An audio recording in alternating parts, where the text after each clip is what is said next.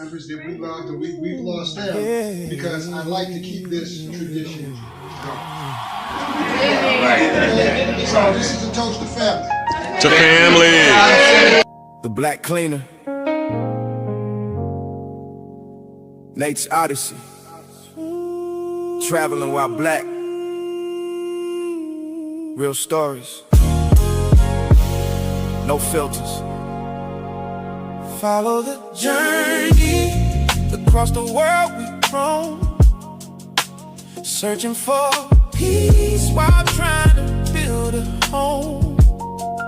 Through the love and the loss, through the pressure and growth, the Black Cleaner speaking truths most people never told. Shout out to Travel POV, another hit. No filters, no pretending. Follow the journey. Real stories, never ending. From Panama nights to Cartagena views, trying to understand life from a different point of view. Conversations get deep when the camera's cut on. Talking purpose, pain, and trying to stay strong. Traveling while black in a world full of judgment. Trying to find freedom while escaping the dysfunction. Some people chasing money, some searching for healing. Others just trying to understand what they really feeling. Nate's Odyssey, every episode authentic. Talking real life lessons, people scared to mention. Relationships changing, friendship fading slow. Trying to find your purpose while still learning to grow. Follow the journey. Across the world we roam, searching for peace while trying to build a home. Through the love and the loss, through the pressure and growth, the Black Cleaner speaking truths most people never told. Follow the journey. No filters, no pretending. No, follow the journey. Real stories, never ending. Messy love Mondays and them late night talks. Money mindset streams while we question our thoughts. Building abroad but discovering yourself. Learning real freedom ain't just wealth. Black fatigue conversations hit different at night. Trying to carry pressure while still chasing the light. Every live stream feel like therapy sessions, helping people navigate pain and direction. No fake flexing, just honest reflections. Travel stories mixed with life confessions. The beauty and struggle of the global economy, trying to elevate beyond survival mentally. If you ever felt lost, if you ever needed change, if you ever question life, this journey might feel the same. Follow the journey. Across the world we roam, searching for peace while trying to build a home. Trying to build through the love and the loss, through the pressure and growth. The Black Cleaner speaking truths most people never told. Follow the journey. No filters, no pretending. Follow the journey. Real stories, never ending. Travel, culture, relationships, reinvention. The Black Cleaner. Follow the journey.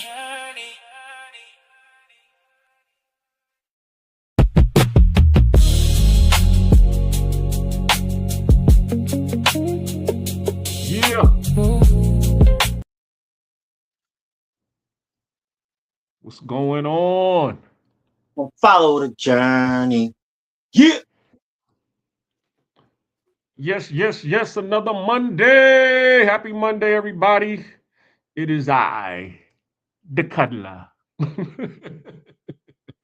Yeah. Black Cleaner presents Real Talk with Nate. I'm your host, the Black Cleaner, and I got my co-host, my cousin, my fam right next to me. Introduce yourself, cousin. I am Cool King, aka Mr. LCA. That's lights, camera, action. Facts. AKA Showtime. Let's go. What's going on, fam? How's everything today? Side, you already know. Facts. So, how was your weekend? It was good. It was good. Okay, No that's complaints. that's new. You usually be like same old, same old. So I evidently you must have did something different. Right, right. Damn, I'm trying to Yeah, find this Spurs OKC game right now. First round of that.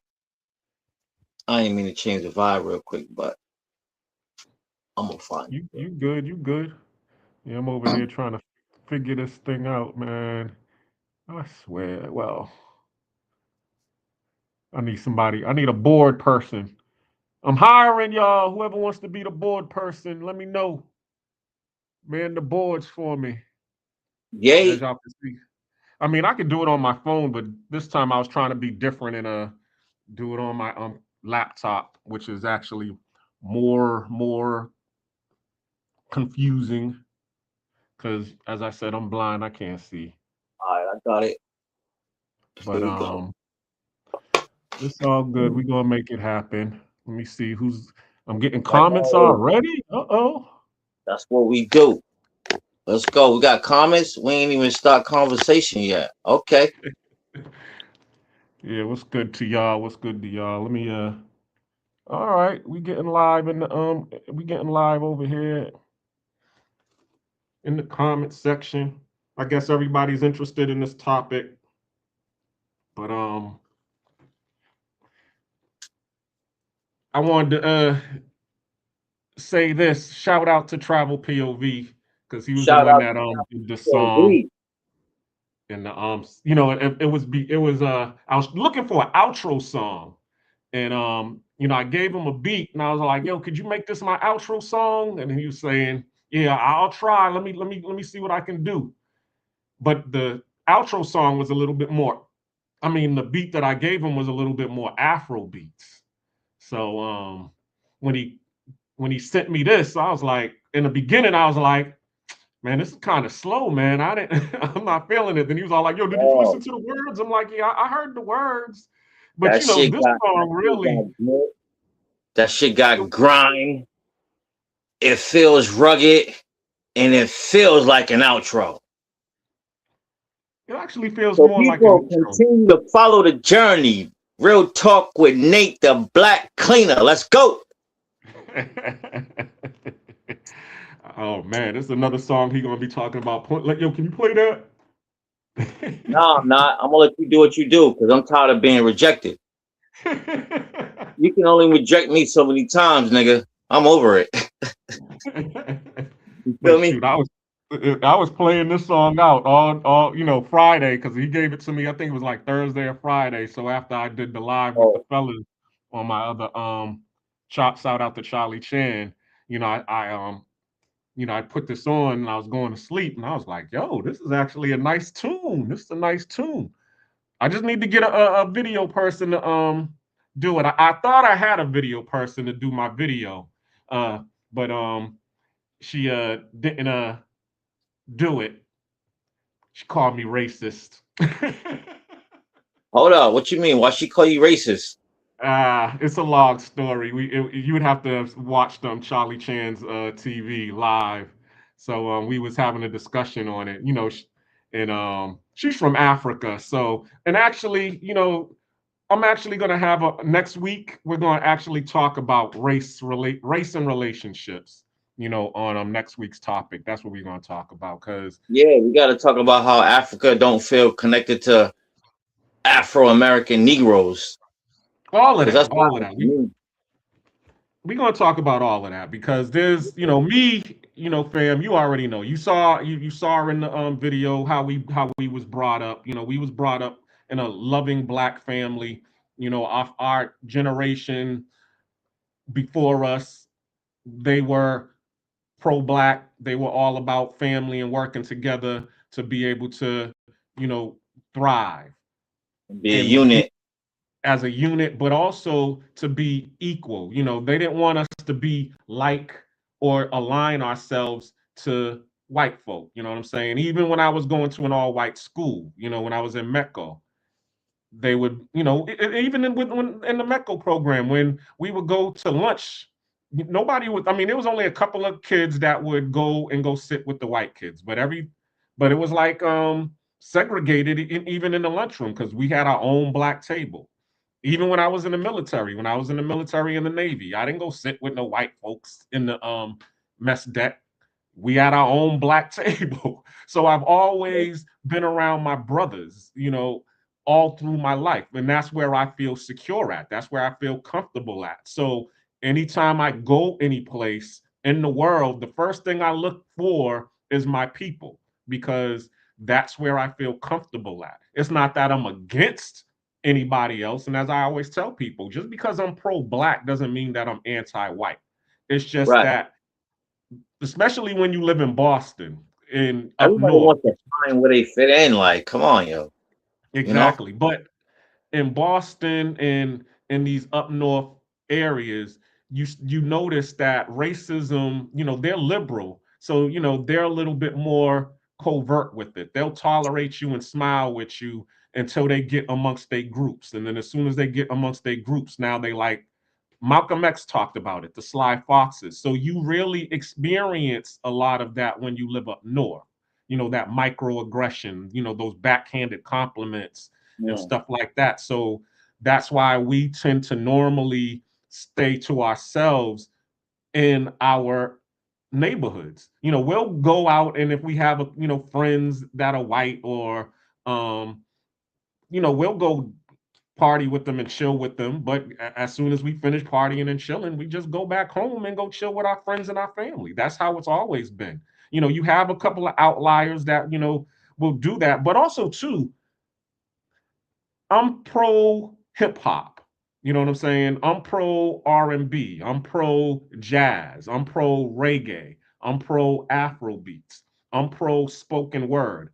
That's my element that I live in. So I don't listen to anything that's, you know, classic rock. I know some of the songs because I went to an all-white school, but that wasn't, you know, the flavor that I was feeling. Same thing with country. Even when I was down south, I knew about Randy Travis and Dwight Yoakam and those people, but I didn't purchase their music or buy their music or stuff like that. I listened to, you know, all of my hip hop people, you know, 8 Ball and MJG, UGK, Spice One, Outkast, Goody Mob, you know.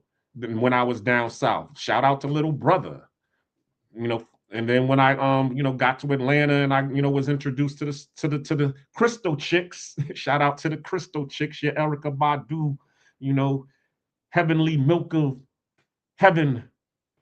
And how did my cousin say it? He said Sean John and Bubbles. But yeah, I got introduced to the spoken word and, you know, neo soul and all of that. I was rocking in that element, you know, going to all of the open mics and the spoken words, and that was one of the main reasons I loved Atlanta, was because, as they say, it was the Black Mecca. So you could go there and you can see where up in Boston, Black people was all in a one big vacuum per se. If you was interested in other things other than what Black people was interested in, you would be an outlier. So okay, spoken word, for example. All right. I like spoken word ever since I saw the movie Slam. Anybody who knows that movie, haven't seen that movie Slam, go check it out. And I started Drew checking music. out where is the slam poetry or the spoken word. It was in Cambridge near Harvard Square. So now I started venturing out in Cambridge, Harvard Square. Now you start seeing, you know, your white folks, you know, all of the people who's going to the coffee houses and, you know, House of Blues and all of those different places around Boston, to where now you're starting to culture yourself and be able to get involved with people, you know, who were like-minded regardless of color. You know, I would go down to what is it, Lizard Lounge down in Cambridge and Davis Porter Square area. And that's where you would start to see everybody starting to blend and mix together, because now we're there for the art. But but once everything was finished, they would go back to where they lived at, and Marlborough and Marblehead and Andover, and I would go back to Mattapan, Dorchester, Roxbury. That's how basically it went. And then, same. But when I was down in Atlanta, neo soul, okay. Black people who like neo soul go to Apache Cafe. Shout out to Apache Cafe. Back in the days when it was on 3rd Street and Spring Street, right there. Every Wednesday they had the jam session. Every Sunday they would have the open mic, and then they would have arts on Monday. But also too, which I found, they had Afro punks, people that was actually into rock and roll and heavy metal and all of that, goth and all of that. And they were black, and you would see them, dressing just like how we would see the white boys with all black with the leather boots and the chains, in Harvard Square and all of these different places. When you go in the suburbs, Worcester, Framingham, all of these different places in Boston, you would see all the white boys. You would go down to the East Village in Atlanta, East Atlanta Village, and that's what you would see. Or Little 5 Points, that's what you would see. You would see the black people dressed like that. So that was one of the things that I did love about black people. I mean, Atlanta, was whatever you was into, there was a whole group of other black people who shared in that same sentiment. And now you're free to be yourself. You don't look weird because you're in the goth music. You're not because in Boston, if you was in goth, you're gonna be with the white folks. They're gonna send your ass right over across the bridge to the white folks, because we don't listen to goth. We listen to Mobb Deep. We listen to back in the days. Shout out to Benzino and RSO and Hangman, and who was the other group that he was down? Wise Guys. Wise Guys. Hangman 3. Yeah, Edo G and the Bulldogs. Who else was from Boston that was thorough? Man, Terror was a part of that whole Wise Guys thing. Mm-hmm. You had Jesus, Tang the Juice. Yeah, you was heavy into that, because I remember, you LNS. Yeah, Y'all was out there doing your thing. How many times did you open for some stars back then when you was doing your anybody and everybody that's from what I'm from and where I'm from. I'm not against nobody where I'm from ever. I love to see a motherfucker do good. Facts. I'm about to play that verse. Hold on 1 second.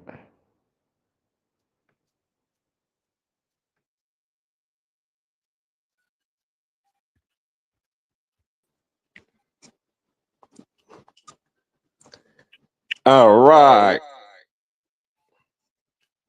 I was. All right, so you remember that verse from Hold on 1 second. Oh, fuck.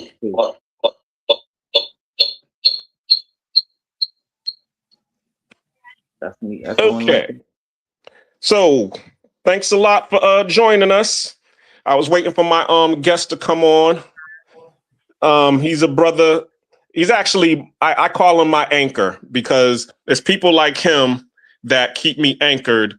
Because when you're out here in this travel space and you're dealing with on where I'm from in the travel space, because I'm a little bit younger, so 49. So I try to hang with the young people in the travel space, which they call us the passport bros, which they gave us a bad name, the passport bros.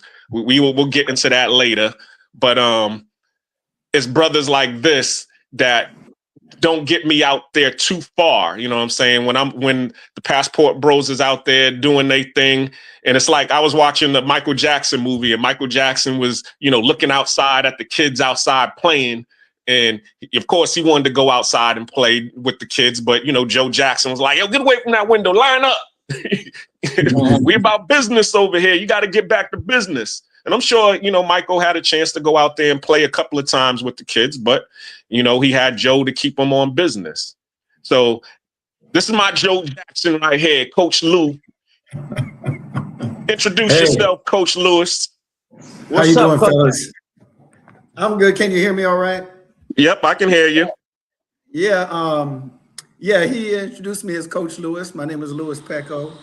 I am Coach Lewis to all my athletes.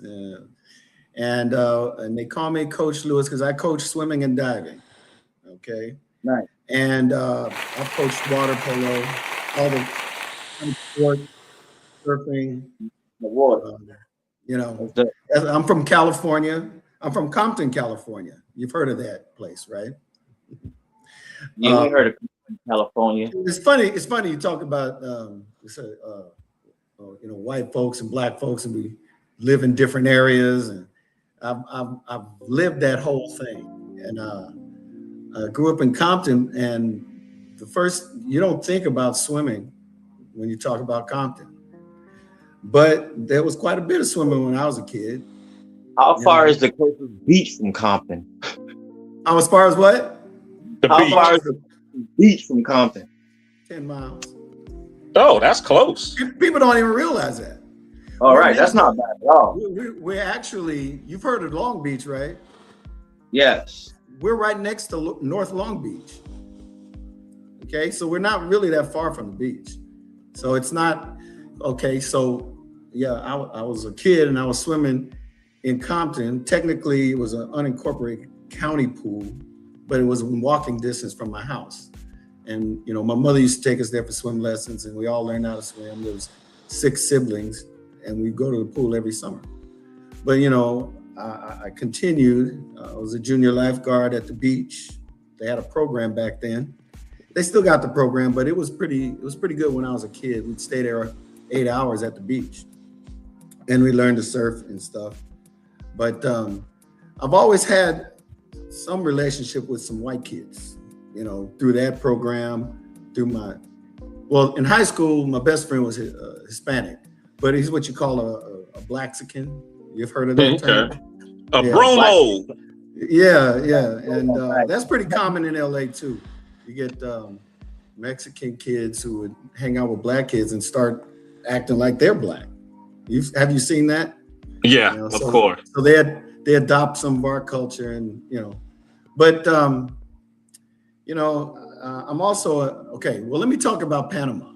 Okay, so I spent all my years in LA, really didn't live anywhere else. But in my older years, my wife and I decided that, you know, maybe the United States is not our future. You know, I was pretty well entrenched in the coaching in LA. I didn't really want to leave, but I did want to learn Spanish. I had been trying to learn Spanish, you know, over the years. But this looked like an opportunity for me. So I agreed and we moved. I still own my house in Compton. Okay. And we've been in Panama for 2 years. So I read your flyer, and you're going to talk about, you know, how I came to Panama and what I did to acclimate myself here in Panama, and maybe give someone else an idea of how I got here and what we did here in Panama, and maybe I can help somebody else figure out what they want to do. Yeah. So let me lay the foundation for that, because today's topic, you know, I'm talking to the brothers, and it's about brotherhood, travel, and building abroad. And what I started to notice, because I wanted to have another brother that was on here, Chill Capo, me and him talked about behind the scenes, but he wasn't able to come on. Maybe he might come on later. But what I started to notice was, when I started to talk about building abroad or building overseas, you have some brothers that is all good with it, but you always start to find there's a lot of naysayers who will have a reason why they don't want to do it. And it's like, traveling is easy. We can all go and travel and spend money and be a consumer of the good life that is abroad in these different countries. But it's different when now, okay, you done been there. What happens after when you done been, in the country, you done spent your money, you done had fun, you done met some people. What goes on after that? Are you just going to continue to do that, or do you now want to, do something besides just look? I always say this: look for a comfortable place to die. Do you want to pass on a legacy? Well, yeah. So I'll let you go there. I'll let you go on. Yeah, it's interesting that you said that, because we went to see somebody about services for when one of us goes. I'm here with my wife, right? But someone gave me some advice when I first got here, and he's a guy. He was a jiu-jitsu instructor, right? Black guy. He's here with his wife, but he said, "You're not here on vacation, right? This is not vacation. You're moving, and so what are you going to do? Okay, you don't really know anyone. You just know some of the other expats, right? You don't speak the language, generally speaking, right? So you have to deal with that aspect of it. Now, so the decision to come, I accepted the fact that they got to speak another language here, and that was part of the reason why I wanted to come. I had a lot going on in LA, but I decided, okay, I am now 64 years old, and maybe I want to try something different. So we looked at this trip as an adventure, not a vacation. We came and took a 2-week tour to see, what it's like, see the countryside. So we went from one end of the country to the other and saw everything. And we did all the touristy stuff, right? But when you're living here, that touristy stuff gets old fast. You're living here now. So what are you going to do? So for me, I wanted to do what I was doing in LA. I was in a rock band, and I was coaching swimming. All right, that's what I was doing. So when I came here, I looked for that, and I didn't find exactly what I was looking for, but I did get a chance to make a connection to the International School of Panama, and I sent in my resume, and they hired me as a coach, not the coach, right? So I'm there 2 days a week, coaching 4th and 5th graders, and it's a blast. Now, this is an international school, so these kids actually speak English. Some of the coaches don't really speak English, but the kids do, so that worked out.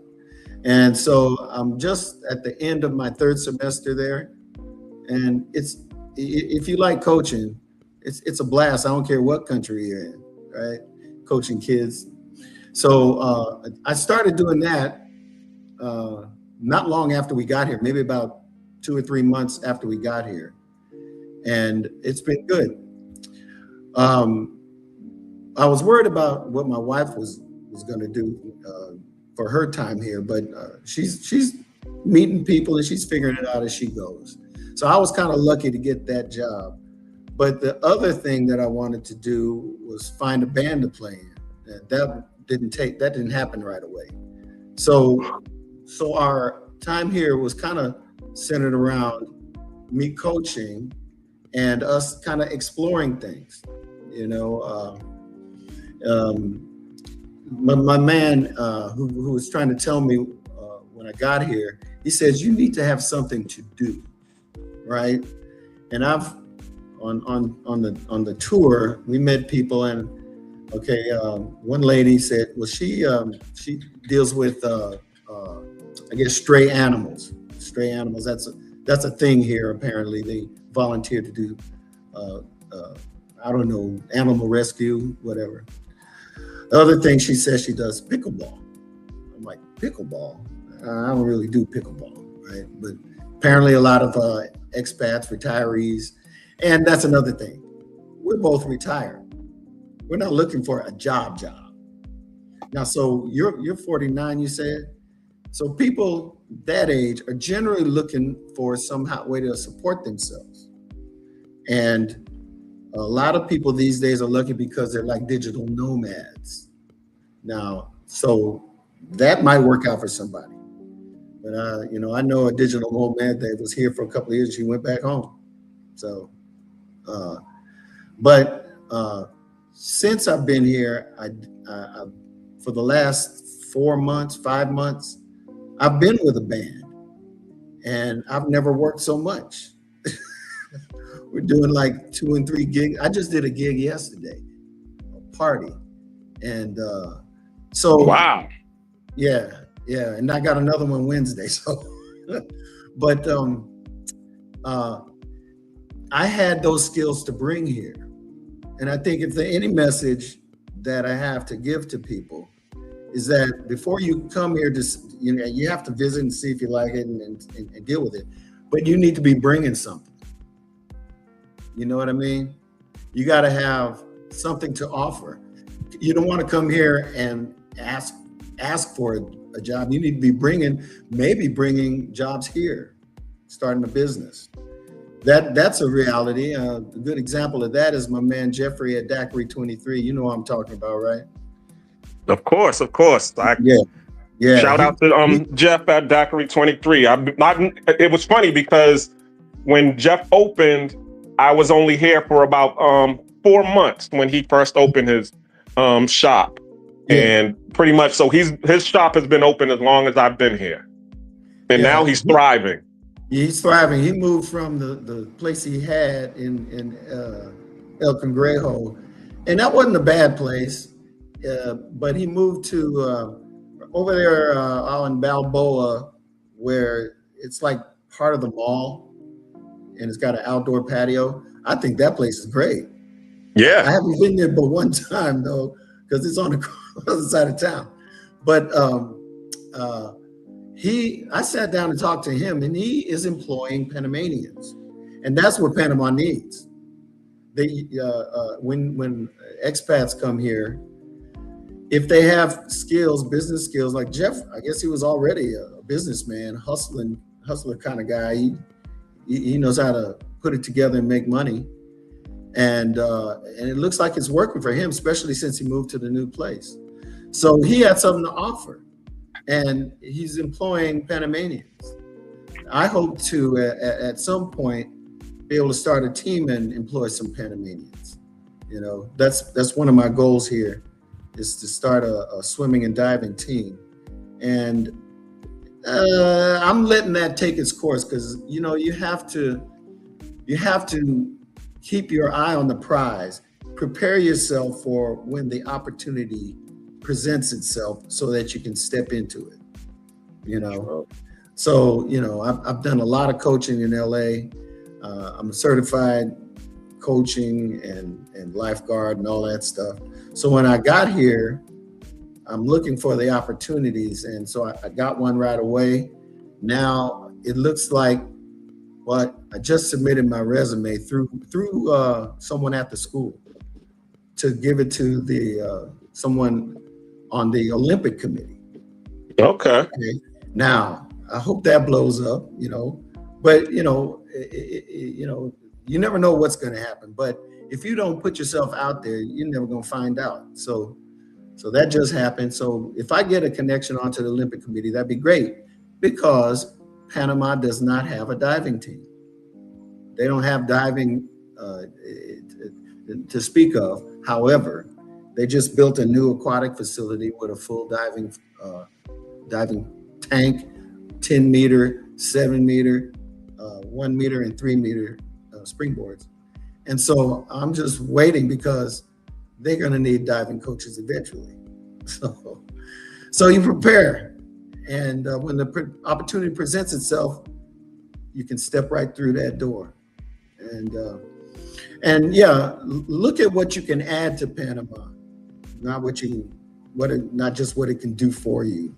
You need to be bringing something. I've been very lucky. Didn't realize after 2 years I'd be coaching and in a band, and other opportunities seem available for me as I keep moving forward. So, Coach, I have to ask you a question, because you touched on a lot of things, and the one thing that that you did touch on was the part about bringing something instead of just coming here and just traveling and being a consumer. Yeah. So that's going to lead me to my third question, which is collective economics. Do you think collective economics is possible with well, I have to preferably Black folks abroad? Because this is I'm pro-Black, and this is the Black cleaner. So Right. we're talking about Black folks. Can we, because everybody else is doing it, so can we come together and participate in collective economics? And what's your opinion on that? Well, it's definitely possible. Now, what I think we should be thinking about is that if we're actually moving out of the United States, somehow we need to bring in younger people, because retirees are retirees. They're not necessarily looking to work, but people with vision should come here. If you got an idea, you got other people like, okay, Cali Girl left, right? But when I got here, I needed someone to help me with my social media, and they have Charlotte Van Horn has a business to business thing she does on Wednesdays once a month. So I was going to those meetings, and I let everybody know I was a swim coach and teacher, and I right away got I got a couple of students for the summer right after I got here, and that was pretty sweet. But things like a business to business thing is good, because just by having so many expats here, we have our own economy, Right.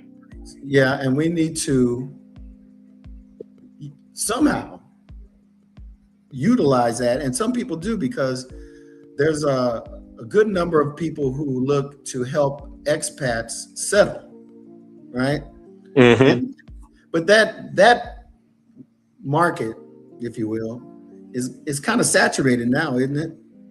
Yeah, because you have a lot of people who we all know are trying to pretty much do some of the same thing, where if it's not the whole relocation tour, it's, tours, driving tours, city tours. It's something that is involved in tourism. And that was one of the things that I was talking about when I had my business meeting here at the house last week, where I was talking about there's a whole infrastructure. The tourism aspect of Panama is only an eighth of the money that is generated in Panama. But also, that's a lot of where the majority of the Afro Latinos come, because they're relegated to the underground economy, because, like you said, they don't lack the tool set, and they lack the skill set. So us, as being Black Americans who have a discretionary income, and a lot of us do have the skill set and the tool set, we are able to create the structure that is needed in order to establish ourselves and tap into the mainstream market. And then we can start to pull a lot of the Afro Latinas up with us, similar to what Jeff did with Daiquiri 23. When he established himself and he was able to tap into the mainstream market, the first thing he did, he started hiring Afro Latinos. That's what it should be, because exactly. As expats, we're not supposed to take their jobs like that. No. But like, I do work at the school, and this is I was learning things on the fly. I didn't know all the laws, but they did tell us we're not supposed to be just taking jobs from Panamanians. But there's a thing called a natural person that. Now, are you familiar with DGI, or what the Spanish people call DGI? It's that's the IRS. Right, that's the Internal Revenue Service here in Panama. And they do have, for people with certain skills, it's like you're a contractor. You're not an employee, but you have to bill them through the DGI system. and you get paid that way. But it's very similar to like a 1099. You know what I mean? And that was news to me. I got paid. I was thinking I broke the laws, but no, it's a mechanism through the DGI where, okay, I'm a coach. I got a certain skill. The school can only hire so many of them, but they're allowed to. They gotta limit how many hours because if you're taking a job from another coach, they discourage that, but they allow a certain amount. And they do the same thing for teachers, because there's a retired teacher that turned me on to ISP. She was retired, but she still comes back and does some work at the school, but she gets paid as a contractor or a natural person. That's the term they use. So there's that. But like Jeff, he's doing what I would like to see more people do. They create a business. So Daiquiri 23, it's a restaurant, right? But they cater to the expat crowd. They have game night, they have karaoke night, they entertain the expats to keep them coming in. And it's turned into a place where people new to Panama come and can socialize with other expats, that's the first thing an expat is going to do, is going to look at for the other expats. But after you've been here for a while, you start meeting other people and you start learning a little more Spanish and then a little more Spanish, and you can talk to people a little more freely who may not know English. So I know you have a lot of Colombian friends. Are you fluent in Spanish yet? I've been here for 3 years, so I speak like a 3-year-old. Okay. Yeah, I've been here 2 years. I'm about a 2-year-old. Yeah. But we are willing to learn, and so that's where the Americans have to come here and be willing, because you can get a lot more done if you can talk to them in their own language. Or at least be willing to. And then there's Panamanians who are in the same position in reverse. They want to learn English and they're speaking their broken English. I'm speaking my broken Spanish, but somehow we meet in the middle, But yeah, you got to be willing to interact with the locals. And, since I've been able to move around a little bit, going to the school, and I swim every morning. So they have quite a large swimming community here. No divers, except for scuba diving. They do have that. But there's a lot of swimmers. So I have a lot of places I can go and have a common ground with people, because there's lots of swimming pools. So I do have the opportunity to meet parents of the kids who go to the school, but a lot of them are not Panamanian. A lot of them are American, but a lot of them come from other countries too. But they all seem to know English, So I've been able to meet a lot of people, but I had to reach out to meet Panamanians. So I needed to take some guitar lessons. So my Spanish teacher, who's not Panamanian, he's what is he? He's not Venezuelan. Oh, he's Dominican, right? So he's not Panamanian. But he turned me on to this guy who's an excellent singer and guitar player, Pastor Carlos Jones, and he teaches music. I can never remember the street names, but he's up here, not far from where I live. It's this place called Pro Audio. I don't know if you know that place, but he doesn't really speak English. He speaks some English, not really. So that's in Albrook Mall, right? Pro Audio? No. Well, there might be one, but there's one on the street over by, it's across the street from the El Rey. You know the street where the immigration office is on? Where, near the tribunal, around that area? Not the tribunal, but the immigration office. Well, oh, okay. You're talking about Via Hispania. Yeah. Mm-hmm. Yeah, it's on that street. And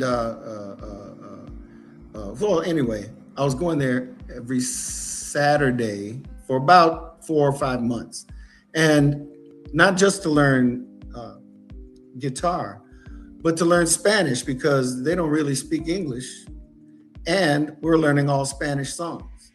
So that was my way of meeting Panamanians and learning Spanish. I got sick of Duolingo, so I decided to just go ahead and dive straight in, and that's been good. Although I started watching more Spanish TV, because that's good too. You can watch Spanish on YouTube and have the caption on, and it'll help you. So that's another trick. But to meet Panamanians is now that I'm in the band, I meet a lot of Panamanians. A lot of Panamanians speak English, though. So, yeah, you'd be surprised. a lot of them. In fact, everybody on the band speaks English, but they're trying to teach me Spanish. So they keep talking to me in Spanish, so I, accelerate my learning. But that's good. I thank them for that. The same thing with the coaches at the school. They don't speak English really, even though I think the one who keeps talking to me in Spanish, I think she really does understand English, but she keeps talking to me in Spanish. So, and I'm like, but it's helping me. It's helping me in that endeavor. So yeah. But for my advice for people coming here now, it's just like if you were going to go to Africa, right? You're not going to go there looking for a job. You can't look for a job in Africa. You can't come here in Panama and look for a job. That ain't happening. You might as well just stay in the United States. But if you, and I encourage, young people, I think, is critical. Because if you're going to move to another country and you're 65 years old, there's only so much you're going to do, right? But if you are fortunate enough to so like if you were a teacher, they need teachers here, right? They need teachers who can teach English. And I think for that sort of profession, they will hire you. There's certain disciplines where there's a need, and so teaching is one that can get you over here. I'm not an expert in this area. This is just what I've learned. But if young people can come here and start families, we're in, and families need all the services, but hold on. Let's unpack that a little bit, because as we were just talking about earlier, you have a lot of these passport bros, and some of it is what they call just propaganda to speak against and give traveling over abroad a black eye, if you would say. But some of it is true, where you do have a small group of people who go out and all they want to do is just what we call mongering, or they call it the S tourism. And yeah, I get it. And I get into these circles, I get into these circles and I'm talking with them. And a lot of times, I'm over here and I'm on the side of wanting to be married, be here. It's a place because the cost of living is cheaper, and I could actually, it's affordable for me to be able to have a family and build a family and start a legacy. But it's hard when as they say, you are the sum of the group that you're around. So if you're the only one talking like that, now they're going to call you, an outcast, or the word is a simp. Oh, you a simp over here falling in love with these girls. These girls is low class and they don't mean nothing. Some of them, I'm not going to say all, I'm just going to say in some circles. But then when I get around, brothers like yourself and brothers like, Virgil, and, when my brother came, my brother came from North Carolina. He's married. He's been around for 40 years. My nephew came. He was with his girl. Him and his girl been together for 4 years. And even my cousin who's on the panel right now, Keen. How long you been with your girl, Keen? Right now about 8. You see what I'm saying? 8 years. So that's why as I said, you guys are my anchor. Because when people are asking me, are you still, trying to find love and romance? Oh yeah, because I done seen what happens when you go out here and you try to be the player forever, or you become, you either become two things. You either become an emotional sponsor, okay, or you become a cold accountant. And in the end, both of those things, you end up dying alone. Well, the emotional sponsor dies alone broke, and the cold accountant dies alone with his money. But you're alone. Well, these passport bros, like you say, are they looking to live here, or are they looking to find someone and take them back to the States? Well, okay. The person who coined the term passport bros, okay, shout out to Aaron Ferris, okay.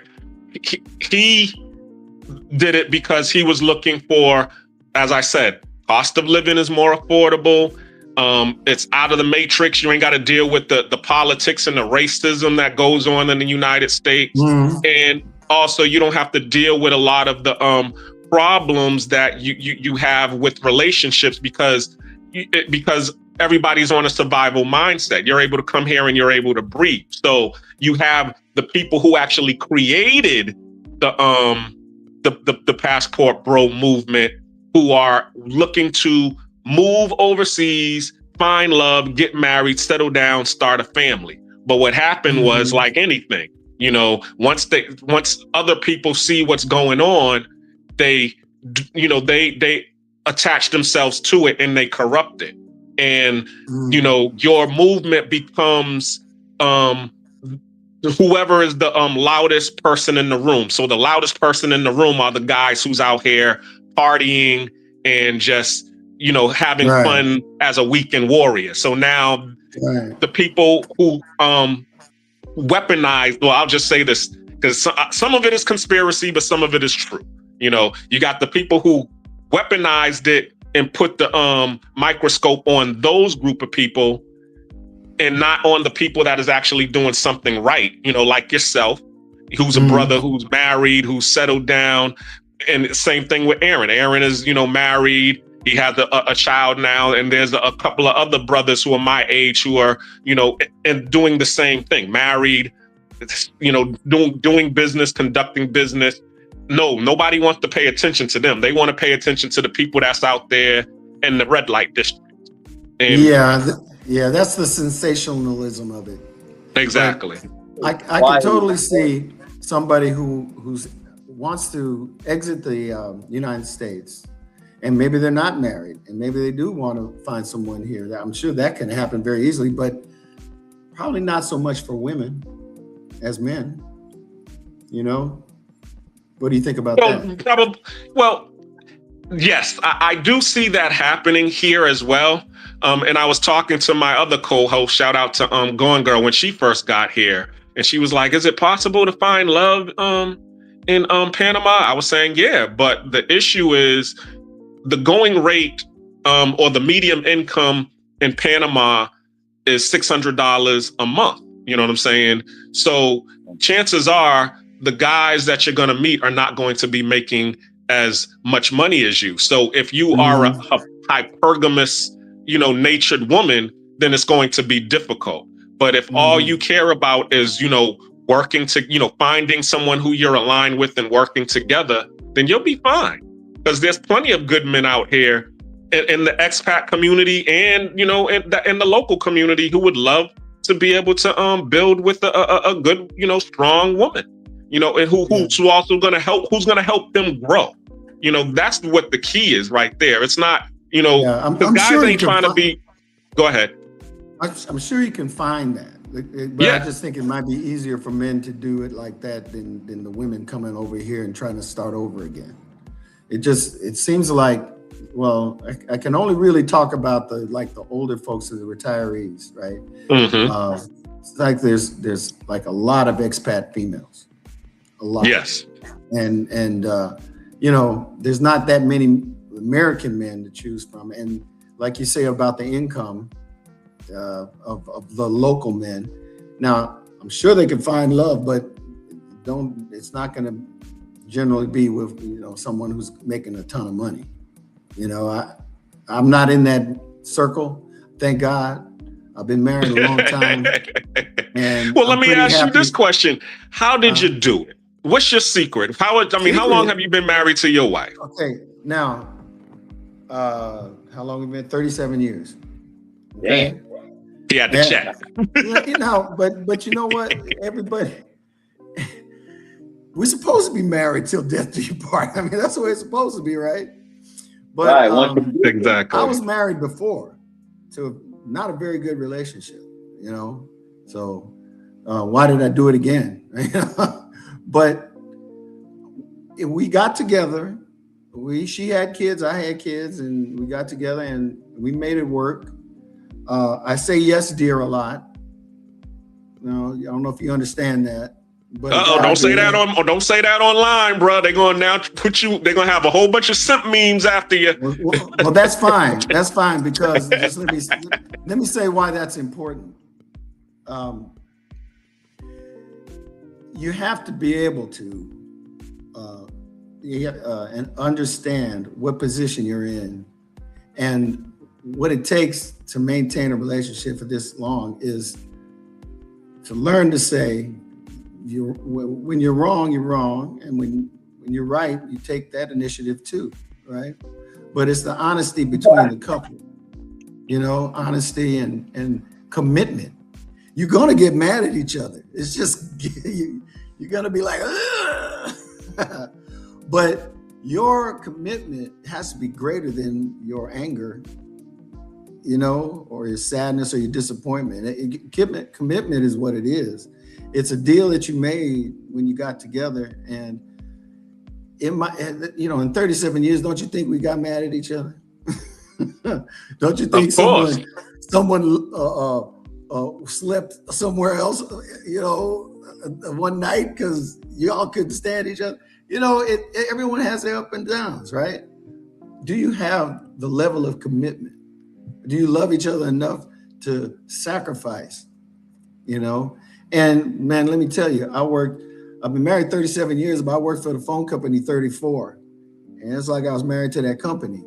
But I couldn't wait to leave. And when I left, I said, me and my wife, we're going for the long haul, man. And now we're in Panama. So, but yeah, I'm jokingly saying you got to learn to say yes, dear. Right? But there's some truth to that. But it's like she got my back, and I know it. I know she got my back. So, I had cancer, bro. I had cancer. I had colon cancer. Wow. We don't have any kids together. She got 2 and I got 2. So we're a blended family. But yeah, she nursed me through cancer. So what can I say? But thank you, dear. That's one who got you for real. Yeah, I really appreciate. Thank you over there, Mrs. Coach, Mrs. Tico. She's upstairs. Yeah, yeah, man. I could have done a lot worse. So yeah, that's commitment, man. Commitment. That's I'm not interested in doing nothing else. I'm thankful that I'm still above ground. After that experience, and I'm in good health. I'm actually in good shape, man. I swim every day.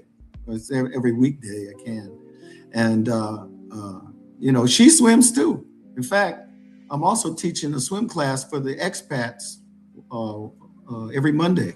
Today we just had a class this morning, and she's in the class. She's a good swimmer. She helps. She's my demonstrator in my class.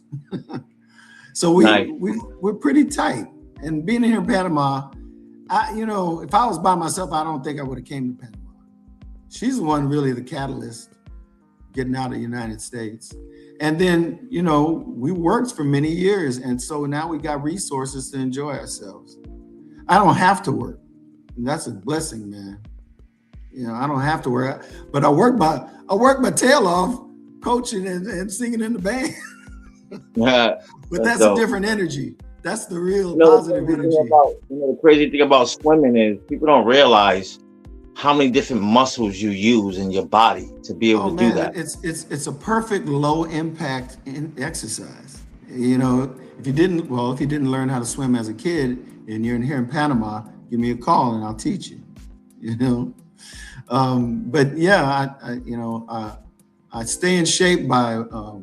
I would live over here in Clayton, and there's this place called Ciudad del Saber, and it's got a 50-meter pool. And I walk from my house here, which is almost 2 miles.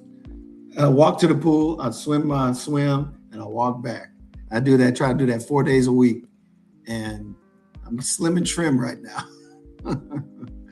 and yeah, I still have a little residual things from the cancer, but I'm upright and I'm still moving, bro. And hopefully I'll be able to do this another 20 years. Blessed. You blessed, Yeah. brother. Oh, extremely. Yeah. So now, Cool King, do you live here in Panama? No, I'm in Mass. Madison? Massachusetts. Oh, Massachusetts. So you're a homeboy over there from his side of town, huh? Yeah, that's my cousin. We're family, Okay. blood. Right on, right on. Well, you know, he and my wife, he is a relative of a friend of my wife's, right? Amina, right? You remember Auntie Amina, King? You remember Saeed's mother? Yeah. So they already knew each other indirectly when we got here, when we met him, and so that was kind of cool. So now he's been coming to my gigs, and trying to help me blow up a little bit, you know. So we're actually working together. This podcast is the first time on the podcast, and so you know, Renee's been trying to do is literally what he's saying, trying to get Black folks together and do some things. Let me know that you've been around for years. The name you just called the Black Cleaner lets me know that you've been around for years. You don't even realize you just said it. That's what they call it. That's what they call me. That's why I call it. That's what my wife calls it. Right. Yeah, because she's family, you know. So as I said, that's Auntie Amina, Uncle Stevie's sister's friend. Actually, you know, close friend, because her son actually named his daughter after her. After my wife, Auntie Amina, Uncle Stevie. Yeah, sister. Auntie Kathy, Uncle Stevie, Uncle Butch, all of them, Why were they all funny? All of them was funny. Yeah. And loud. All of them were funny and loud. Yeah, Amina's family. Yes. Yeah. I met Amina several times. I've been to Boston maybe about 5 times since we've been married. Okay. I met her mother and father. Met some of her aunts and uncles, and you know, they're all pretty much passed away now. All the old school folks. Yeah. And they moved from Dorchester, so you know, I don't know who's still there. You know, not a lot of family left. Not a lot of older family left. We still got young whippersnappers running around. Oh yeah, I haven't met all of them. But the next generation just ain't keeping that connection the way our elders did. Yeah. Oh yeah. Well, yeah. Keeping the connection, that's kind of tough, because I'm about to go to LA in a couple of weeks. I got to catch up with my family because we haven't been communicating that well. But we gotta, you know, we try to tell folks that you might want to get your passport, you know, because we're here now. If somebody really wanted to leave, they could stay with us, you know, till they get on their feet. You know, that's kind of in line with what you're trying to do. You know, exactly. Assist people coming over. You know, Yeah, and like this discussion here, let people know what they can expect when they come over here. But you better be open-minded. You better be ready to learn a new language. You know, you can't just come here thinking that everybody's supposed to speak English to you. You know, you're gonna have to make some adjustments. Yeah, if I was to migrate somewhere, it definitely would be of Latino or that ethnicity where I'd be speaking that language. Because I've been on Duolingo, Yeah. Yeah. Well, the other thing I was thinking about, after I'm here for a while, maybe we want to spend some time in another country, learn another language. That's not out of the question. It wouldn't be too difficult to go move to Brazil for a year and learn Portuguese. Whoa, man, it was funny because I met a female here, and she was from Haiti, and she spoke both. She didn't speak English at all. She spoke Spanish and French, and she would switch between Spanish and French. Like, she would speak French when she didn't want the Spanish people knowing what she was talking about with me. Right. And then she would speak Spanish normally, and it would just overwhelm my head. I'm like, yo, can we just stick to one language, please? Right. And then the French she's speaking is probably the Creole French, huh? Correct. Yep. Yeah. So that's not the standard French, but I guess it's close. But it's probably like Jamaican English. You know what I mean? Yeah, the patois. You got to get used to that accent and how they use different words differently than we might use it.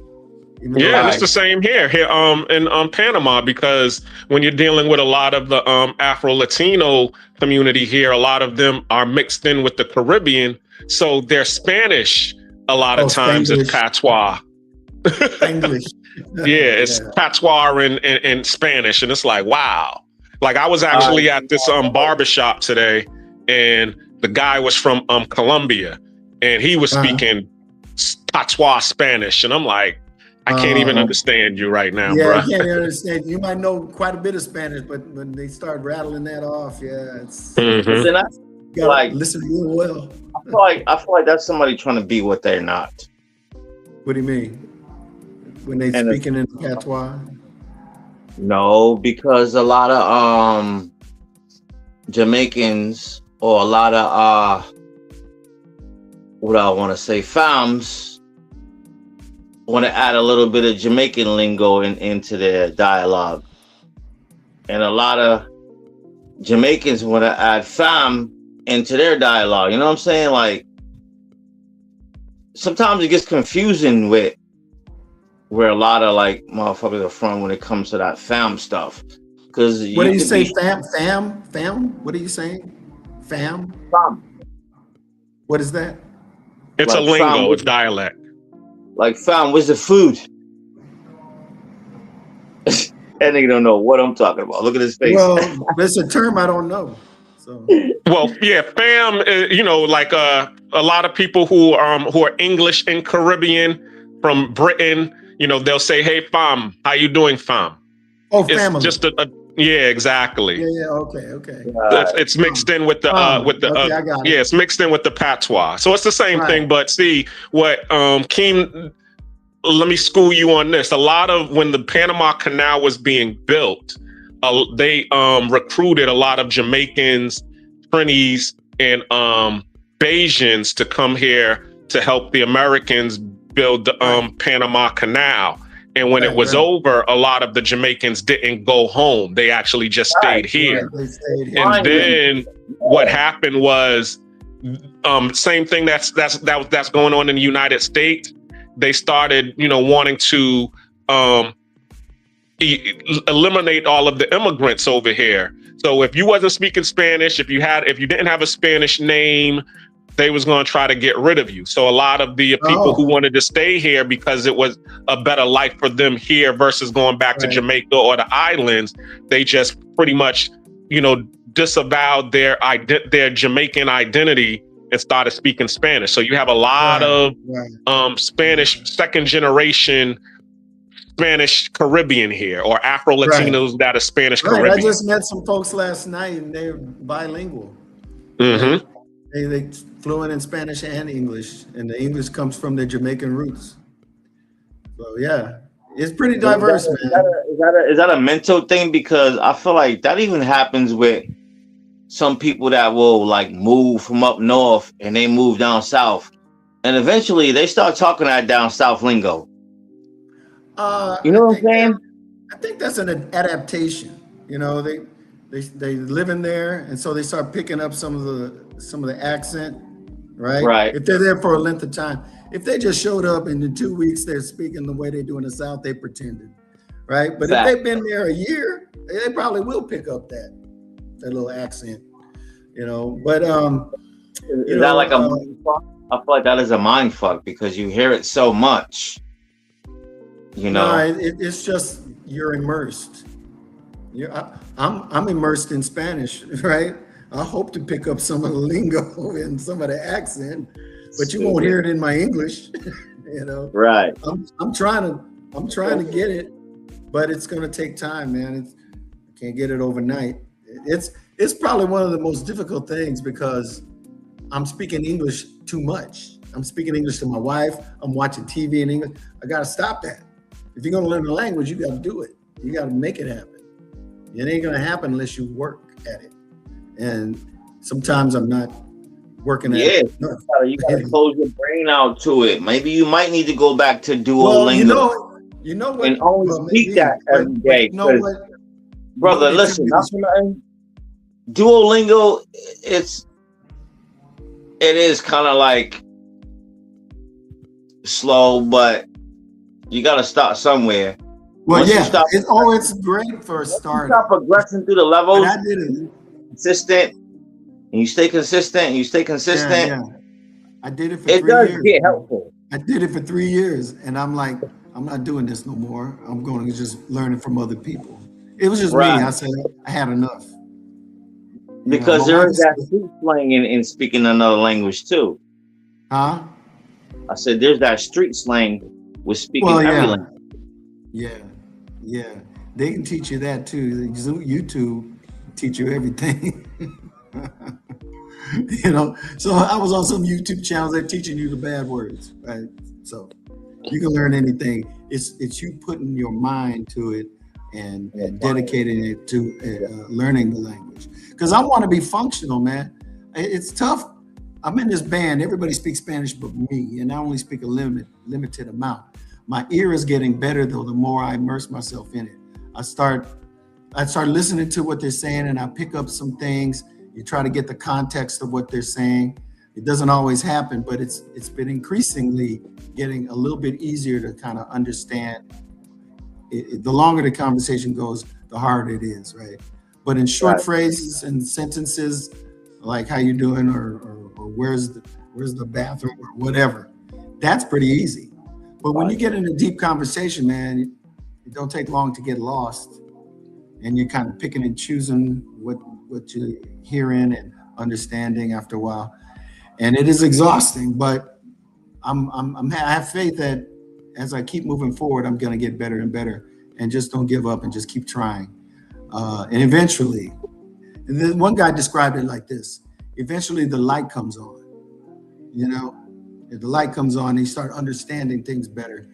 You know, but like Renee said, it's like we have a 3-year-old kid. Exactly. Level of learning like a 3-year-old kid, right?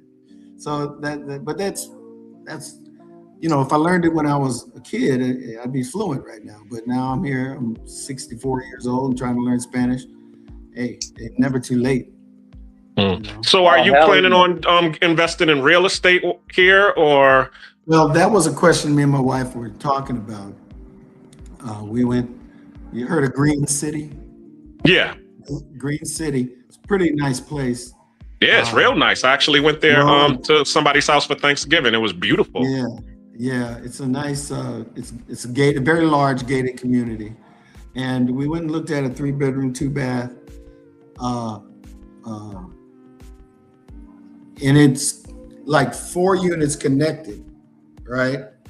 And there's 4 units here, 4 units there. In Panama, you usually share a wall with your next door neighbor. It's a concrete wall. You don't really hear them, but it is like literally sharing a wall. The house we're in right now, I have a nice house, 3-bedroom, 2-bath, but I share the wall with the next door neighbor, and that's not uncommon. That's very common. So that's the way that was built over there at Green City, and they have different layouts and different things. But the one we were looking at, and they were asking for $330,000, and I'm like, I don't know if I want to do that, right? Yeah. But we just saw the guy that told us about Green City. He bought a place in there, and he said that those units are going now for $380,000. So they're appreciating. But he's talking about moving. And I'm like, you just bought this place, why are you moving? And he's got a new baby and he has his reasons. But that was the extent of it. I wouldn't be opposed to buying the house that I'm in right now. I don't know if it's up for sale, but we kind of like it here. So that might be an option. But for investment, just for making money, haven't really looked into it yet, because there are people who own several units, these high-rise apartment buildings. A lot of them are empty. You can buy them. I don't know anything about the market though. I have some rental units in actually in Georgia. Got my house in LA, but that's where my investment is. So if I was gonna sell something, I might buy something here, but I haven't given it a whole lot of thought. There is one thing to consider though. If you are, I think you have to be younger than 70 to get a mortgage. Yeah, I heard that. Unless you have a co-signer that's younger than you, right? Like a family member. Well, I got to make up my mind before I turn 70.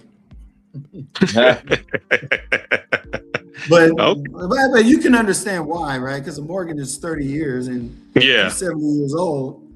What's the chance that you're gonna make it to 100? Exactly. So that's why they have that law in place. But a lot of people may not know that. That's why I thought I'd bring that up. But yeah, we met. I don't know if you know Anthony. He's been here for like years. He was in the military here, but he invests. He's got, I don't know, when I talked to him last, I think he's got like 8 units in these high-rise apartments. Probably got more than that now because he is making money. So there's people doing that. You don't know him, I don't know his last name offhand, but he actually helped me with the first location I was in. We were on Marbella, on Balboa, and it was nice. It was on the 12th floor. It was kind of a deluxe unit, 3 bedrooms, 3 baths, and it was really big, but it was outdated in its decor, if you know what I mean. Yeah. It looked like it was directed. It's an older unit. Yeah, it was decorated probably in the 70s. But that was our first unit that we didn't stay there very long. But it was on the Balboa. It was a very desirable area, overlooking the bay. It was really a nice place. It's just, it was not, it was right there in the middle of everything. So young folks probably would like to be in the middle. In fact, if we still lived there, we'd be down the street from Daiquiri 23's new location. We could walk there. Yeah. Yeah. But right now, I'm not really thinking about purchasing anything. I have not committed to doing any of that. If we do anything, because we went and saw the funeral home, so that we can probably invest in some of our burial services, because you got to think about that too. Talking to the other expats, they were talking about that. So me and my wife, we don't even have any place in LA, right, to be buried or anything. So if we stay here for the duration, we're going to need something. Let's spin the block. Let's spin the block. Let's spin the motherfucking block. Okay. Question.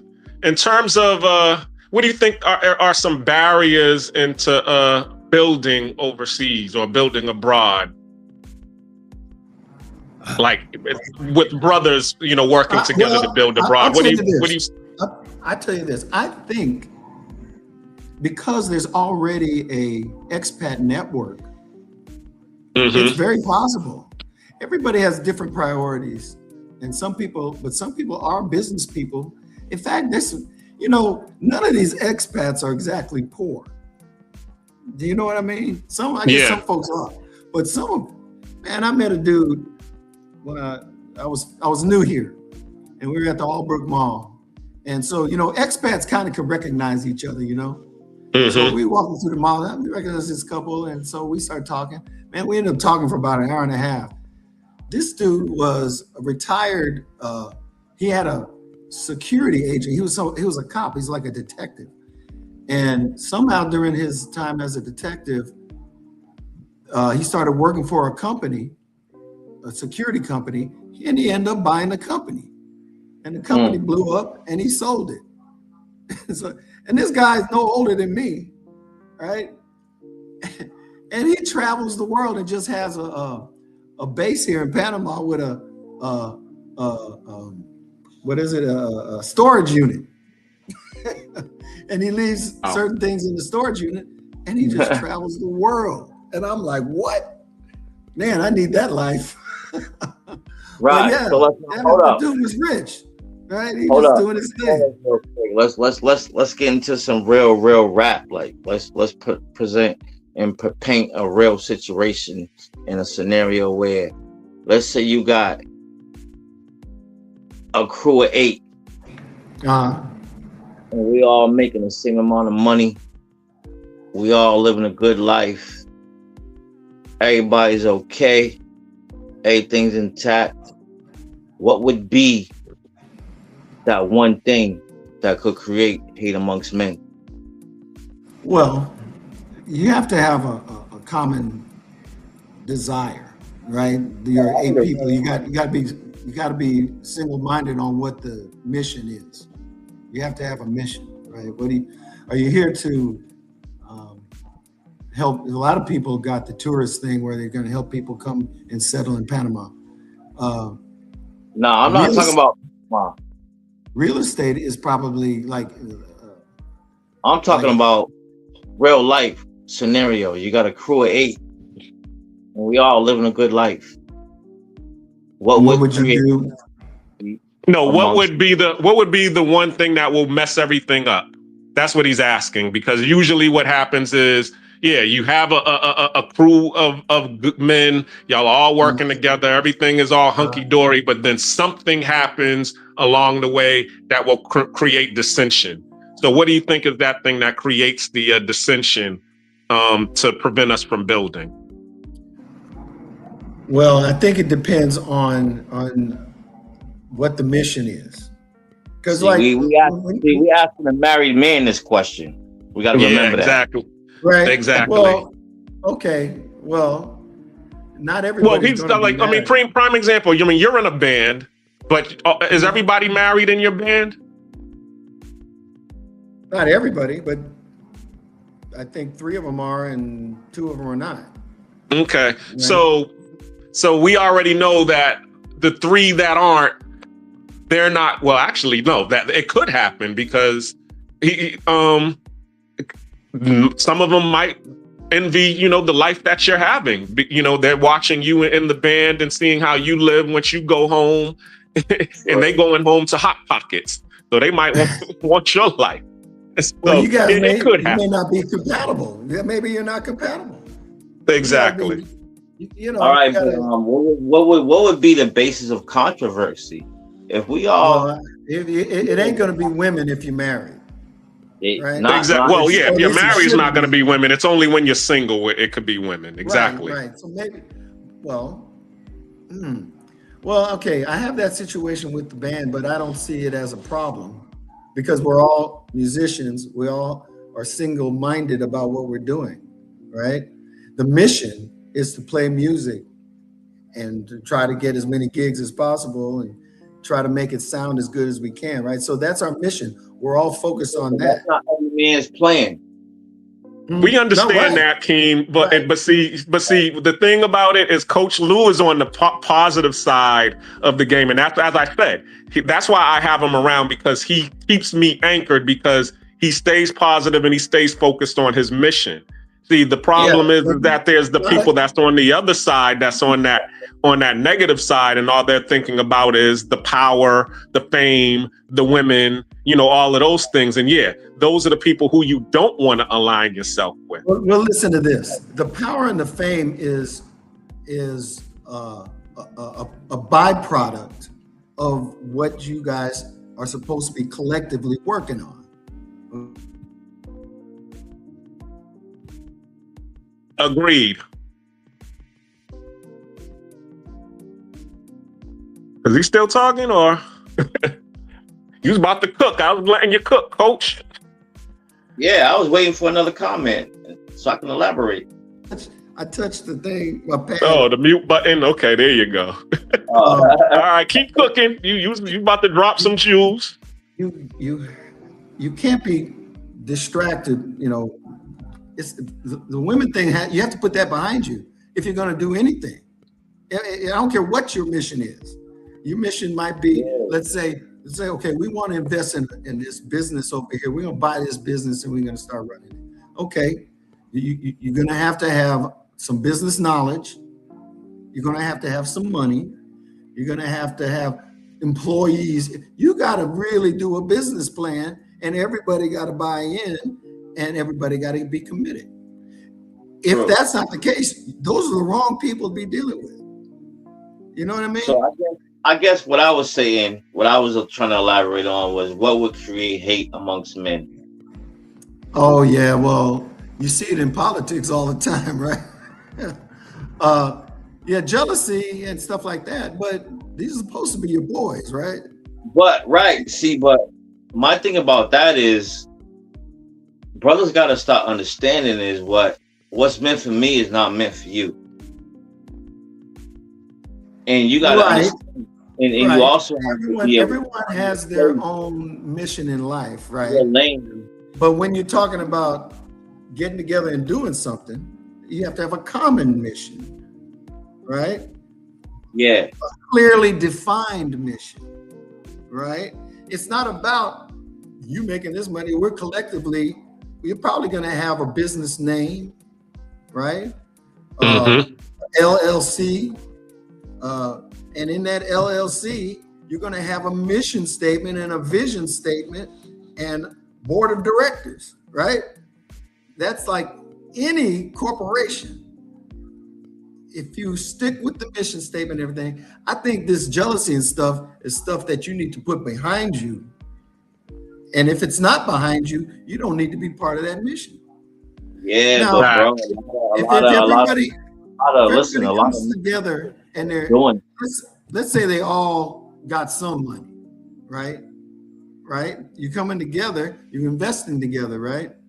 So you must have some money or a skill that you need, right? Let's say you're an office manager and you need somebody to run that office, don't have no money, but you need an office manager. If that person is qualified, then that's the person who's going to do that job, right? But you gotta have, like any group, gotta have a constitution. You have to have something written down that explains what the mission is. If you don't, you started off on the wrong foot. And actually, I like where you're going with that, because that's another thing that I was touching on, was in terms of building in the U.S. and also abroad, what they call exploitation versus cooperation or partnership.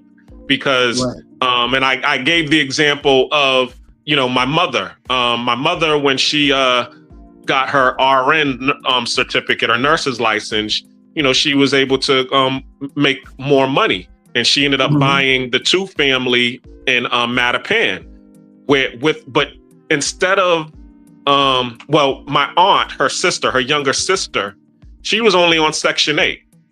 So my mother could have easily just bought the house by herself and rented the unit out to her sister and just kept her as a tenant. But they actually had an agreement that she was going to use her Section 8 as her payment on the mortgage. They was going to own the house together. And they was saying, well, that seems to be a problem right there. You know, you need to have somebody whose skin is in the game. You know, I mean, Section 8, okay. I guess it's that's an income, right? Yeah. But she should be a renter, not an owner. But see, that's the thing. They didn't care about that. All they cared about was, okay, you had this, like you said, okay, I had this benefit that was coming to me to help me contribute to the mission. Okay. Mm-hmm. Who cares where it came from? The fact is, you could either, you know, exploit me and just keep me as a renter, you know, until I decide to go rent someplace else and then you find another tenant, or we are partners in this. And because, you know, this was my mother's sister versus, you know, just a stranger off the street, she said, hey, you know, I'm going to help you out. And that in turn actually helped my aunt, her sister, get off of Section 8. Her and her husband, you know, they ended up getting married, having a combined income and being able to pull themselves up by their own bootstraps and, you know, elevate and have children. And now their children are doing, all of the children that they've had are doing well and been able to benefit from, you know, this partnership that my mother and the sister had. Okay. Because one wasn't exploiting the other. It was a partnership. Right. Okay. That is great, but if she had to know her character, right? She knew her character, and they got together and it worked out. But just because you're a family doesn't mean that's going to work out. You know, there's a lot of that's people the truth. Hooked up. A lot of people get hooked up with their family and get screwed. You know, but you know, if you look at, because you said it yourself, she helped her out, right? You do that for family, but you're taking the risk. She accepted. It's like co-signing for your family. You're taking a risk, right? Because I bet you she didn't qualify for the loan. Of course not. Right. This is what I mean. So you're taking a risk. Now, if it worked out, then that's great. But if you were going to do it again, and you're going to say, well, I'm going to bring my sister in and we're going to be partners on this, but I'm bringing all the money and qualifying for the loan, I would discourage you. I would say you need to put that person in and rent to them until they demonstrate they can be an investor. Now, like I said, it worked out, but you know, on its face, it doesn't look like they're equal partners. And it just doesn't. You know, yeah, so understood. But the key is, I guess the point that I'm trying to get at is when you're dealing with our community, our people, you're going to run into that because not all of us are on an even plane, you know, so some of us are, but what happens is what you're talking about. Some of us will be able to get on our feet and get on the even plane, but what we do, instead of reaching down and trying to help lift somebody else up, we say, all right, I got mine. You better get yours. If not, I'll see you when I see you. But reaching down and lifting somebody else up can come in many ways, right? It could be like you should giving them advice, right? Okay, you're in a certain phase of your life where you've learned a few things. All right, you're able to make some moves. Okay, I'd like to bring my sister up. All right, let's see what we can do. That doesn't mean make her a partner. You know what I mean? You can do some other things. If you know, we're not talking about the folks that you're talking about. If you were going to do something, you don't just bring your family in unless they're bringing something to the table, right? If they're bringing something to the table and they're meeting you on the same level, or at least on mentally, maybe not financially, there's a thing you could do for them, right? You can help them improve their credit, right? Mm-hmm. Let's save some money. Then you know, you can rent, and then when you have enough money, you buy your own place. Mm-hmm. It's. I think the thing we're missing is sharing of knowledge. Mm-hmm. There's so many things that we don't know, and this is well, it's sometimes good to talk to white folks. White folks know things, right? No, yeah, because they got it from us. We just forgot it. We forgot it. We got to be re-educated. In Europe, you know what the Dark Ages were?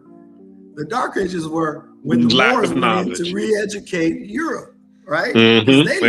They lost it, and we gave it back. That's what you're alluding to, right? Mm-hmm. Exactly. It's amazing that in the United States, there's a lot of uneducated folks. Fly messing with me.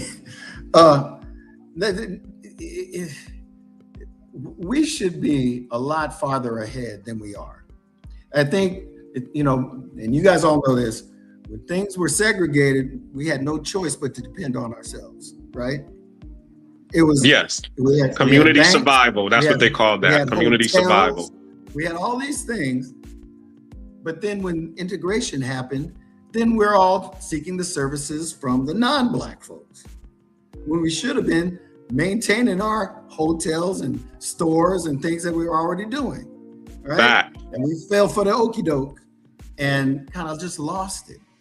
The culture we have had of collective investment and things working together, I wouldn't say we lost it completely, but we are not like we were. We probably owned twice as much land then as we do now. Mm-hmm. So where did we go wrong? We stopped relying on ourselves. Now we don't even trust each other.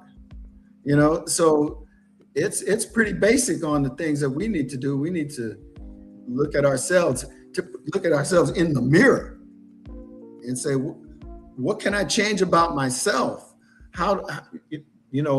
Because we should be,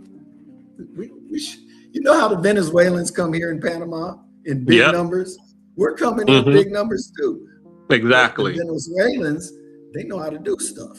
They run all these businesses. Yep. I'm shocked how many Venezuelans are here running businesses and whatnot. So we need to be able to at least do that. Exactly. That's what I try to focus on and try to instill in other people around me. And when I see it happening, I try to shine a light on it. Shout out to my friends in Colombia, Cartagena, Unc Jay, and Miguel. They have a boutique hotel out in Cartagena, and it's right outside downtown in the suburb area. And are they Colombian people? No, they Black. They're from they're expats. Yeah, they're expats. Okay. What kind of business? It's a boutique hotel, rooftop CTG. So similar to what Jeff is doing. Black owned, Black operated, and then shout out to Greg out in Dominican Republic. He owns his own sports bar out there, Flip Flops, that all of the brothers go to. Then you have Tim in Medellin, Colombia, who owns the Sky Bar in Laureles.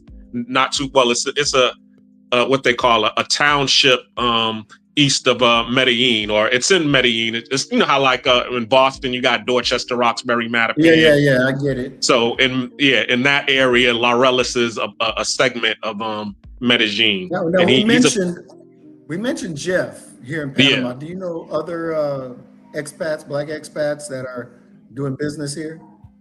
I know there was one lady named Grace. She actually has a small restaurant here in Panama, and it's called Grace. Me and her talked a couple of times. Also, you have El Caribe. She's Panamanian though, right? Yeah, well, yeah, she's Afro Latina, yeah. Oh, right. But she's also she's a Howard College grad, so she always has to explain that she was in the United States and she graduated from Howard University. Right. Shout out to her. Yeah. So, but yeah, go ahead. No, go ahead. There's also a brother who owns Mr. Adams. He was actually at my house. He's been here for about 30 years, and he owns a couple of businesses, and he also does real estate development here as well. So he owns a bakery, supply, and training company here, and he said he had like 3 or 4 locations. Salute to him. Oh, wow. Yeah, so yeah, there's people that are out here doing things individually. So and I definitely salute them. Mm-hmm. You're in contact with a lot of folks. So do you ever think about having a list or a directory or something like that for the businesses here that Black folks are running? You ever compile anything like that?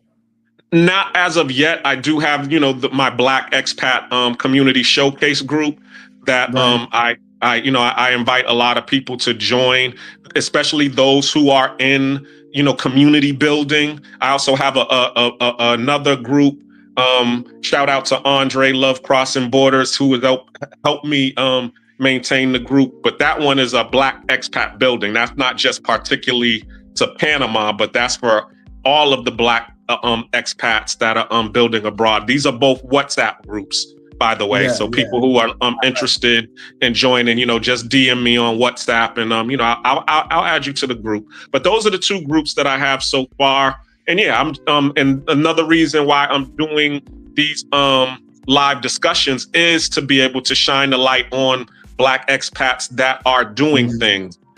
Like yourself, who you're in the band, you're coaching, swimming, and as you said, you want to your goal is to actually have a league out here that you could be a part of. So, these are the things that, and also to show that there are brothers out here that are married to sisters and they're doing well. You ain't got to be out here, just playing the field until you get tired and die. You can actually find love and settle down and actually build a legacy. So I'm happy that you actually came on my podcast so that I can show that there are people like yourself who is being successful in what they're doing, living abroad. Right. Yeah, so man.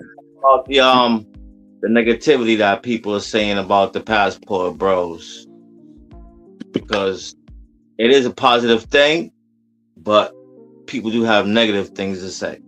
Well, and I know that you don't consider yourself a passport bro, but it don't matter, because as soon as they say, hold on, because as soon as he says he lives, because he's a brother, and as soon as he says, "Oh, I live in Panama," he's already grouped in. That's really what happens with that. Yeah, but I'm gonna already be grouped in because of my content and character. Mm-hmm. Well, this is what I think. Okay, there's not people got to think about being able to move away from the United States. Open your horizons, learn a new language. You're in a box, and you're being fed propaganda in the United States. The United States, they'll always tell you the United States is the best country in the world. Really? Is that true? When I go back to LA, I bet you I see homeless people. Exactly. I don't really. They got some rough areas here in Panama, but I don't really see homeless people like that, intense on the sidewalk. In Los Angeles, when I was a kid, you didn't see that, but now you see it all the time. And so, you need to go and. My grandson was in the Navy and he went to Japan. He said, "Man, Japan is like clean as a whistle. Everything is organized. Everything. It's like night and day from LA." Now, I'll give you another example. You ever been on a train in LA on a bus or one of the light rails? It's a mess. It's a fucking mess. I come here in Panama, I get on a train, it's immaculate. Mm-hmm. I'm like, this is awesome, right? The buses, the train, everything, everybody's polite, you know, and if anybody gets stupid, they'll check them in a minute. The regular bus riders will check them, so I'm like, you know what, United States, the only reason why it's great is because I lived there all my life, now I come here and it's a whole different vibe. Now I was talking to the lifeguard at the swimming pool, right, at the school, and I was saying, hey man, and he doesn't speak English, so I'm having a conversation with him in Spanish, and I said, yo siento seguro aquí en Panama, right? I feel safe. I feel safe. And he said, nah, man. He said, just, and this is only a few weeks ago. He said over there by the airport, they have these, now he was using the words menor and mayor, right? Menor meaning a minor. Manus, someone 18, 17 and under, and older people are mayor, right? He said they use minors to commit murders because they know as a minor they're not going to jail, or like they might go to jail but not for very long. So the real gangsters will use minors to commit crimes, right? But the crime is not as big as it is in the United States, right? That's the only thing. Then I also heard, I was actually listening to it on the radio on a Spanish station. I was picking up some of the similar things, right?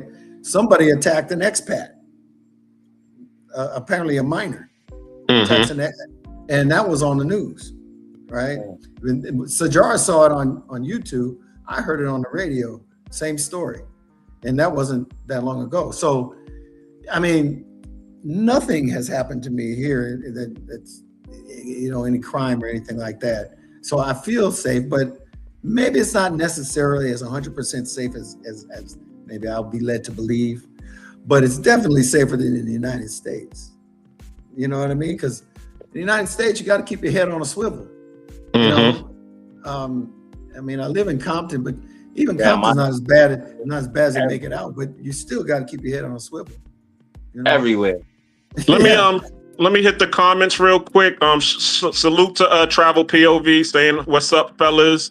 I also got one from Prime. Shout out to you, Prime, for what does that say? Queen King, can you read that? You want me to read it? Yeah, go ahead. Can't focus on the jealousy. That will never stop. All you can focus on is your purpose. I agree with that. You got to work on your purpose. It's sort of like the mission. What did you mean? My mission when I came here was to start a swimming dive team, and that's still my mission. But the time has to be right. The situation got to be right. So you can't rush these things, but still on my mission. Salute the Black Cleaner. Cool Keem and Louis Pecco. Ron, that's Ronan the Travelers. That's another YouTuber.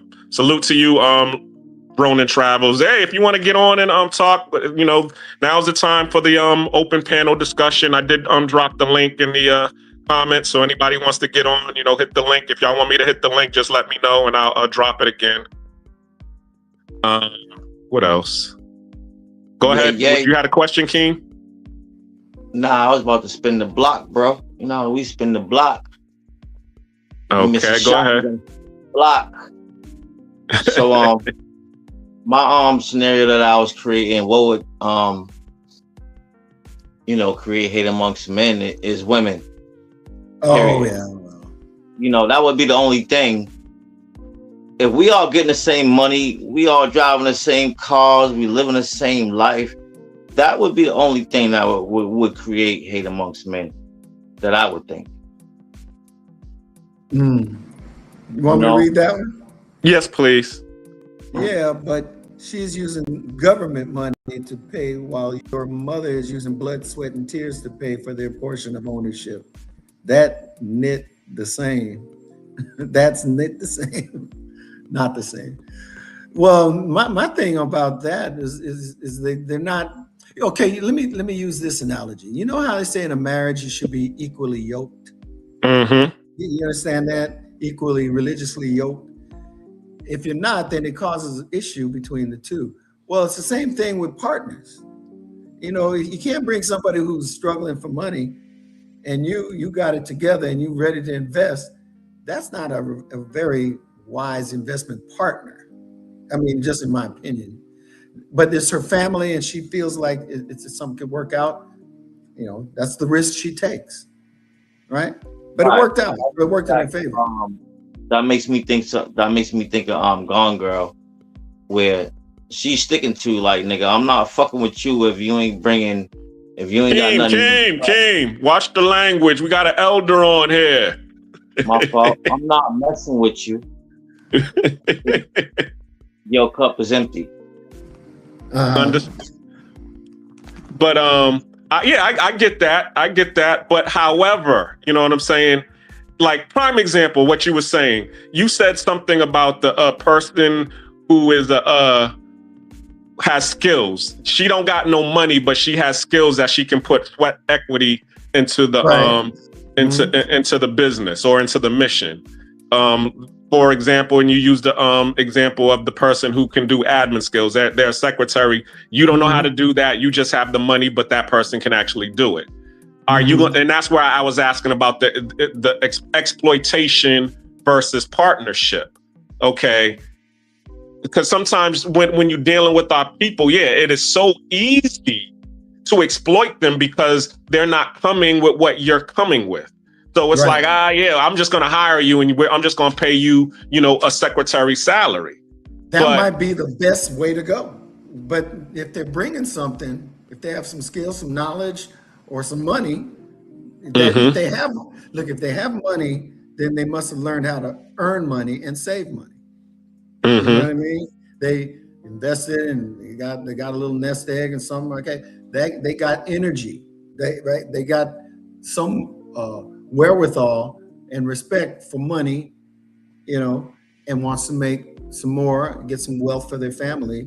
If they have that mindset and they got some knowledge or resources, then that's a more reasonable partner, and that's what we got to look out for. Now talking about women, I think that's the wrong conversation to have. If you're talking about business, it's all dollars and cents at that point.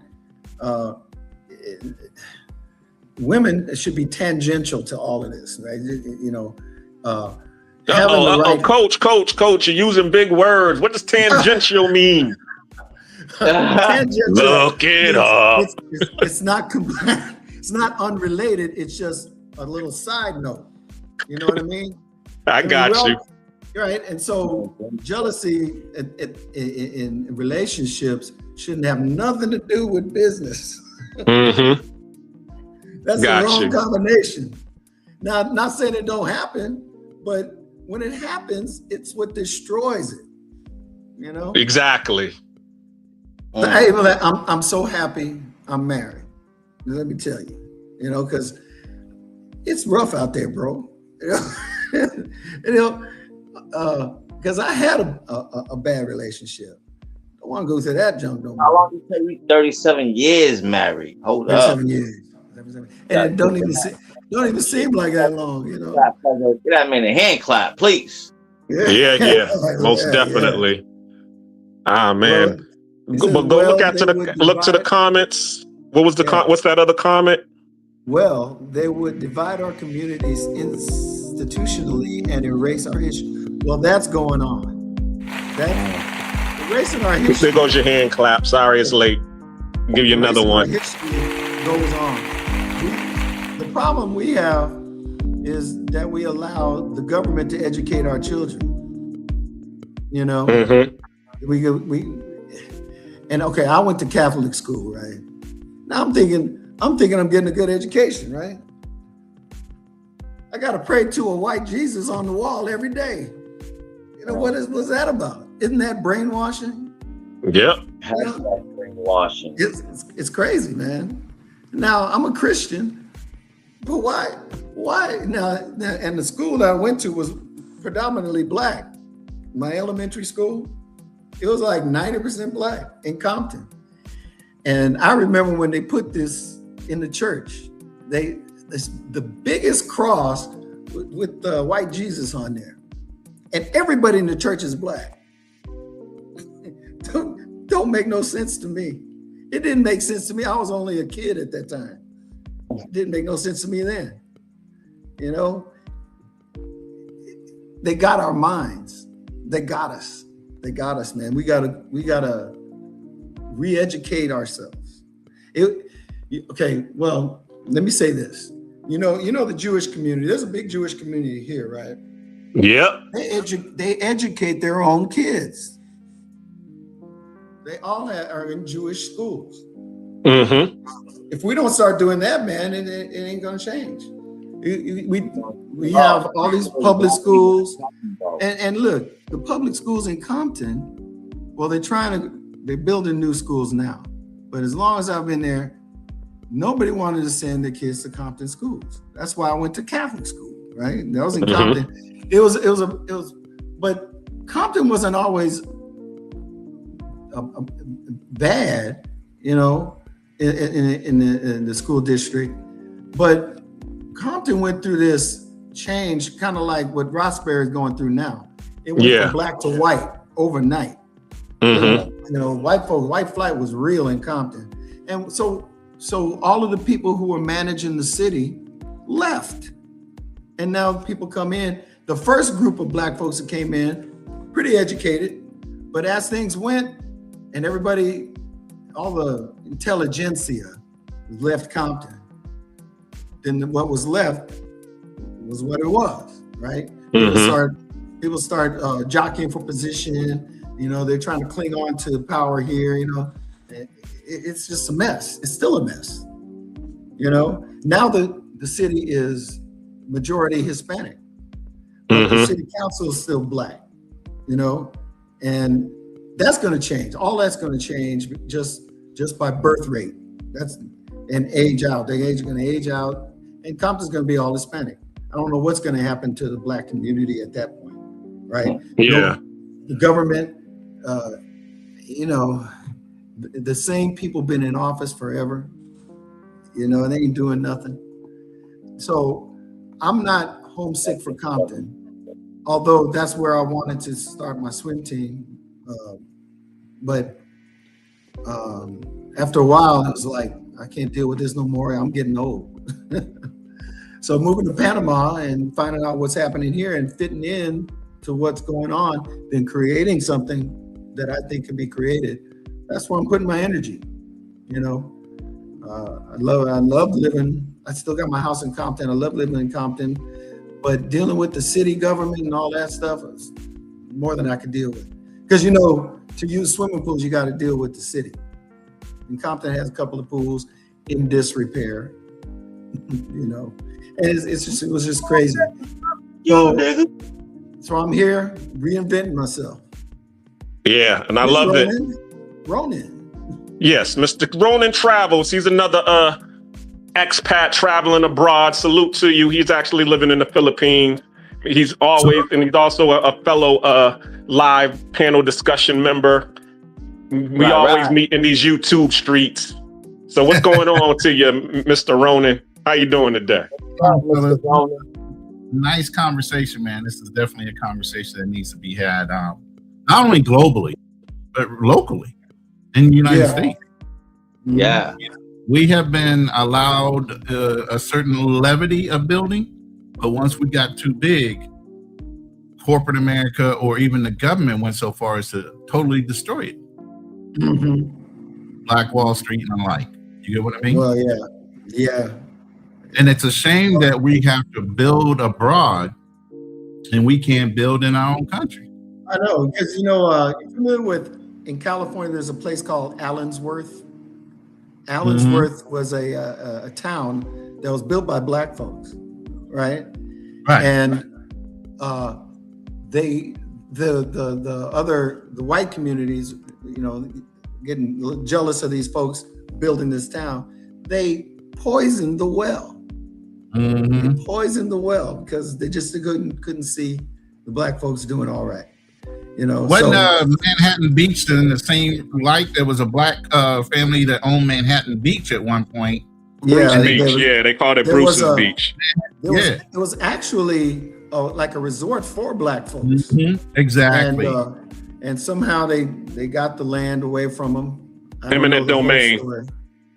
Oh, that's right, eminent domain. And they put currently on that land is like a county building, and so that portion of that land was given back to the family, but the family sold it. Yeah, because they couldn't do anything with it. It was better for them just to take the cash and run because they couldn't develop it the way they wanted to. Right. I heard later they sued and won. And got they sued and won, and they got the money. But I mean, they got the land, but then they couldn't do anything with the land, so they just ended up taking the money and run. Because most of the family members didn't even live in California anymore. They actually lived further, you know, like in St. Louis and, you know, in the Midwest. So they was like, we're not even there no more to be able to do anything with it, even if we wanted to. And it wasn't all the land either. It was only a portion of what they originally had. Because it was like a vacation place for black folks. Mm-hmm. Manhattan Beach. And now you can't touch those prices. That land value is sky high. It's insane. Everything in California is nuts. Even my house is going crazy. I don't know who. Well, see, I lived out in the rural areas of California. I lived out in Riverside County, San Bernardino County, right there by Lake Elsinore and Marietta, and you know, so those are the areas I lived in because I was right there at the base in Camp Pendleton. Yeah. So, but young families can't afford to buy a house like that no more. You know, houses are all they're places approaching $1 million. You know, for a house. It's insane. Believe me, you know how many people I advised to sell their houses in California and move down south? Yeah. I had over 3,000 clients at one point. What? I'm a fiduciary and an insurance agent. So most of them sold and either brought down in Texas, Georgia, or wherever. A spread too, big house. Yeah, you can buy the same size house for way less, put the rest in an investment portfolio or in an IUL or something and live off of that. No longer are children coming home. You don't need to keep this big house. The reason you bought the big house was for the nest egg. Make it a nest egg. Stop getting so personal. I want to keep it so the kids come back. None of all your kids gonna be they're gonna sell it anyway. I have 4 boys. None of them all come home at the same time. Right. If they ever come home, I usually have to go see them. So you know that might be what we do. I mean, I could sell the properties I got and just kick it here. You know. Yeah. You know, but it's starting to look more and more like we're going to stay here in Panama. You know, I'm going to go visit LA, and I'm going to say, oh yeah, this is why I left, and I'm going to come back. I don't know, man.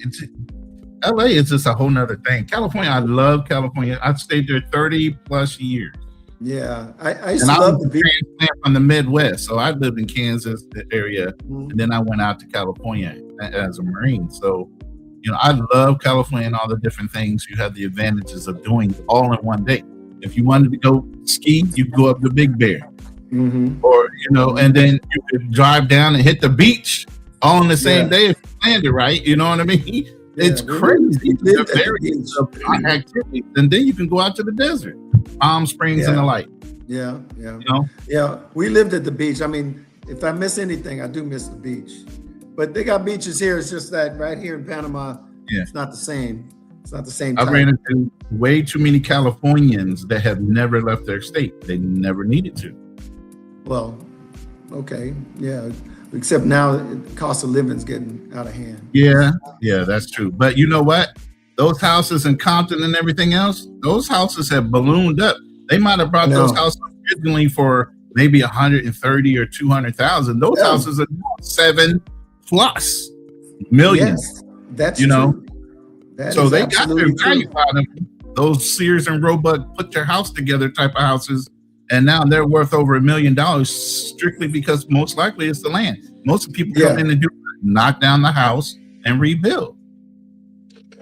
I'm really considering selling mines in the States because of the fact that the whole taxes situation. If you don't pay your taxes, you could stand to lose your house versus here abroad. If you was able to buy something in Panama or something, the taxes is limited. I mean, I know a couple of friends of mine, the one who decorated the birthday piece, she owns her own house here out in the Western Corridor, and she was saying that she doesn't pay any taxes. And her and her mother have 2 houses out here. I don't know the exact rule, but I heard something similar. They don't, I don't they don't tax you like that. Yeah. So Texas don't pay taxes, especially if you're a retired veteran.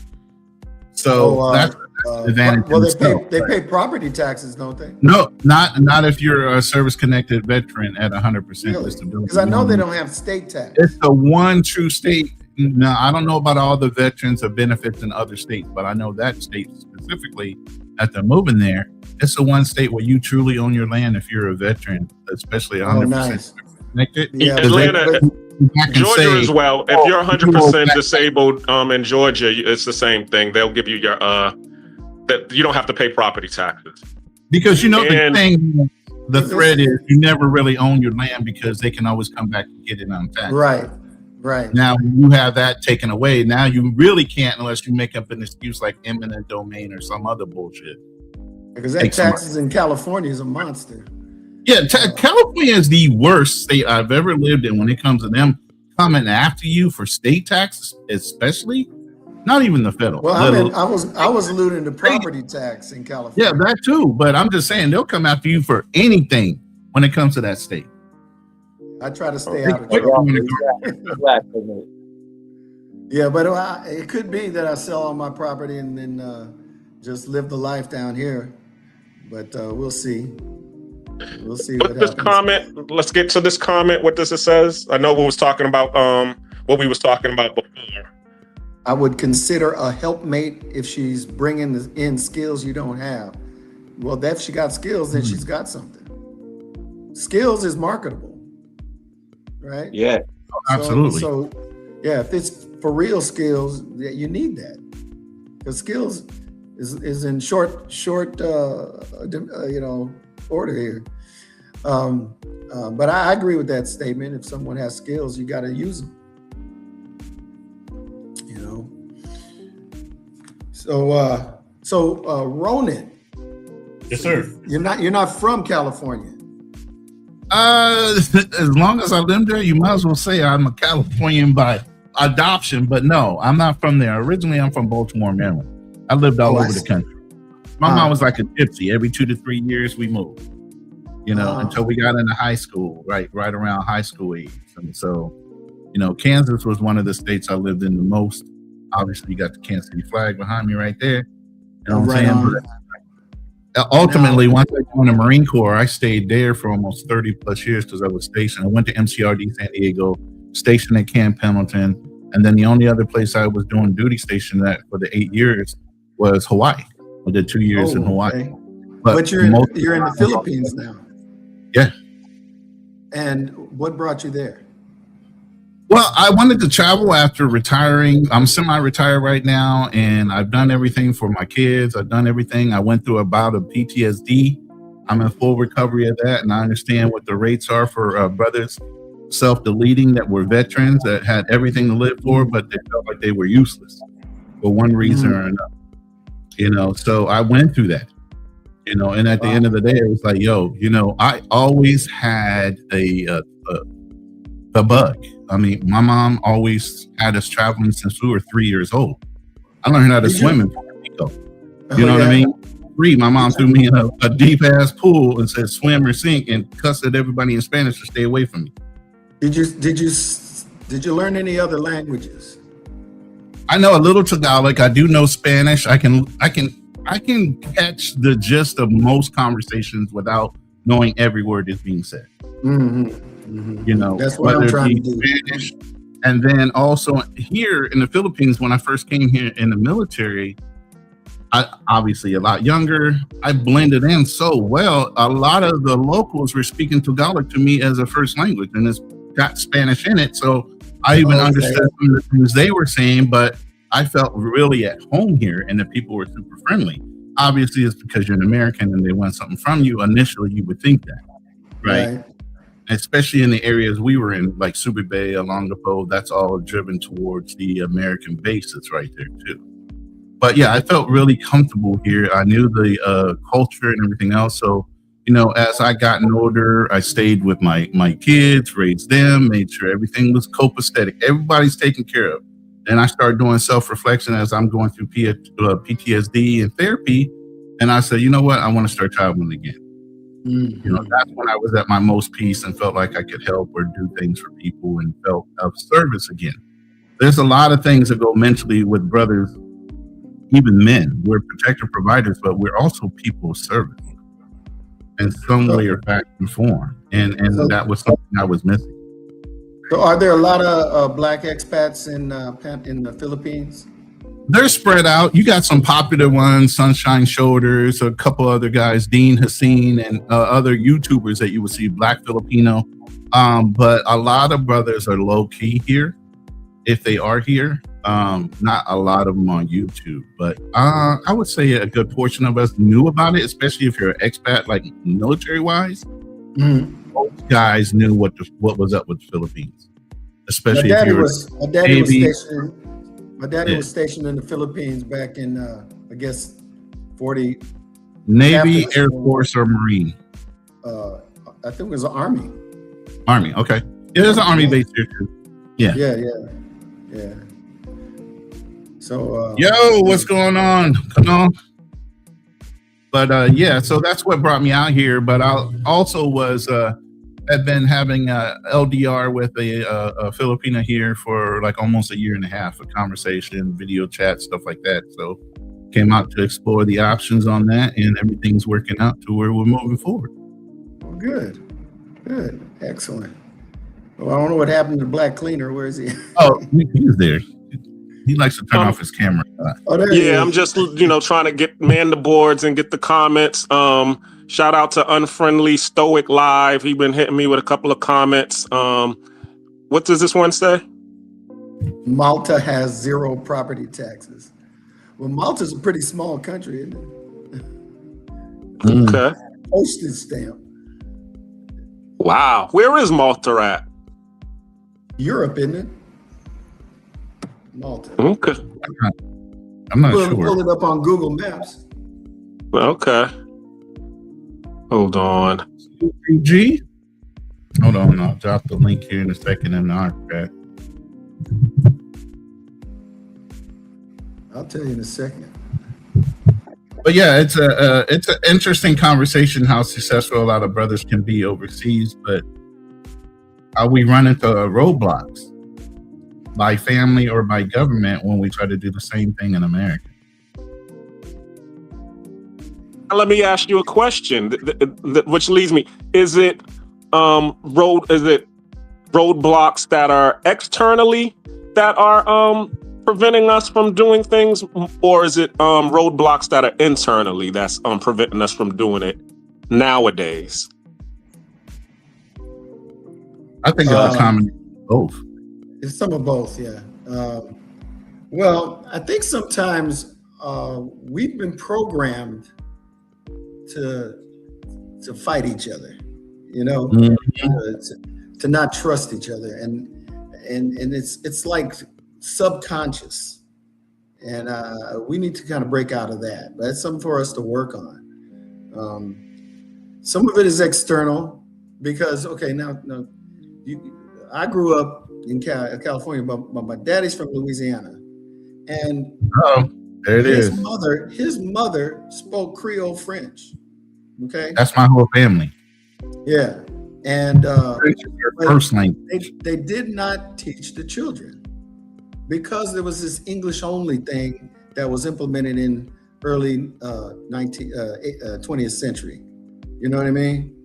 It's English only, and especially since the Louisiana Purchase, it was all French territory. all the laws written in French, everybody speaking French. Yeah. And there was they had a different racial categories and stuff, right? They had to So that- segregate. Let's put it that way. My family's from Louisiana. They had to segregate Louisiana when they brought it because everybody was blended, whether it be white and black, white and Indian. It didn't matter. Everybody got along. There was no racism in Louisiana. It was originally the melting pot that originally America was projected to be. Louisiana was first with it. So after the purchase, now the Americans move into the territory to implement their segregation laws. Correct. And so all these mixed people, like the Creole folks, that's where mulatto and all that came from. They had to kind of like decide whether they were going to remain with the black folks or move over to the white folks. It was kind of like split that way, because some of them are pretty fair skinned. And but no one really explains this to you. People don't even really teach the Louisiana Purchase. No. But if you think about it, that Louisiana Purchase went from Louisiana to Chicago. It was all of that, right? Yeah, because they were using the river. They were using Mississippi River in order to get produce up into Canada from the Gulf of Mexico.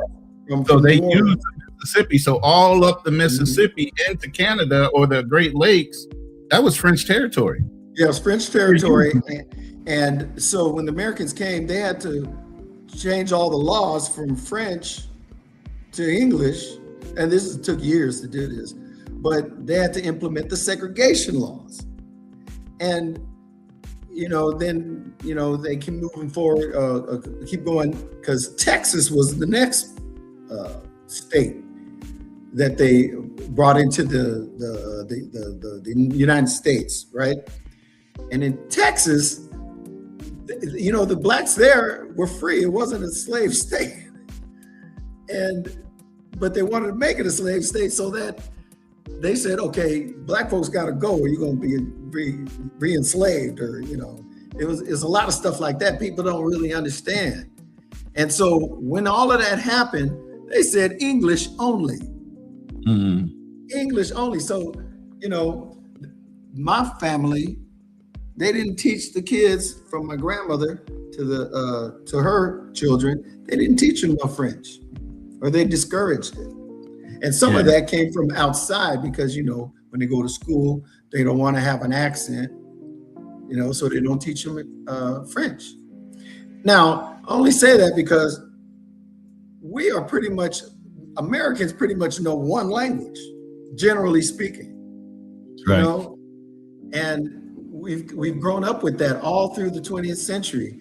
And it's only now we're saying, like, well, why do we only know one language? And we don't even know our original language. We only know colonial languages. I'm trying to learn Spanish. Well, Spanish is a colonial language. I don't know what language we spoke prior to that.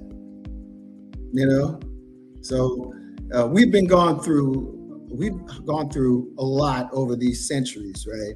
So now we're trying to collect our culture and try to pull it together so we can work as one nation again. That's an effort. And it's a challenge because we came from several nations. Exactly. Several and tribes. we're no longer any of those nations anyway, because we are so blended out. No, but we are a nation. But absolutely. We're on our own culture. Fragmented. We're fragmented, and I guess we have to look for examples of where we're doing well and where we're communicating and cooperating well, and try to hold up those as an example of what we can do. All right, so where are we doing well at? Well, like my man Jeff is an example of what he's. If he's not a millionaire, he's like on his way. That's just one example. I mean, Renee had Mr. Black Cleaner. He had some other examples, and then those are the sort of things we need to say. Okay, well, maybe I can do that too. Maybe I can do something similar. Well, what do I have to offer that I can, use to jumpstart some type of cooperation? I mean, we're like brainstorming right now, and that's good. Brainstorming has to go to planning, and then planning has to go to action, right? Now, I got what I got, right? Coach, I'm a singer. I'm gonna try to build off of that. But at the same time, you know, I got 5 other bandmates. They're not black. I mean, they're black. One of them's black, but they're not American, right? But I might do something with them that creates some kind of economic activity. You know, it's just generally having a thought that you're going to create something and have it grow. That's I think what we're trying to accomplish. Create something and have it grow, and then it moves into a different area and grow. If we can sort of capture that technique or that idea and move forward with it, I think that's where we need to go. Also, we need to educate the next generation coming up, because if we don't give them the skills, they're going to flounder, just like some of us have, right? Anybody have anything to add? No, I absolutely agree. That's one of the reasons why I'm on this channel right now and why I'm in the YouTube space. You know, what did they say? Gen X has been quiet way too long. Yes, exactly. Quiet generation. So now that we're seeing too many things going wrong, you notice a lot of guys our age are starting to speak up a lot more. It's like, no. Well, now we got a vested interest. We got grandchildren. We got our sons and daughters. We got almost great grandchildren. Some of us. Yeah. You know, and at this point, it's like, yo, some of these things need to be fixed before we disappear. Yeah, and you know that's happening. Just stay here long enough, you're going to disappear too. So exactly. Break cycles. If your parents weren't there for you, continue to keep pushing, providing, and doing better. Thank you, everybody, for tuning in live every Monday night at 8 o'clock. Real Talk with Nate, the Black Cleaner. Like and subscribe, please. All right. You signing off, King? Nah, man. I just feel like I needed to tag that in there real quick, you know? A little PSA. Okay. That's all he's promoting. Leave him alone. I feel good. I mean, I'm just making sure, because I you know, the thing is, I know we've been on here for about, what is it? Going on 2.5 hours now. And I appreciate everybody being here. But you know, Ronan and I both know how long these lives can last. These lives can go for 7 hours. I mean, I've been on ones that have been 10 and 12 hours. So if you feel the need that you don't want to be on here, you can always tap out at any time. Hey, yeah, brother, clock in and clock out. You like whole new panel sitting up on here. Yeah, exactly. I ain't tap out yet. We've been 5 hours in. Okay. Let's go. Real Talk with Nate, the Black Cleaner. Let's go. Right. So how do you feel about you said this has been your first live on YouTube, Coach? No, I used to do YouTube. Well, what was it? No, it was Zoom. On YouTube, I guess it probably is my first live on YouTube. But I used to do Zoom a lot when I was in LA, and I had during the pandemic, I had my athletes do exercises on a Zoom meeting. You know, that was another thing, because we couldn't really travel, and we were all locked down at home. And I thought the pandemic was only supposed to last 2 weeks, right? But so when it hit, I said, I need to keep the kids together. So I had about maybe a dozen kids that I was working with, and I said, come on, let's all hop on Zoom. And we used to do exercises on Zoom twice a week. You know, that's about my extent. Okay. Well, here in this, as Charlie Chan says, in this thing of ours, this is what you would call the Black travel space. So you have, as you see, Ronan Travels. He's here in the Philippines, and there's a couple of other people that are in the travel space that are YouTubers, and we all just network with each other and get on each other's YouTubes, and we just have dialogue about certain subjects. I try to stay in the pro-black, the pro-building, love, marriage, part of the travel space, and then the others, they'll delve into other things. So Ronan does a little bit, he does a little bit more financing and geopolitics and politics. So we all have our little niche, as they would say. We can go pretty far with the geopolitics, man. I know you're very deep in that. I know, because you were telling me to look at some of the YouTube news that you follow. Well, the war in Iran has taken over all of the social media right now.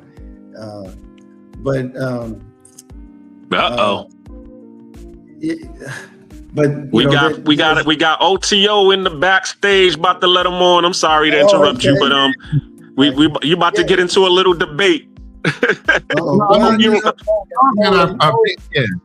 With all this stuff happening, man, we can go on forever and ever.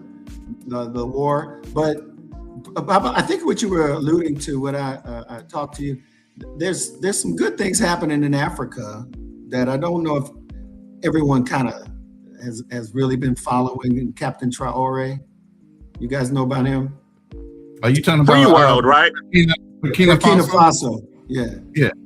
I've been following him for a long time. I really liked some of the things he did when he came into power and kicking the French out of his country and standing on his own feet, trying to unite a lot of the other nations, and he actually helped influence the African Union to kick the French. Oh, just recently. Just about a year and a half ago, Yeah, the president of the African Union visited Burkina Faso.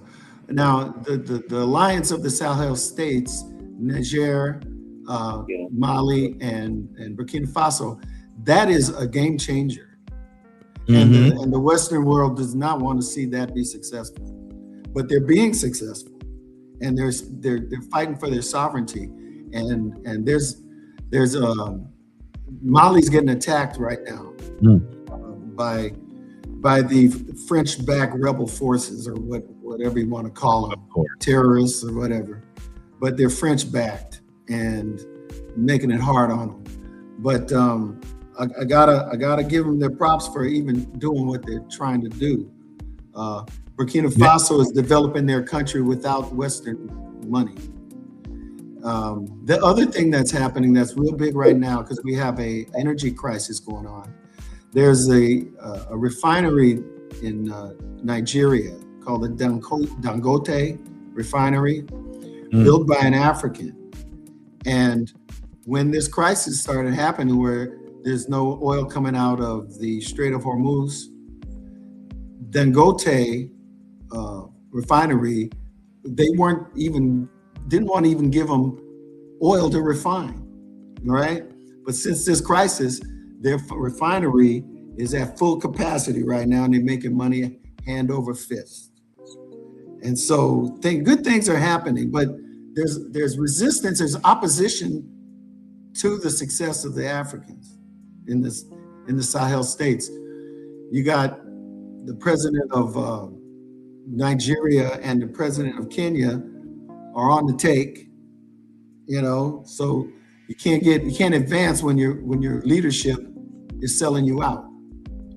So, but there's a lot of changes, like in Botswana, Namibia, South Africa got their own problems, but the things are changing. The tables are turning, and it's good to see.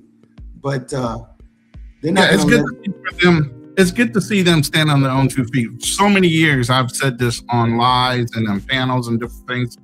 Africa needs to stand up for themselves. Don't keep trying to drag Black Americans into it. Once you start standing up for yourself, then assistance can come.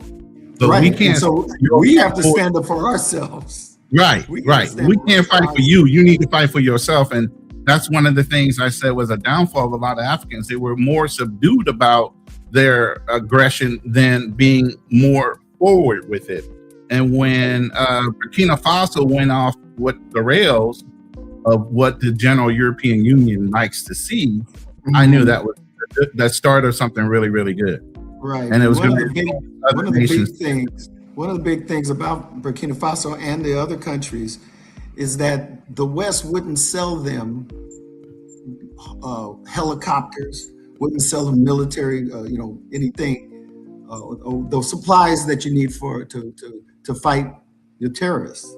They wouldn't sell them. He said this. They wouldn't sell him helicopters. He bought them and they never sent them.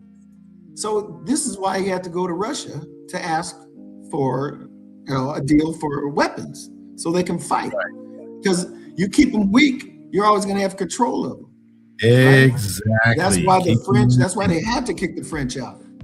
Mali kicked them out first, then Burkina Faso, then Niger. And that's when they got together. They had an alliance. They wrote a constitution.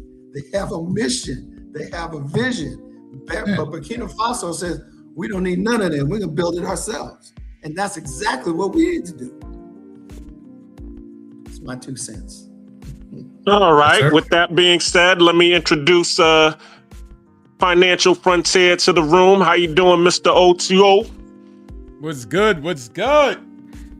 How's everything? Now he's in Thailand. Oh my Say God. it again. Nah, I said I got a couple trips this week coming up, the Maldives and Switzerland. I ain't complaining. All right. All right. So what do you have to say about brotherhood and building abroad?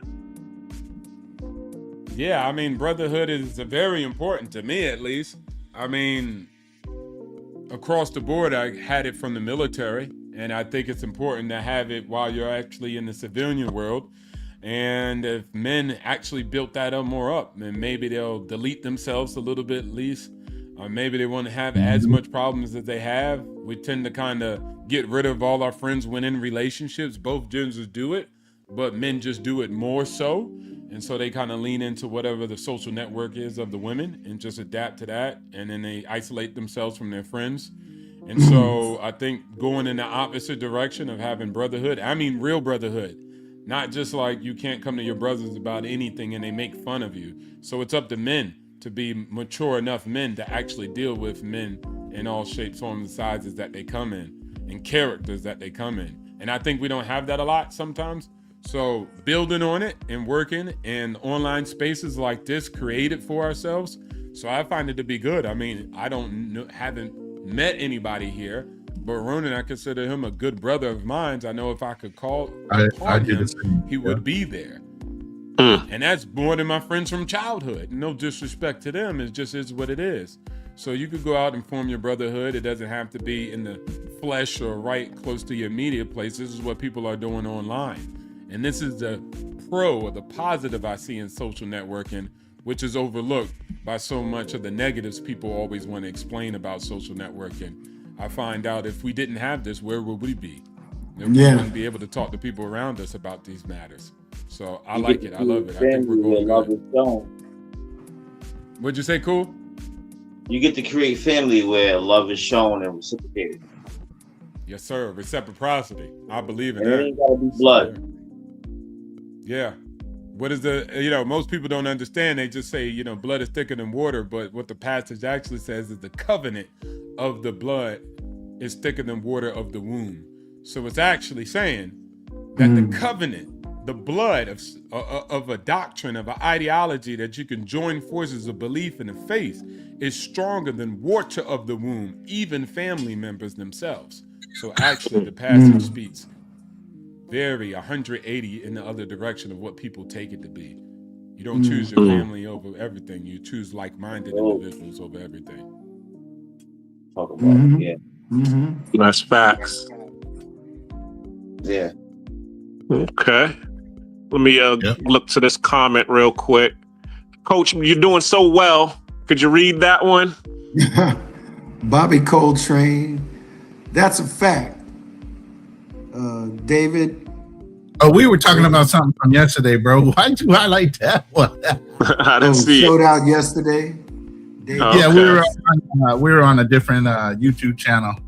Tell Andre us Love about it. Crossing Borders. Andre Love Crossing Borders did a cologne episode where we talked about our different colognes and scents and different things like that. So David Dice is a good buddy, and he had this cologne collection just showed out, man. He brought out some boxes. The presentation of the box looked as good as probably the smell of the cologne. I was like, damn, bro. Well, how much? $800 bottle of cologne, man. Come on. Was it his own cologne that he created or something? No. It's something he brought, but he got it on sale. It's a $800 normally, but he picked it up at $250. Okay. Oh, that's nice. He caught a good deal. But yeah, that was we were referencing. A $300 bottle of cologne that I caught for about $100. Yeah, you can find them. But then we talked about, clones and different things like that. I talked about counterfeiting. That's a big business in the cologne business. So when you're a cologne head, you got to look out for that. You got to buy from accredited places because there's a lot of fraud and counterfeit out there. But yeah, that was yesterday. I don't want to harp on that, but yeah, that's what we're talking about today. Okay. Well, anybody else got anything to chime in on? Let me see. Let me look at my list. We was talking about the barriers in. What do you think about the ego as being a barrier? That's a big problem. Do you think a lot of times that you see that there are people who, because of and we was talking about that on one of the lives as well. You gave the example of the whole Barack Obama, Hillary Clinton, when somebody suggests that they should work together, and then Barack Obama said, "Sure, I wouldn't mind working with Hillary, but who's going to be president?" Yeah, but even in that same vein, you have your primaries. You figure out who's going to run as the president on the ticket. If she was willing to work with him, maybe he would have made her vice president. But since she probably wasn't, and her ego was so big, he went ahead with Biden. I don't know the whole back talk behind that, but you would think if Barack said that out loud, he was willing to work with her. But obviously, in turn, you would have to interpret that as she wasn't willing to work with him because of her ego. I don't know. Nobody really knows what happened in the back rooms. We can always try to estimate what happened.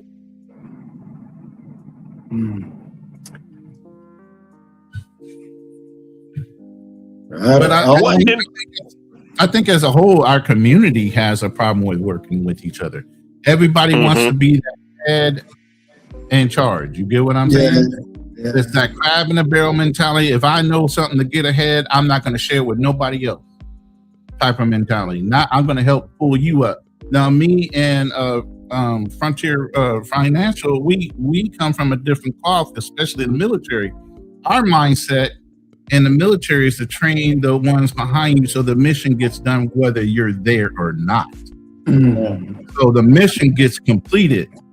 But in corporate America, it's your knowledge is your power. You're not training nobody to replace you, because that's essentially what you do when you give up too much information in corporate America. I like the industry I finally fell into before I semi-retired and went independent, which is insurance. And the reason I like this so much is because I can train minions or people like me, and they can do the work, and I'll take a percentage of their work as a commission for me training them to do their job. You get what I mean? So now I can build a whole bunch of me. So I can either get out there and get real aggressive myself and make my own money, or I can make a whole bunch of other people successful, but still get money at the same time. So I just divided myself out. I had over 350 agents. You think I was struggling? Aside from my own book of business. You get what I mean? But then the mental thing came in, the PTSD. Doesn't matter about money if your sanity isn't there. Exactly. I gave all that up. I turned all my business over to other people while I worked on myself. Yeah, you need somebody. You need it. Restart. Sometimes you have to kick in and do a restart. Yeah, you needed somebody to play Pippen to your Jordan. A lot of times, nobody want to do that. Nobody wants to play Pippen to the Jordan. And sometimes that might be what you need to do. Okay. Here's another question.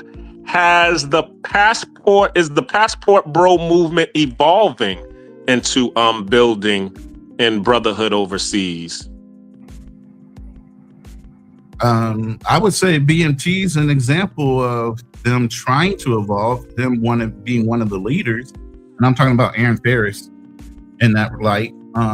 He since has now gotten married, has a child, living abroad with his Thai woman and his baby. You know, initially it was deemed to be a passport bro. You were only a monger. Mm-hmm. He's now dilated. There's different levels of that group now, to where you have the monger or pookie side of it, but you also have people that are general, people that want to go overseas, they want to start businesses, whether they get married or not, or they literally are going overseas to find a good woman and get married. And if he's the head, he's got to be the example of what? Transitioning. Exactly. And he's done that. So while I'm not a passport bro, I've been a veteran. And I've been traveling since I was 3, way before any of these dudes were even born. I've been traveling. I'd never fall in line. I'm not a follower that way. I've been a veteran. I've been a traveler way before that. So I'm not a joiner like that. But I encourage men to travel, to expand their horizons, to gain more knowledge, because I know every time I left the country and came back, I was much smarter and wiser for it, being exposed to those different cultures. But that's my answer. Go ahead. It looks like Passport Bros needs a rebrand. You know, right? We need a catchy phrase to turn it around. You know what I mean? It needs a rebrand, because the concept, brothers getting passports to go to other countries to do what? Well, I agree with you. I agree with you, and that's what I was saying in the beginning. You know, when he first coined the term, it was to get away from the stress of the matrix, all of the problems that was going on that was causing, you know, a lot of these brothers to, you know, as he was saying, have traumatic stress. Some of them was even deleting themselves. Some of them was, you know, going through all of these problems with, you know, relationships. So they were saying, okay, I need to take a step back and reset and recharge. Or I'm seeing that there are better opportunities and more affordable opportunities overseas. So that's what a lot of brothers started doing. I mean, it started out with the movie with Al Breeze with Frustrated, where he was, you know, showing all of the brothers that was going to Brazil. And then, it escalated to the brothers going to the DR and Thailand and then Colombia. And now you see what's going on now. Because as soon as the younger, because most of the people that was traveling overseas that initiated the Passport Bro movement, they were in their 40s. They were a lot of us were, you know, prior military, have already, like, you know, Ronin 020 Financial Frontier. You know, we were all in our 40s and 50s and have already done it. So like myself, all of this just was a catalyst to say, hey, I got a passport. Let me start to utilize my passport a little bit more. Cause I was, you know, in the States, and I had my business going. Cuzzo, not to cut you off. Can you hear me? Can you hear me? Yeah, I can hear you. Go ahead. I can hear you. What he asked you was, has Passport Bros grown into what it was expected to grow into?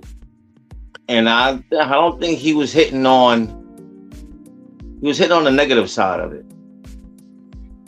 And I feel like it went over your head a little bit because you didn't want to respond negatively, but we know what he's talking about, bro. Yeah, I was just trying to show that it was the YNs, you know, the people, the people who were in their 20s and 30s who are brand new to the space and just started to see what else else that, all of the negative things that was going on, and they started to indulge in that and also film it because, a lot of the brothers, we wasn't pulling out our phones and videotaping the stuff that we was doing. We know how to be discreet with that. Nah. Of course you wasn't. Yeah, So but, that's what created the whole, that's what gave it the black eye. Everybody trying to, bring to light. And even, I can see why now Colombia and all of these places are wanting to, the gringos to leave because they don't even want you to expose the underbelly of their society. That, that's not what they want to be known for. Absolutely. Well, you got to change your ways. If you don't want to be known for something, you got to change your ways. Do something different. Should we not use the term passport bro? Like I said, you can be a joiner all you want, but that's not going to change who you are. You can let anybody in the group. If you're going to call yourself part of a group, make it a strict way of getting into the group, so you're not embarrassing the group. But if you're just an individual, you're an individual. Anything under those terms. Yeah. You know why I say that? Because what happens in these clubs where something happens or somebody gets shot, the club closes down for a few months and they name it something else. But there's still a shooting months later. Right. There's still a shooting, but that stamp is kind of gone because they named it something else. But you're under still new management. Right. You know what I'm saying? Under new management type situation. But I don't think BMP wants to change the name. I think he wants to hold on to the name because now the name has power behind it, and even YT people want to adopt it. They're trying to take it. Now, a brother, everybody knows a bro was not a slang back in California as a white guy. Okay. Bro meant brother. Okay.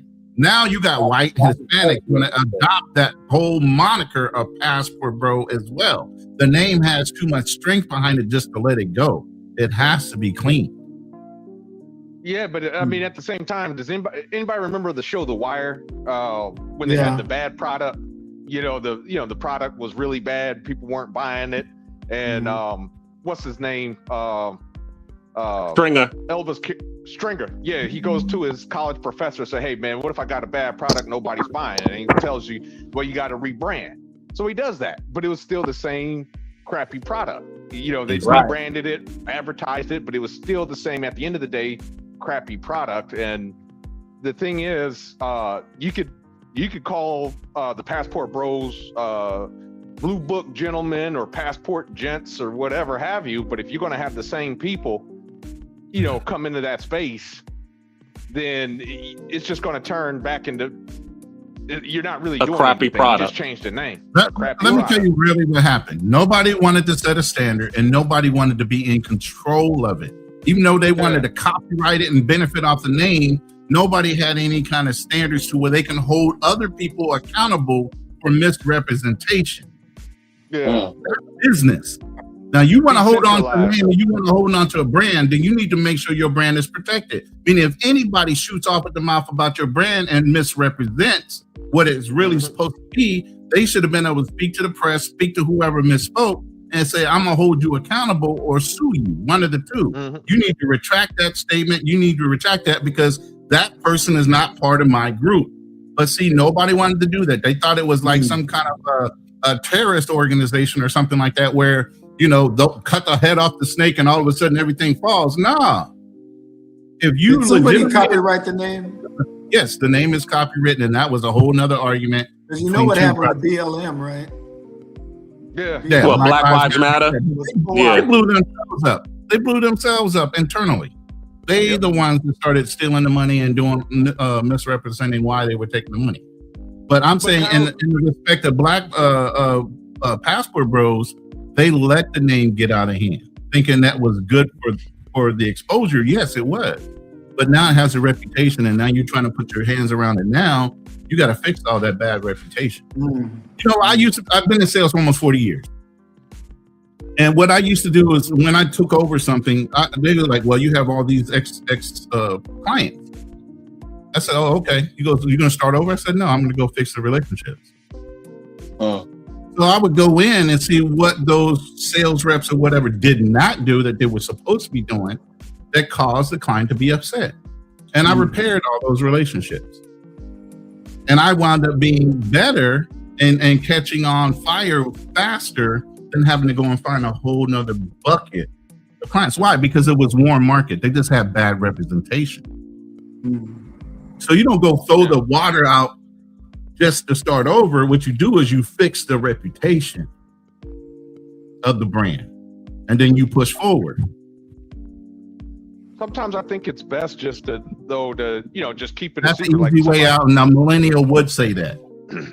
Well, I'm just saying, like from a standpoint, somebody else, has said it before where, okay, it was older gentlemen going out doing their thing, wasn't doing no filming, wasn't really posting on social media, although social media wasn't really around. Everything was private.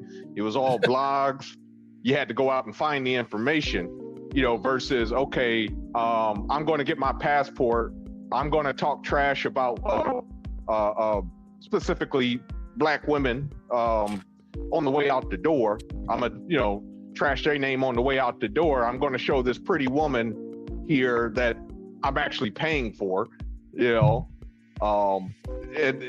to me, that I think, is the issue. Like you just can't advertise this stuff. Even if, let's just pretend. Yeah, but now, truthfully, was that a legitimate passport bro and your determination, or was that a Pookie masking themselves as a passport bro because they all associated themselves as being, if you Black, you're a passport bro?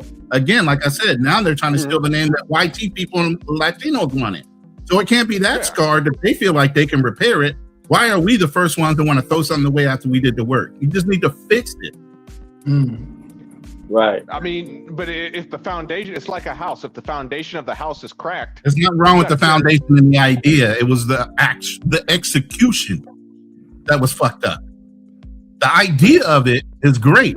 The idea of brothers traveling and getting exposure to the globe and global politics and cultures and all that, becoming wiser and more appreciative of even the United States they choose not to leave, was great. It was the execution and non-representation that allowed it to jump off the rails. Yeah, there's got to be some damage control, some type of damage control, yo. Okay, yeah, I can see your point on that. Matter of fact, you kind of jogged my memory a little bit. What's his name? Yeah, I know Black Man's Office tried to save it, and I know I know you brothers down there in Brazil. I know I got a brother that wants to pick a bone with y'all because y'all should have spoke up quicker, but yeah, I know y'all tried to jump on. Aaron. I talked to Aaron too, like 4 or 5 years ago as well. I was in the mix with him and No Excuses, because that's the whole argument behind the name right now. That whole story, but I'm not going to bring that up. It's not my business to do that. They need to bring that up. But in the background, exactly what you're talking about. All right, moving on, because we could talk about this forever. Wait. 020 has something to say real quick. Go ahead. No, I was just gonna end it out with this is just my perspective of it. Like, Indians, nobody likes them here in Thailand. Nobody likes Israelis. I mean, they have their group. Those are people. People are people. They make stupid decisions. I don't think that really challenges me. I still go into a country and deal with relatively zero problems. But at the end of the day, that's just life. I'm not about to try to, rack my brain and use up tokens trying to fix the whole world. There's always going to be those people, and it's not nothing specific Black. It's just a people issue. Because as I said, Indians definitely have that. Nobody's even thinking about you Black people. They're thinking about Indians and Israelis. They got signs all over the country in certain particular areas that says no Israelis or no Indians. They don't have no sign saying no Blacks. So I just say sometimes it gets blown out. We think we the only ones that do certain things. That's just because we ain't been around nobody else besides Black people. And we think like, oh man, we the ones who do this. Everybody does the nonsense. And for me, I know that, and I just keep forward because I can't really do nothing. Those people are free. And most of those people don't even have the money to go traveling. So it's almost irrelevant in the grand scheme of things. There'll be more legitimate, well-pressed, well-behaved individuals than there will be the individuals that cause issues, at least especially for us. So I just keep moving forward. Absolutely. Okay. What industries do you think make the most sense abroad? Can you elaborate the question? In terms of what industries do you think would do lucrative business overseas? Ooh, that's kind of general. I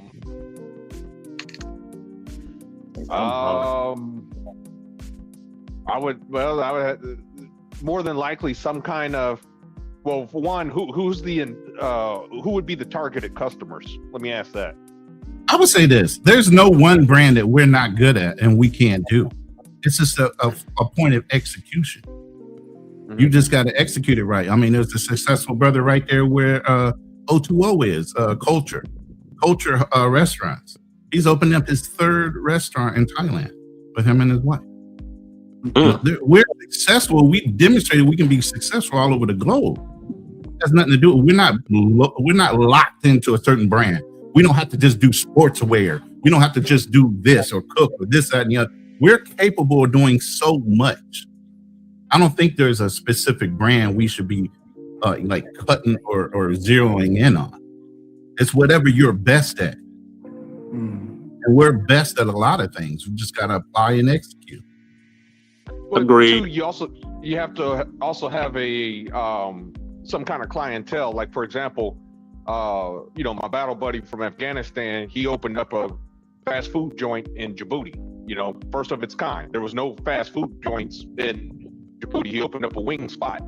You guys can look it up, Joe's Wings. I think it's Joe's ATL Wings now, but the first location was in Djibouti. There was no wing spots. There was no McDonald's. There was nothing. If you wanted to, eat out, you know what I'm saying? You had to sit there and wait forever in a day for them to cook your food. Started out, I guess some guys they had a little poker party or whatever. They asked him to cater it, so he made some wings, some fries, and next thing you know, you got Joe's Wings, but you gotta have the demand. So, it's kind of like, just to test Gemini, for example, and I actually did this just to make sure it wasn't, trying to give me encourage me to do something stupid. I was messing with Gemini saying, hey, I have a great idea for like this is just example purposes, but soggy bread business. Like if you try to make a soggy bread business, I mean, you're never going to have any customers. Who wants to buy soggy bread, right? Okay. You can't eat it. It's worthless. And there's some uses for it. I'm sure there's a purpose. Where are you going with the story, though? What is the point? The point is, if there is no demand, your business is never going to make it. Well, that's obvious. Wouldn't say it's too obvious. I think like that's one way to deal with it. But I would say one thing is find a problem, come up with a solution, and then sell it. There you go. That's basically capitalism. Sometimes a situation where there is no demand.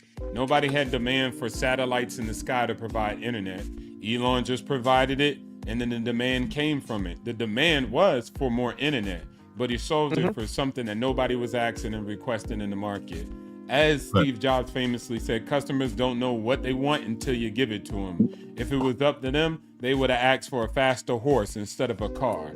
So at the end of the day, consumers, they really are not, like, you have to go out there, create value, invent, and then sell it and solve a problem. If you can do that, then the market will reward you handsomely.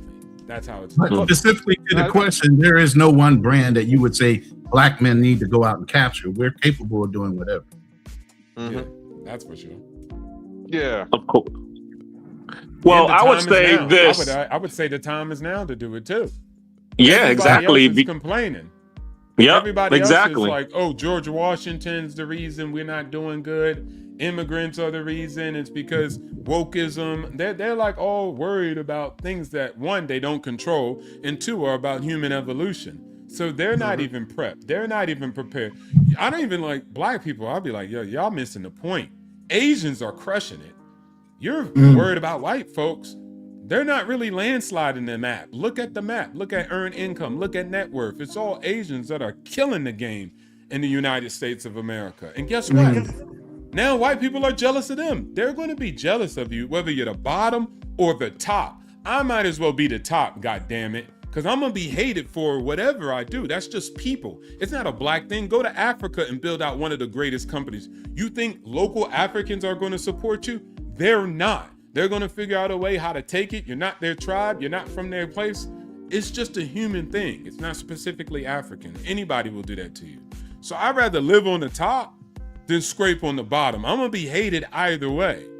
Like, they hate Indians down in Fresco, Texas that don't break laws. They're all married with the same wife. They're all with children. They have the lowest criminality.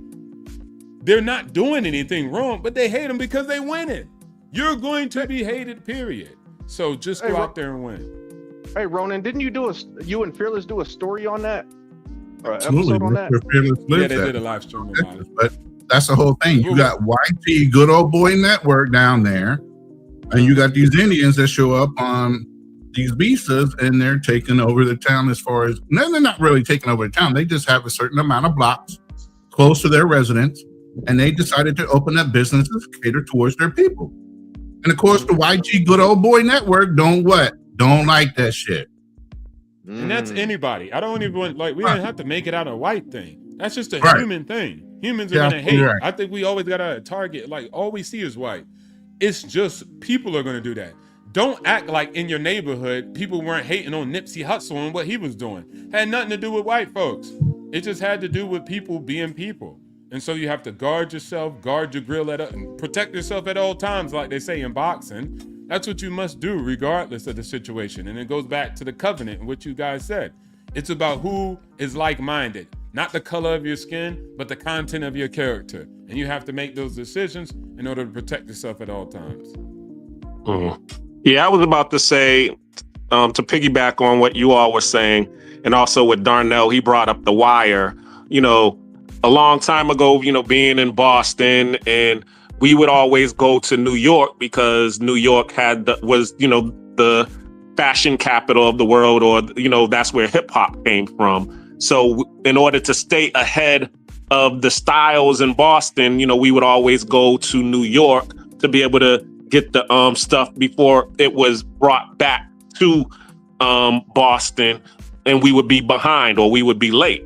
So to stay here, that's an opportunity for us overseas, because everybody always says, we live, these is third world countries, which they're not. They're developing countries.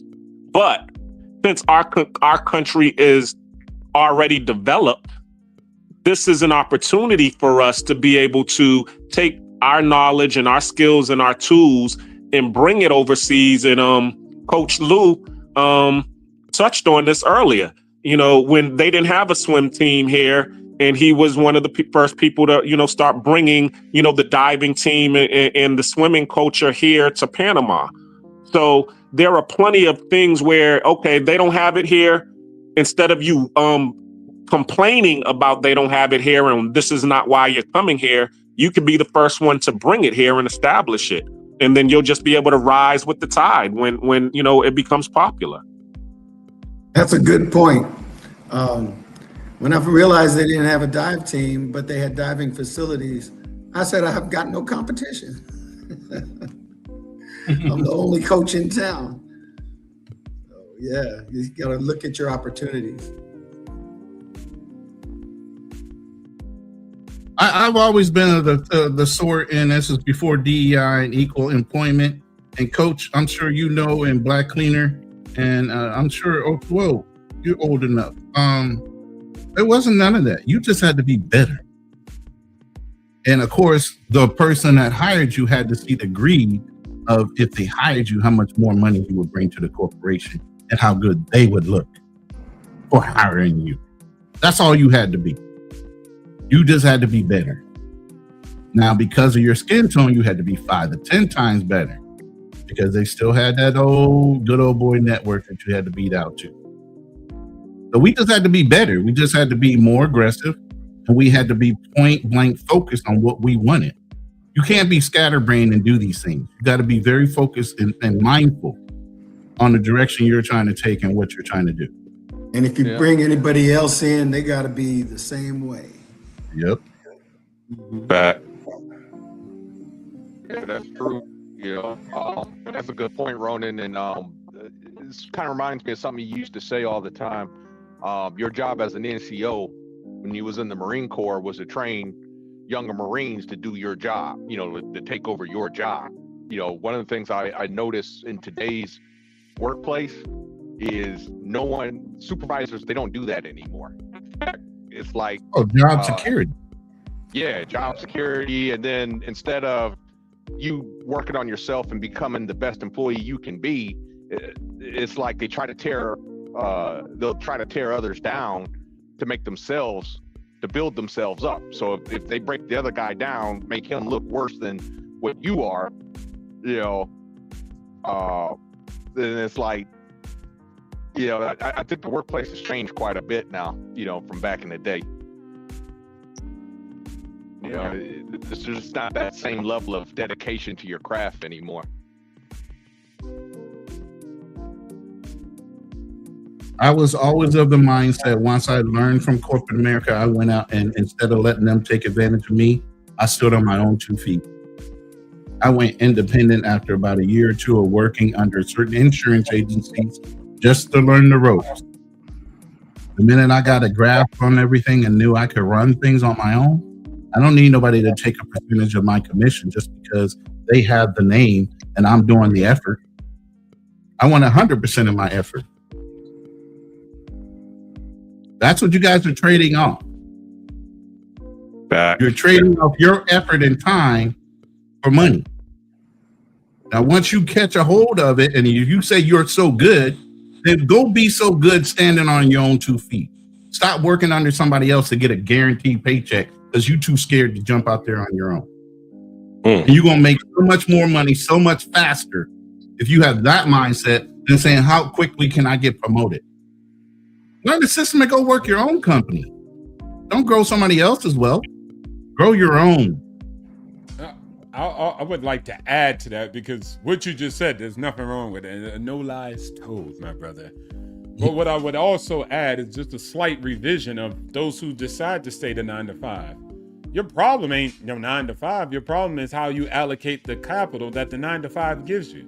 I got so many people that I mentor, and they sit up there and complain about a 5% raise when they're leaving 20 to 30% of their money on the table by not house hacking, by not investing in a 401k, by not doing things that are required of them of their current station, their current position, that if they change, they'll get $30 to $40 to $50,000 in additional wealth or earn income. So getting financially literate, being better at what you're already doing helps also, because it don't matter. You could go be an entrepreneur, but if you're still bad with personal financing and investing, you'll be a broke entrepreneur. Surprise, that ain't no lie. Ding, ding, that ding. ain't no lies. And there's no minimum wage for entrepreneurship. So there's no way that it's against the law for somebody to underpay you as an entrepreneur. Now, if you don't make money, you don't make money. You could even lose it. But in that term of being an employee, at least you're guaranteed a minimum. And that's the difference. So you trade that reduced risk profile, but you cap your upside. The other way is an entrepreneur, there's no cap on the upside. So you can make how much you want, right? Or there's a risk you can lose how much ever happens. So there's always this pros and cons. You could do great in both. You just have to start tapping into your financial literacy, because whether you're an entrepreneur or not, that is necessary for both of those individuals to understand that. And I think if we start telling people that more, then they can make more better plays and strategies. Some won't. They'll just choose whatever they choose. But net, they need to hear that, because it's not all doom and gloom because you work 9 to 5. I got rich. I got extremely wealthy, the top 1%, only working for other people. Yeah, believe it or not, I believe it was the book Millionaire Next Door. It'll tell you the most millionaires, occupation-wise, is actually a school teacher. A lot of people don't know that. You know, it's School not that teachers, school. just common people, bro. Common Yeah. people with common people. shit. Yeah. And that's the big difference. And corporations actually helped those teachers become rich because they didn't do nothing. All they did was invest in the S&P 500. So at the end of the day, it all comes back to each other, but you don't know how the structure works. So now you're mad at the corporation or mad at an entrepreneur. And it's like, instead of just figuring out, okay, how do I make it for myself, make it work, let me learn, like I always famously try to say, is don't hate the player, learn the goddamn game. You can get way farther by doing that. Facts. I like that. Someone want to read that comment? He said, when I first got in the oil field, I had to be better. The good old boy network in full effect, especially in Texas. Me and a lot of brothers had to do what most didn't, and over time we won in the long run. You're absolutely right. Play with a Passport runs a crew. I guess he owns the company for oil rigs, oil drilling. So he running crew. I want to say something to that. Shout out to Player for overcoming that situation, but that's gonna happen anyway. You think you're gonna freaking come to Thailand or go anywhere else, and the local competition ain't gonna favor the local competition over the away home player? That happens to everybody. So it's not the good old boy network. It's just a good old network of human people. So they're gonna do that to you regardless. You come over here to Thailand. I know a guy who runs a business and he does some like little betting on fish. Like, anyways, it's some betting at the restaurant. He has to pay $20,000 a year to the police. But the Thai guy, he only got to pay like $500 a month. So imagine that. It's harder for him to keep his business standing because he got this big black market tax on him, while the local guy, bare minimum, not much. But that's what people just do. So it's not even like, hey, anywhere you go, you're going to face the same discrepancies. The guy from Culture faced the same type of stuff if you ever listen to one of his one-on-ones that run the Soul Food Network out here in Thailand. He said, yeah, that's shit. You know what I'm saying? They're not going to open up the door. Yeah, come to our country, build up millions, and we just going to watch you win while we lose. Heck nah. They're going to try to make a fake culture. They're going to try to do soul food, but it ain't going to have a soul in it. So at the end of the day, just keep doing it. Nah, it ain't going to be soulless food. So they're going to try to put it up there. They making your yams with the purple yams from Japan. That ain't the same. I need the ones from America. The orange ones, exactly. Yeah. You know what's the reason I laughed at you, 020, in Dallas, there's a place called Soul Man's Barbecue. There ain't a brother in that joint. Soulless Man Barbecue. Yeah. That's what it is. Soulless Man Barbecue. Yeah, Soulless Man's Barbecue. My mom, boy, she used to get so damn mad. She was like, I want to go and tear that damn sign down. Ain't no damn Soul Man's Barbecue. This shit just made me laugh. They should have a picture of Freddy Krueger as their mascot, their poster child. But like 020 said, there's a lot of struggles even overseas trying to run a business. It's sad that we can't do it in our own country that efficiently or that effectively for whatever reason that they have some kind of a stopgap for them to be successful here in America. But I mean, it's great for them, but you can see he brought up a situation where a brother's getting taxed, skin taxed, above and beyond what most people would have to do. That's the other thing you have to worry about when you start businesses overseas is you literally have to be a silent partner to some of these businesses so they don't know. Which brings me to my next question. Which countries offer the best opportunities for business and building? Anyone want to take it? 020's been in a lot of countries and run a lot of different organizations from those countries, so I'd have to ask him. I don't know. The best. Woo, that's a hard one, Black Cleaner. Yeah. I'm just going to say America. But it's hard because a lot of countries, I'm not hating on them. It's their country. They can do whatever the hell they want, right? But at the end of the day, they still have their restrictions, limitations. You know, Ronan was just talking about joint ownership. They're cutting down even on that. People are getting arrested here and getting deported left and right for nominal ownership. When you got somebody who really runs the day-to-day operations, and on paper he's got 49, but in real life he's really 51 or 70, and the tie is just a little, you know what I'm saying, just a shadow front man, they break that up regardless if it's per the rules in the gray area. They're taking people, yanking them out, confiscating land, contracts, leases, fines, jail time. Like it's hard because all countries have those biased policies in favor of the locals over anybody that's a foreigner. Not saying it's impossible, but it's going to be hard. Remember, the goddamn Saudi Aramco, that oil refinery was built up by Europeans legitimately.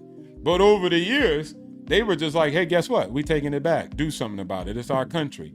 And then over a while, investors said, whatever. We got our return on investment. Let them have it. They could just do that eventually. And I'm just saying, that's something you have to acknowledge. Doesn't mean you still can't get your return on investment. So I say the best way to help is look for the countries that allow foreigners to own land, because that's kind of like an indicator of something that's always coveted and protected, right? So if you could at least buy land as a foreigner in a country, you could usually buy a business 100% ownership. There'll be less hurdles and limitations on your upward mobility, because that country already has policies where it's like, you know, come first, come serve. We don't really discriminate based off of nationality. So that's a good indicator, but you still have to look at what's the rules in the industry you're in, because they protect industries too. Banking, telecommunications, those are very coveted, right? But other industries like, you know, a restaurant, they're gonna let you ride out.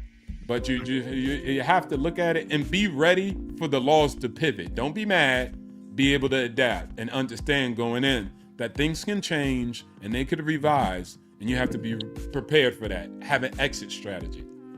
I would add to that just a little bit more is there's always Pandora's box. Once you open that box, you will never close it. If you have to start greasing hands and paying things under the table, it will never get away from you. Once they know you are willing to pay above board, they will continue to bleed you the whole time you're there. You will not get from underneath that. Go ahead. We was talking about that early. Yeah, I mean, Thailand had that big, you know, whole marijuana's legal out here. So a lot of people came out here like it was the gold rush. And then, of course, you know, things changed and it developed for particular reasons. But because, you know, some people weren't getting greased, like we were just talking about. So they was like, if we make it legal, you can keep doing it, but you got to grease us now. So anyways, things changed, but those people who built legitimate businesses out, now they're dealing with trying to exit.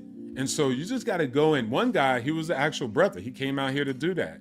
He sold it, but one of the things he did smartly was his storefront was really plain, you know? It wasn't much that he invested, because he was like, look, if the rules ever change, I'm not going to invest in, you know, having a coffee shop and design and interior design. And now when the jig is up, I got to get so much money back in order to get all the money I poured into the business.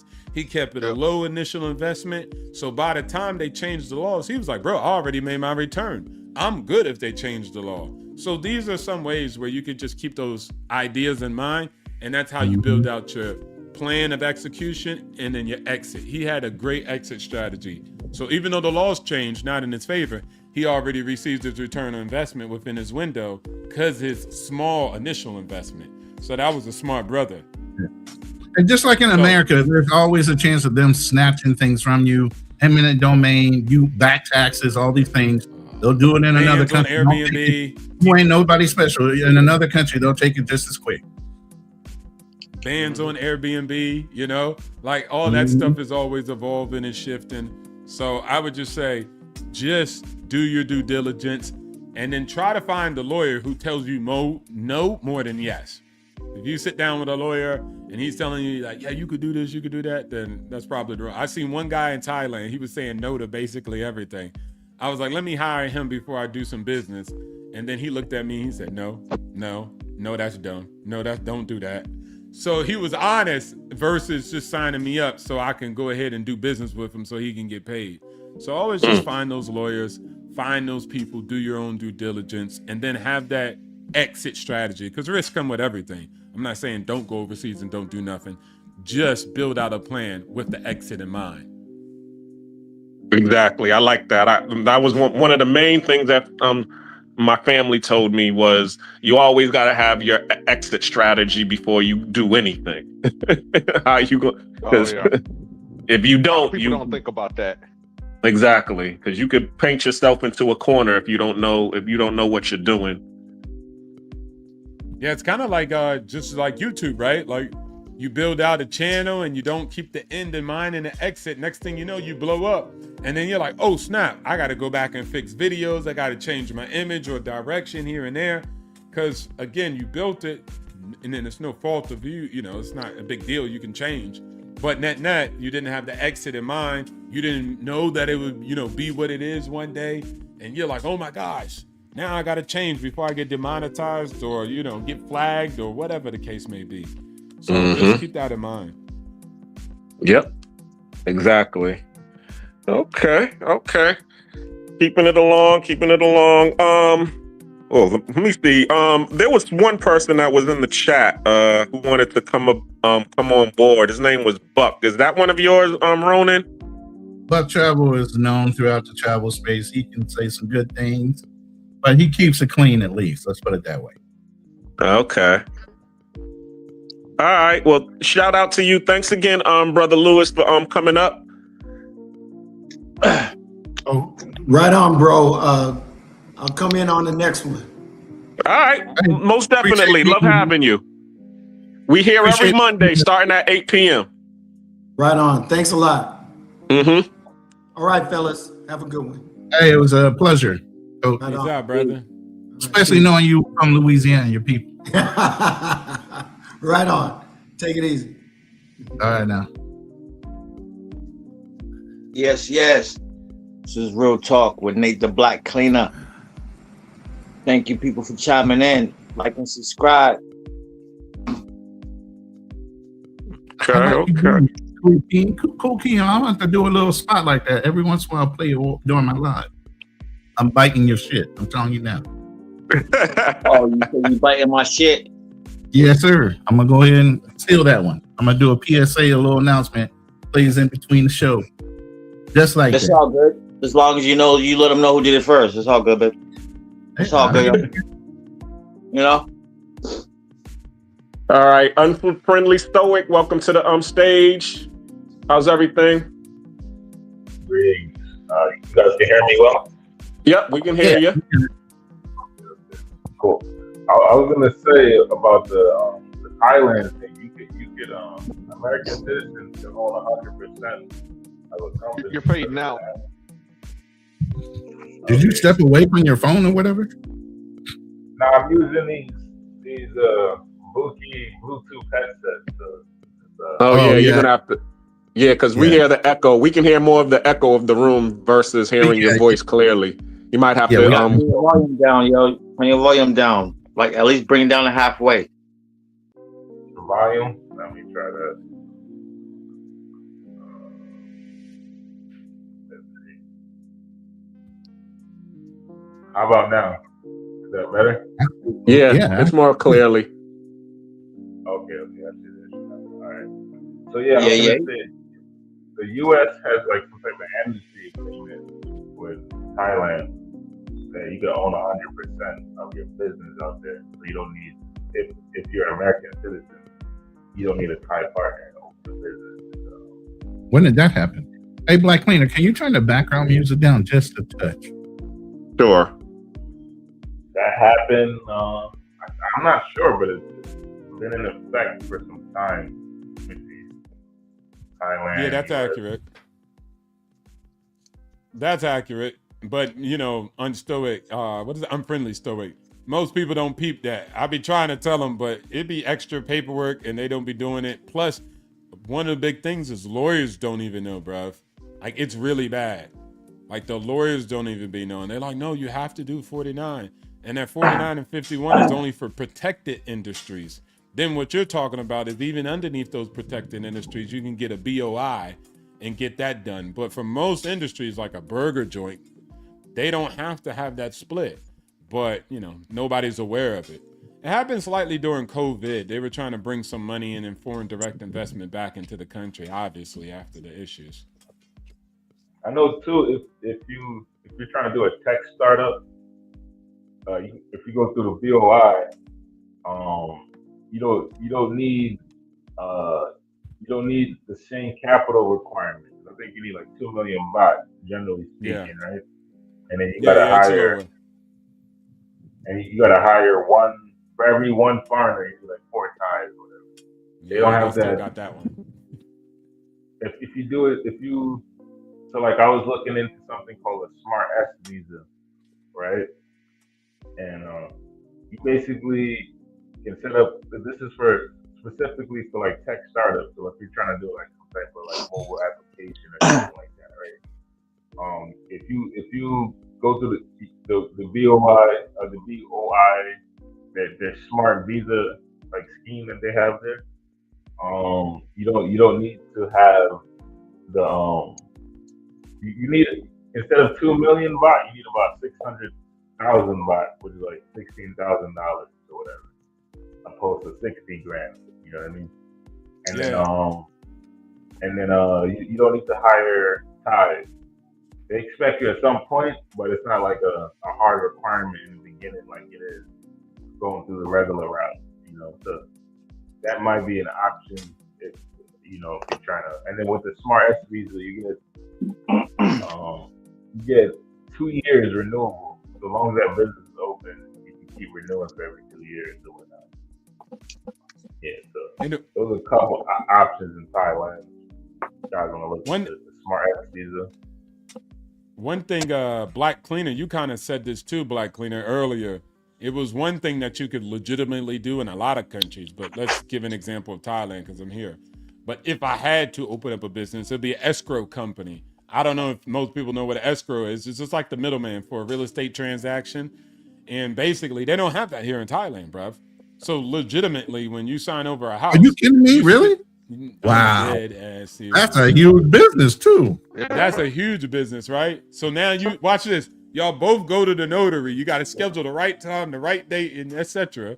Then you there with your phone with the bank, like he there with the pen, and then the auditor's there, the notary, the official government man. And then it's like, sign the letter and I'm gonna make the call. And then so y'all got to do it like at the exact moment you transfer the money over, he's signing at the same time right in front of the government official versus, as we know in America, you could be virtual at home, right? And you could just do a sign-in, you sign your docs, but all of the paper that's needed for the transaction goes to a middleman. And that middleman, once all the boxes are checked, they distribute out the keys to the new buyer and then the money to the seller, etc. So that would be a great business. And that's something that most Thai people, again, you come from a developed country into the developing country so you could help the developing country, create more products that are copy and paste. You just have to alter them a bit for the local economy. It can't be the exact duplicate of whatever happened in America, but there's some small alterations. The guy did that for a company like Zillow. He literally copied Zillow and then ran it over here in Thailand. And it's the largest brokerage platform in all of Thailand. If you sign on to the website, it looks just like Zillow. But prior to that, it was a bunch of markets with different real estates with their own websites. It wasn't one marketplace with all rentals and all sales like we know Zillow of today. So he did that, sold the data back to developers. It was crazy. He just stole the idea, basically. Or let me say, imported. Where in Thailand are you? Me? I'm in Pattaya, the one and only Vice City. Okay, Pattaya, Vice City. Go ahead. I used to live in Bangkok, but I've been bouncing back between Vietnam and Cambodia as of recently. So like right now I'm in Phnom Penh. Well, I'll be in Thailand. Phnom Penh, in Cambodia. In Cambodia. Okay, got you. Is it true? Is Cambodia got the racially ambiguous big booty? No, I'm just kidding. How is Cambodia? The fact that you brought that up, the MLS in America, they don't have that in the Philippines. People can ask for whatever the hell they want. Same thing with cars. Same thing with cars. They can pull that shit out their ass. It don't matter how old the car is. Kelly book. Because you got to have input fees in order to buy a brand new car and have it shipped to some of these islands. They don't have car lots. So cars hold their value and even stay up around the same price depending on how the cars look. Same thing with a house. That's why I would never buy a house here. There's no fucking way. I'm in the house right now. The guy is like, would you sell? Would you buy? No, hell no, I don't want to buy your house. Well, Ronan, it sounds like you got a good idea. You know, but yeah, you got idea for a business. No, it's a good idea, but you got to have people that want to participate in it. And ain't no Filipino gonna have 13 people on a damn deed want you to dictate how much they want to sell their land for. They ain't up with that. Well, I mean, and you got to get all 13 people. The whole thing is you got to get all 13 people to agree. That's the other part of this. Some family members will try to sell from underneath some of the other family members. There's so many verification processes going on here about land and who owns it really, because it's one parent might have bought the house. They had 13 kids, all of them on the title. You might get 7 to agree to sell and the other ones don't. Now what you going to do? Somebody going to get sneaky and have all the other signatures on the paper signed like it was legitimate. You go and buy it. Then all of a sudden on the back end, one of the kids realized you sold that land. I didn't authorize that. You got a whole nother fucking problem. Oh shit. Not to change the subject, but to all the basketball fans in the sports world, this OKC game is in double overtime right now. It's crazy. 111, 108, Spurs. 3 minutes left in double overtime. Wow. What's the score? 111, 108, San Antonio. Okay. There's a comment for Financial Frontier. You got someone who wants to get your business information. You on Instagram? You want to shout out your Instagram or any of your contact info? Yeah, it's on my YouTube channel. Oh wait, you talking to me? Yeah. Yeah, it's on my YouTube channel. You can go there and then it'll be Instagram and boom. Or X. To speak to but one it of the gotta points be about money. Gotta be about money. You were saying that you should tap into a location where they allow you to buy land. One thing that's interesting about Cambodia is that you can get citizenship here. Like it's like one of the few countries out here that technically you can get citizenship in Thailand as well, but you can get citizenship through investment out here. They got this thing called the Cambodia My Second Home visa, similar to the Malaysian one, but the only difference is this one leads to citizenship. And you make like $100,000 investment plus a $50,000 donation to the government, and you get a 10-year renewable visa, but you get citizenship after 5 years. So you can apply for citizenship after 5 years, and that gives you the ability to do everything in Cambodia, include own land. So I think that's one thing that's interesting about Cambodia. You could go through a process to get citizenship in Thailand, but it's gonna take you. You can never own land. You can own land. You can own land in Thailand if you're a citizen. It just takes like 10 years to get it, because you gotta. So how it works is you gotta apply for PR, and that takes 3 years. You gotta pay taxes. You gotta make a minimum income of 100,000 baht a month. Pay taxes on that 100,000 baht. And then you do that for 3 years, and you live there for most of the year. Then you can apply for a permanent residence.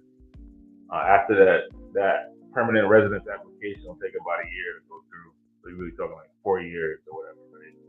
Then after that, you get 5 years of permanent residency. Then you can apply for citizenship, and then it'll take about another year after the application to get the citizenship. So in total, about 10 years.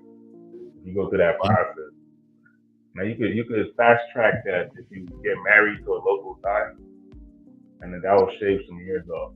Because then you could skip the PR process, and just go straight into the like a little. I believe it was like 2 to 3 years wait once you get married to get. Don't quote me on that one because I wasn't planning on getting married. So I focused more on the route that didn't require marriage. But I know some guys that got Thai citizenship through marriage, and it was a lot quicker for them. Yeah, I definitely looked at the Cambodia one before, like legitimately talking to the people, the representatives that run it. But the only issue, and it's not an issue like never could be done. At that time, there was still, it's new. And so they were still trying to chart out like, hey, what does this mean as far as your contribution? Yes, the money's there and that amount is stated. That's why I liked it over a place like Turkey or other places I was looking at. But that was one of the downsides where they were like, hey, look, it's really still speculative. So even after you invest X amount, there's still, like something, the determination is subjective, not objective. It's not like, hey, that's the money. Okay, you get it. It's, hey, okay, you invested, but what is your contribution to Cambodia? Yeah. And that's more subjective to them. So that's but she said they were going to fix it. That's just where it was at that point. Yeah, right now, the first few people, because the program started in 2022, so you're starting to see those people that applied early on when the program first came out, they're starting to get their citizenship now. So I think this is like, next year, I should say, you get to see how well the program worked out. Because you'll see people getting their citizenships and whatnot. And then I think 4 or 5 years. Yeah. Then you still have to see what was the decision. Because again, that subjective or that subjective opinion of the government saying your contribution to Cambodia. That's very again. Meaning they want an annual income that they can tax. Basically, is what you're saying in the roundabout way. No, they legitimately said it's just subjective. Like they have to make a determination on everything that they given. I don't is it a net positive? Like I don't think it's like that because I went there. Before, I'm telling you, but it could change. She said it was getting better. Yeah, before, right? You could just buy citizenship there. And technically, you still can, but it raised the cost so much that the barrier for entry. Yeah, I heard that that's great. That's great. You could do that anywhere. You could buy it in Thailand. Yeah, I heard that $150K outlay in USD. That's definitely buying a visa. Yeah, that's great. That's corruption. So you're basically saying I can corruptly buy citizenship. That's what it is. The $100K has to go to some type of investment, right? So it could be a property or of course. They're not saying it outright that they're taking it as you're buying. They do say that though. They're trying to make it look legitimate. Yeah. No. What I'm saying is that you're buying. It's kind of like the Portugal Golden Visa, where you invest or make a donation, and then after a certain period of time, 7 to 10 years now, it could be 5 years. You'll guarantee. But yeah. No, they changed it last year. It's 10 years now. Okay. It's 7 years if you come from a Portuguese-speaking country like Brazil or what's it? So you see what I'm talking about? It just changes.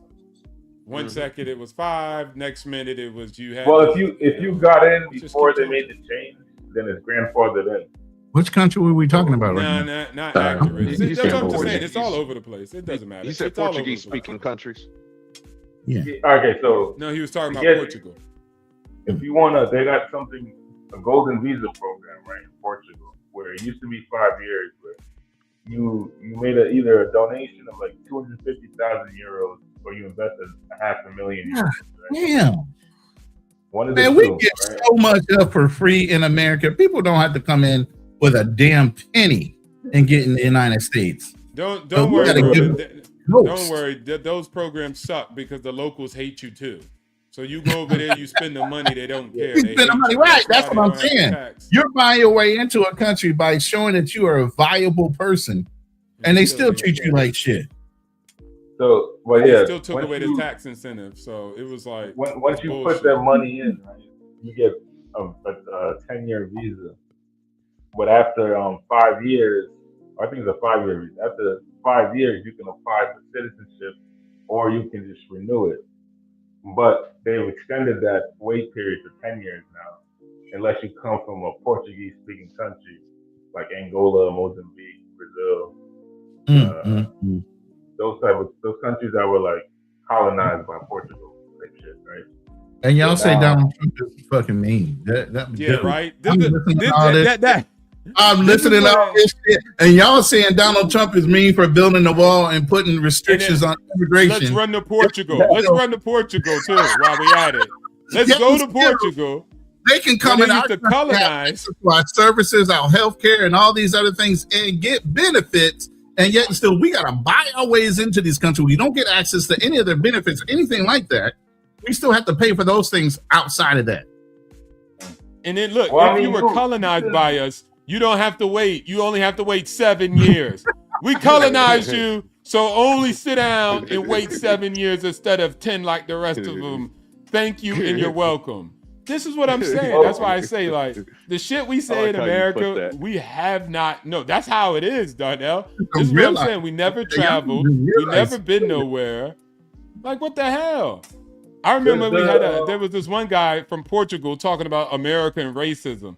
I'm like, bro, you colonized Brazil. How far back are blacks in Brazil? It's the largest demographic of blacks on the planet. None of them are millionaires. None of them are billionaires. They all live mostly in favelas. The majority. It's bad over there. And you talking about America, and you come from Portugal. The Portuguese. Always trying to kick these immigrants out. God damn, are you serious? The U.S. offers programs. And if we colonize you, you can wait 7 years to get a citizenship. You're welcome. We're so benevolent. And meanwhile, you can get a citizenship within 3 years, a green card at least in America within 3 years. Yeah, but those are not like good equivalents. You don't have to bring a penny in. You can naturalize in Portugal the same way you can naturalize in the States. But if you want to buy citizenship in America, it's like $5 million under Trump's administration, right? And then you can get the what's it called? It's like the E2 visa or something. It's like $100,000. You can get access. But which one do we have where we say if we colonized you, you could get a citizenship in America after 7 years? Which one does that? Well, I mean, it's still cheaper. It's still cheaper than paying $5 million to get you a citizenship. So if we're gonna compare apples to apples, you got to compare the citizenship by investment program that the U.S. has in place. Well, hold on. Last time I checked, when we colonized folks and we jumped them, we said, "Hey, here's some reservations." But the other people said, "Hey, you can get a citizenship one day after 7 years." If you come, don't forget the casinos. If you come from one of those they got casinos. At least they got casinos. Yeah, but that's a false equivalent because you're not comparing. Because like let's say I'm from Brazil, right? I can move to Portugal a lot easier than many other citizens, right, from other countries. Get a job there and naturalize. This is specifically for people that have money that want to invest and kind of buy their way in. Because the real benefit of the golden visa. But see, the rule is you have to invest in their country. We don't allow invest in our country. Let me land my plane. The golden visa allows you to not be in the country. So meaning, all you got to do is spend, I believe it's 7 to 14 days a year in Portugal to maintain your residency status. So from there, after the 7 to 10 years or whatever, right, you'll get the Portuguese citizenship, which will allow you access to all European Union states and the different countries that partner with the EU, like Switzerland, Norway, and stuff like that. So there's a lot of benefits with that. You can work, live in any of these countries. You can send your kids to school there.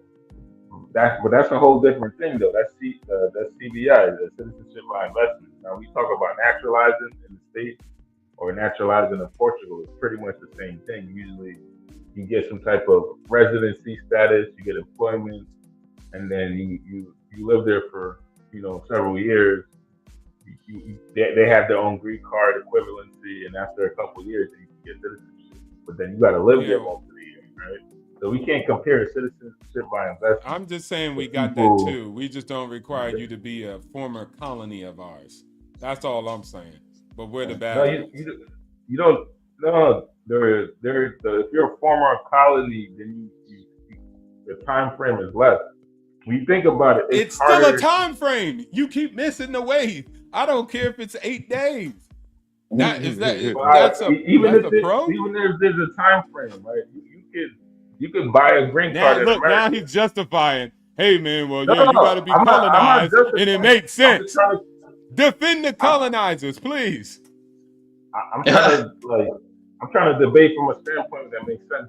I think we're overlooking what's actually matters. The time frame is the time frame that they put on it, but the real thing is, if you look at the equivalent of what the U.S. has, it's far more expensive. It's far more what? I'm sorry. Expensive? Expensive. Yeah, it's $5 million. I mean, you could go to hold on. I'd rather pay $5 million than get colonized, but that's just me. Maybe getting colonized is cheaper. You're right.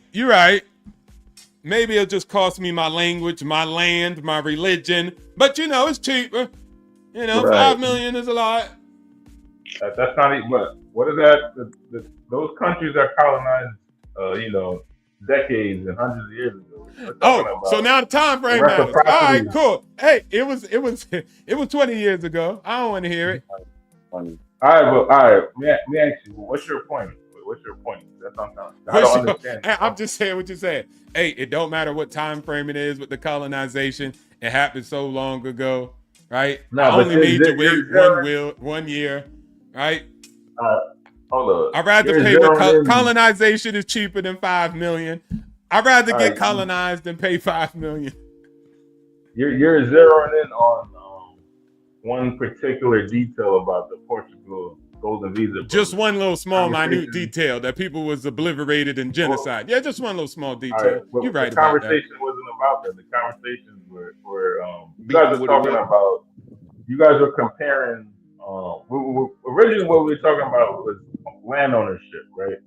And we were talking about how if you get Cambodian citizenship, you can get land ownership, and there's a pathway through their My Second Home visa programs that allows you to get citizenship. And I also talked about the citizenship path that you could take in Thailand in order to get citizenship there and on land. Then I was comparing that to the Portugal investment golden visa scheme. So the original conversation was just about how you can own land in these countries and how you can get citizenship in these countries. That whole piece about colonization had nothing really to do with the basis of the conversation. You know what I'm saying? But it's a good way to derail the conversation away from what the actual point of the conversation was about. And that's kind of what I was trying to say. Like if we could focus on what we're, and then Ronan kind of compared, because I guess the citizenship thing or the birthright citizenship thing is a big topic of debate nowadays within amongst U.S. citizens, because people are coming to America and having babies and they get automatic citizenship, and that's something that's only allowed in about 34 countries or not. Brazil, I didn't know on whether it's by blood or by that's a point of contention for many people, and I can understand that.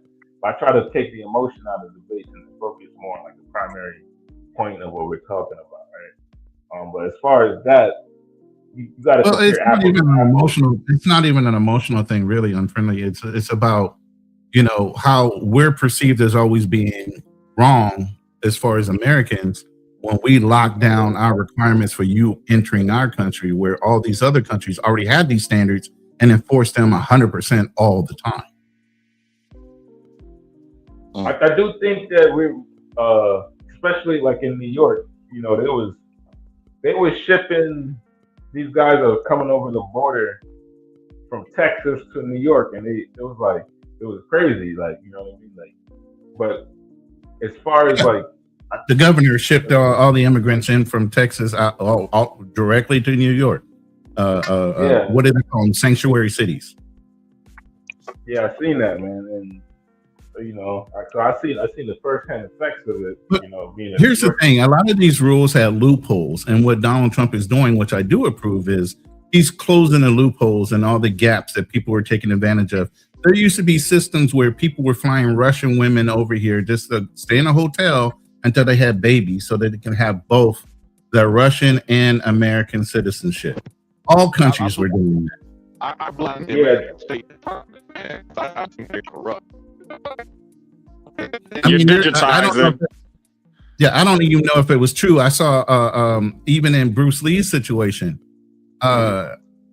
he had a birth certificate. It was basically American. His mom came over and had him and went back. Yeah, that's the thing that they were doing in China, like wealthy Chinese. Yeah. They would go have babies in America and go back to China. Exactly. We can't do that to them. We can't do that to them. Yeah, we're having issues with it's not Russian women, but you know, Phoenix is. I don't know what I'm about saying now, is but the immigration policies had so many holes in it. People I were know what you mean. basically leveraging it against us in order to take advantage of the system. So when all those gaps started getting closed, all of a sudden the government looks like they're being assholes to the global community when these are known exploited holes that they were taking advantage of. And then utilizing our system, our tax dollars for people that weren't necessarily taxpayers. That's the problem. What's the solution to this problem? To me, the best solution is limit how many people can actually immigrate into the country per year and make sure they go through a stringent requirement that if they're coming here for legitimate reasons and they're going to be loyal to the country. You got so many immigrants in here that still aren't even loyal to the United States. They still flying flags and got their own principles. You had a whole senator but literally walk into the house or whatever in an Israeli uniform. Come on now, where's your loyalty at? You got Somalis that are in the government. You got all kind of people that are in the government are loyal to their countries first, not the United States. But you're claiming to be a citizen of the United States? Nah. You're here. You might have been born here, first generation, but you still loyal to your homeland, not the United States. What is the first part of you committing to the United States? Swearing loyalty to the country. All right, my question, don't they have some type of quota system already? I know. Nope. Yes, there is a quota system. Is it being followed is the question. Was it? But that's where I'm saying what I would do as far as a solution. I think the U.S. State Department needs to be investigated. You know, the reason I say that, kind of going to what Ronan was talking about, where they were flying in Russian women. We didn't have that. We didn't have Russian women here, but they're flying in women from Thailand. That work a lot of them all the time. I mean, your connection, Darnell, your connection. You need to walk closer to your internet connection because you're starting to talk like you're underwater. You're warbling badly. Oh, my bad. Is it getting better? No, not yet. Hold on. How about now? That's a lot. Yeah, it's getting better now. My bad. I was outside smoking a cigarette, but what I was saying, to go to Ronan's point, when he was talking about Russian women, you know, being flown in the country, you know, here in Phoenix, we didn't have Russian women, but we had women from Thailand being flown in. Thing is, they had legitimate, you know, they were being trafficked, but they had legitimate paperwork to be here. Like, they were here legit, you know, but some kind of way, you know, how were they getting legitimate visas to be here and stuff like that, you know? And a lot of them came over on tourist visas. Saying you're over on a tourist visa is a legitimate reason, but you came over on a tourist visa in your ninth month. You get what I'm saying? Knowing that you give it to give birth. I'm saying my situation I brought up, not the one you're bringing up. Not the one you're bringing up, but my situation is they literally came over in their 8th and 9th month on a tourist visa just to have children. Mm-hmm. I don't think airlines allow you to travel if you're that pregnant. I think is that illegal? They're not policing people like that, bro. I did hear something about that. Like, if you're pregnant, because they. No, I have never seen, and I've been married twice with pregnant wives. They are never asked her, how many months are you to fly? That's between her and her doctor. You heard of HIPAA? They can't ask that question. Okay. This is why I say sometimes, you know, we be sitting in the... Oh, go ahead.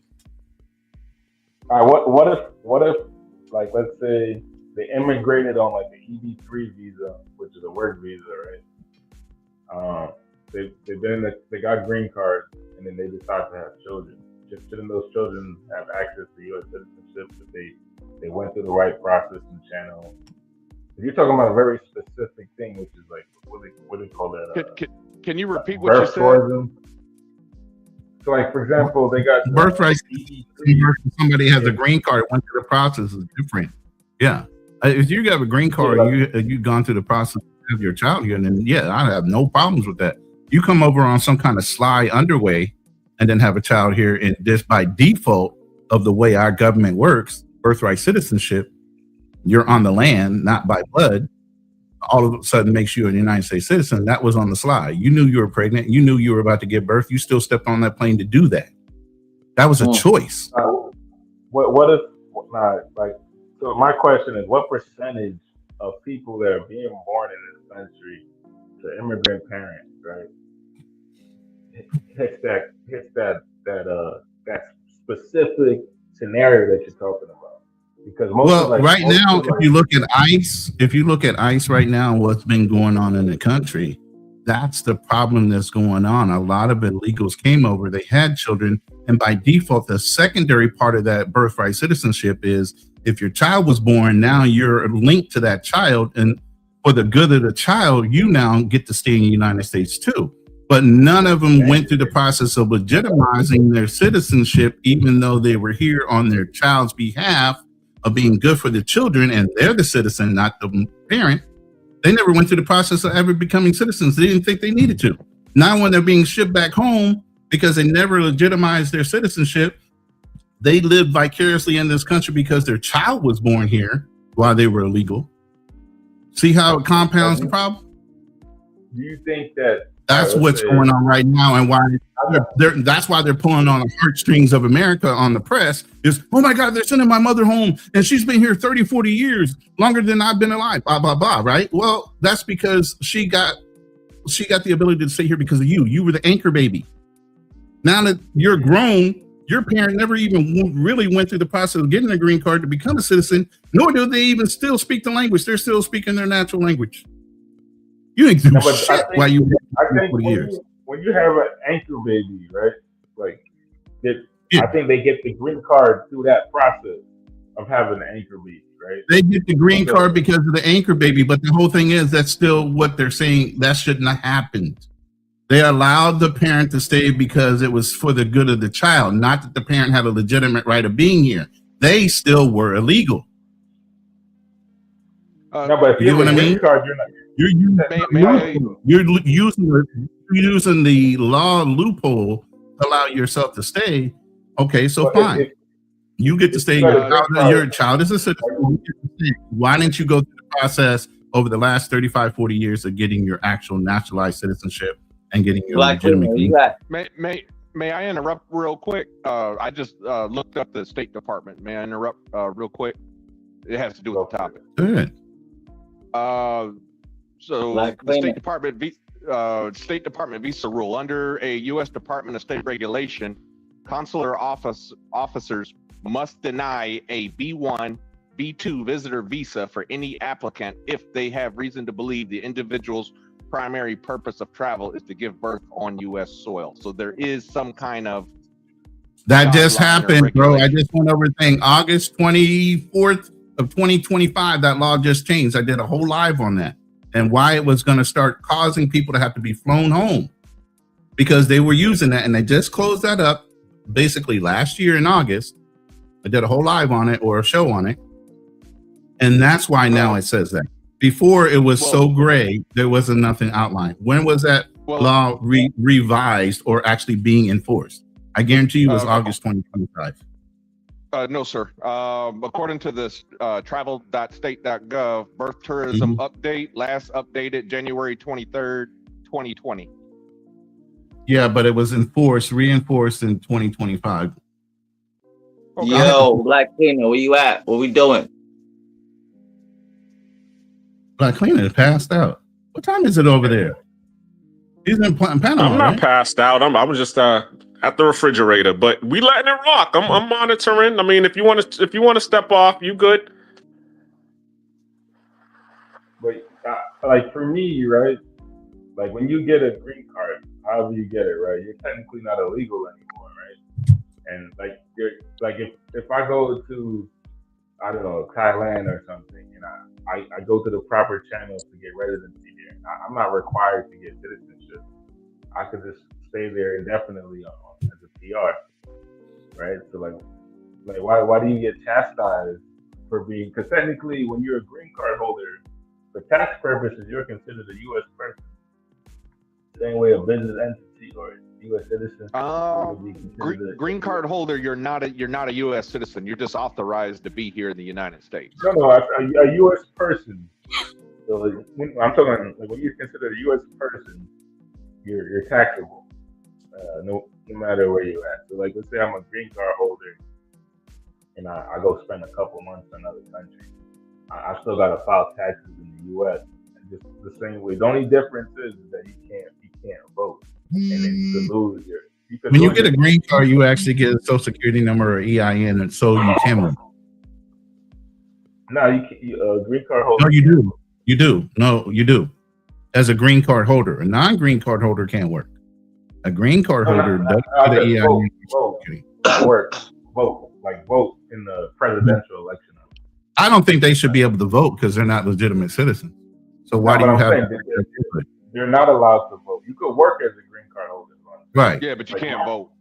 You can't vote. You should be able to. Yeah. So, like for example, like my parents are immigrants. So I was born in Queens, in New York, right? Mm-hmm. My mom's from the UK. My father's from Jamaica, right? Okay. My mom, she got her bachelor's degree in America. She got her master's degree in America. She's worked in, the medical system across several different hospitals in the New York City region. And she just recently got her citizenship, maybe like 5 years ago. Congratulations to her. She's been in the States since the 80s or whatever, right? So my thing is though, is like, why would she get chastised when she's a model, quote unquote citizen? And I mean, the only reason why she went ahead and got her U.S. citizenship because we seen what was going on with ICE. You know what I mean? Yeah. So it's almost like you're kind of forced to just to protect yourself from these fucking bandits. Excuse my language, but like it's like there are plenty of green card holders that add value to the American society, and then like a lot of these immigrants are doing jobs that Americans don't want to do, and I don't think they're actually like. And when it comes to like professional work, there's a limit on how many visas they can give. I forgot the name of it, but I know it's like a hard set 50,000 visas per year limit. You know what I mean? So like a lot of people say that immigrants are taking the U.S. citizen jobs, and like I just don't see it. But wait, hold on. We can do you.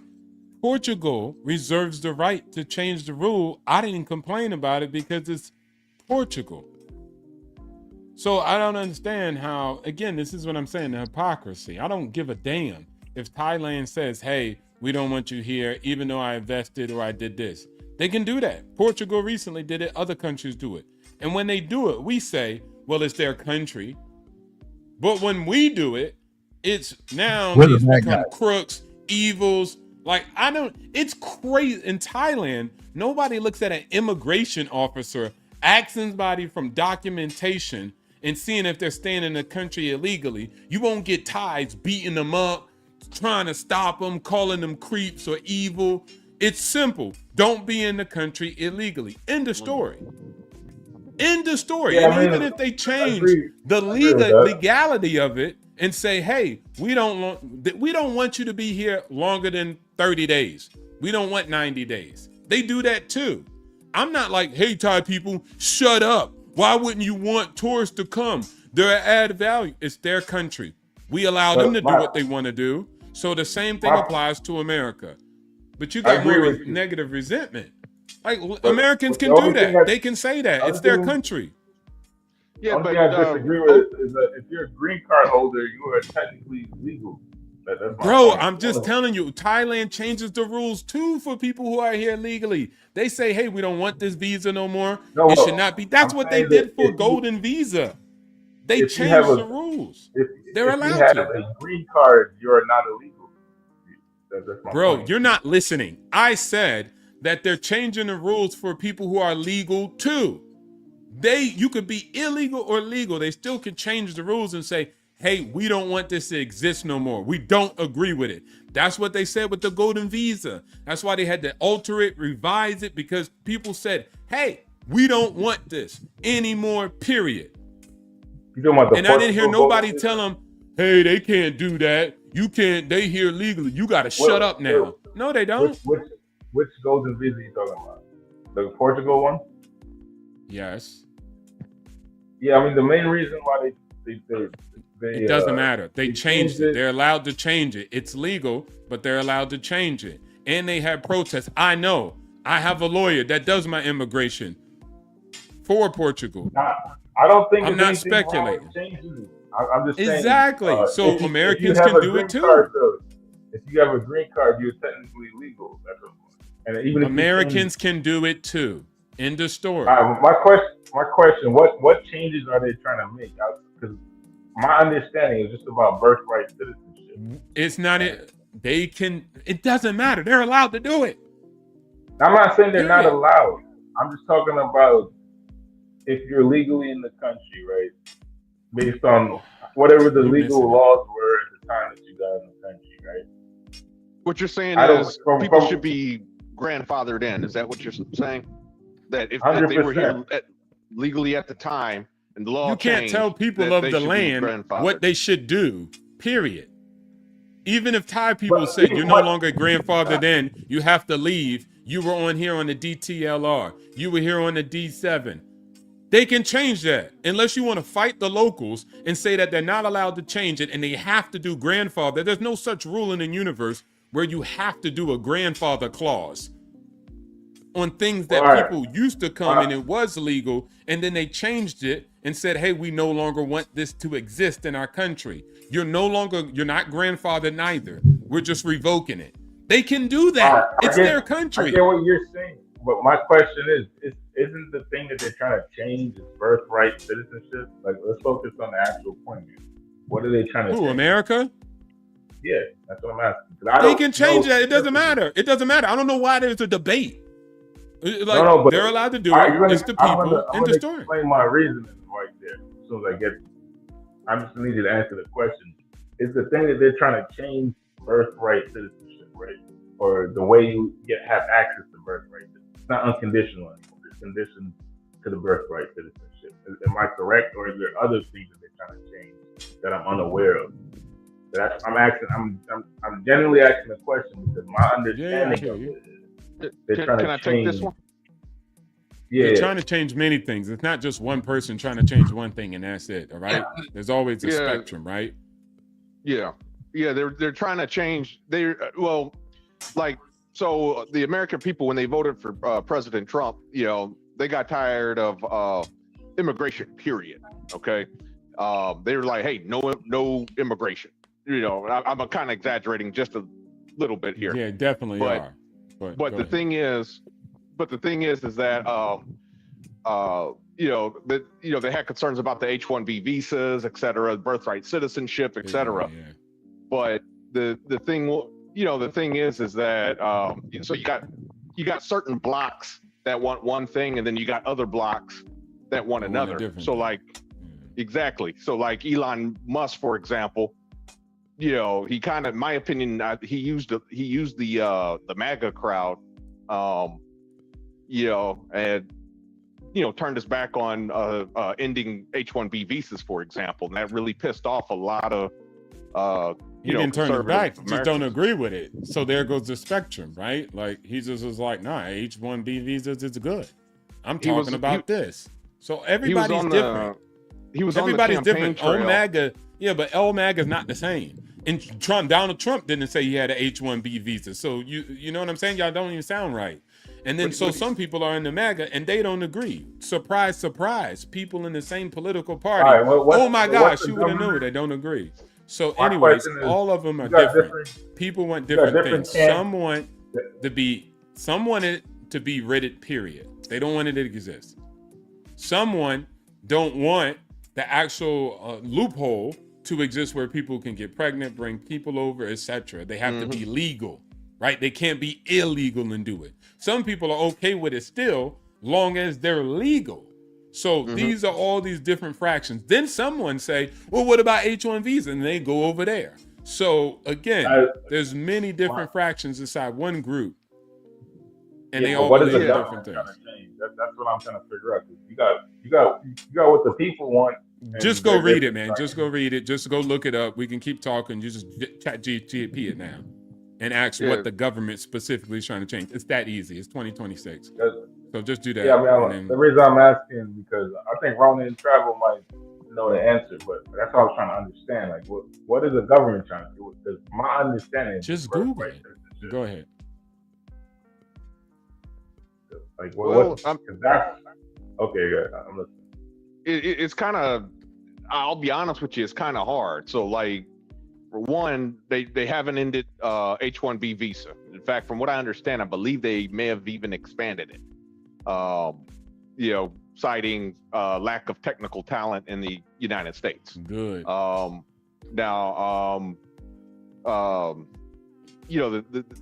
thing is that I don't know if anybody remembers a few years ago, or actually no, I think it was just last year, but President Trump, it was last year. President Trump, he brought over people from South Africa, claiming they were refugees. There's a lot of, there were whites from South Africa claiming that they were being persecuted because they were white. No one complained about that immigration. So this is just my opinion. I do believe that's not true. Well, okay, the liberal media. I'm talking on the conservative. I'm talking on the conservative right. They weren't complaining about white South Africans coming over here. No, because it was only like 2%, but that would be stupid. But go ahead. Yeah, in my opinion, I do believe it has more to do with non-white immigration. Even President Trump has been quoted as saying he wants to see more immigrants from European nations like Scandinavia. And not shithole countries. Yeah, we understand. And surprise, most of the people that are there for the years have been brown and black. So the insinuation that there's some kind of corruption or whatever the fuck you want to insinuate, most of the immigrants that came here have been brown and black. That's like 80%. Yeah, but so racist America for over decades have been immigrating black and brown immigrants. Y'all sound crazy. That's all I'm saying. Y'all sound crazy. Y'all be trying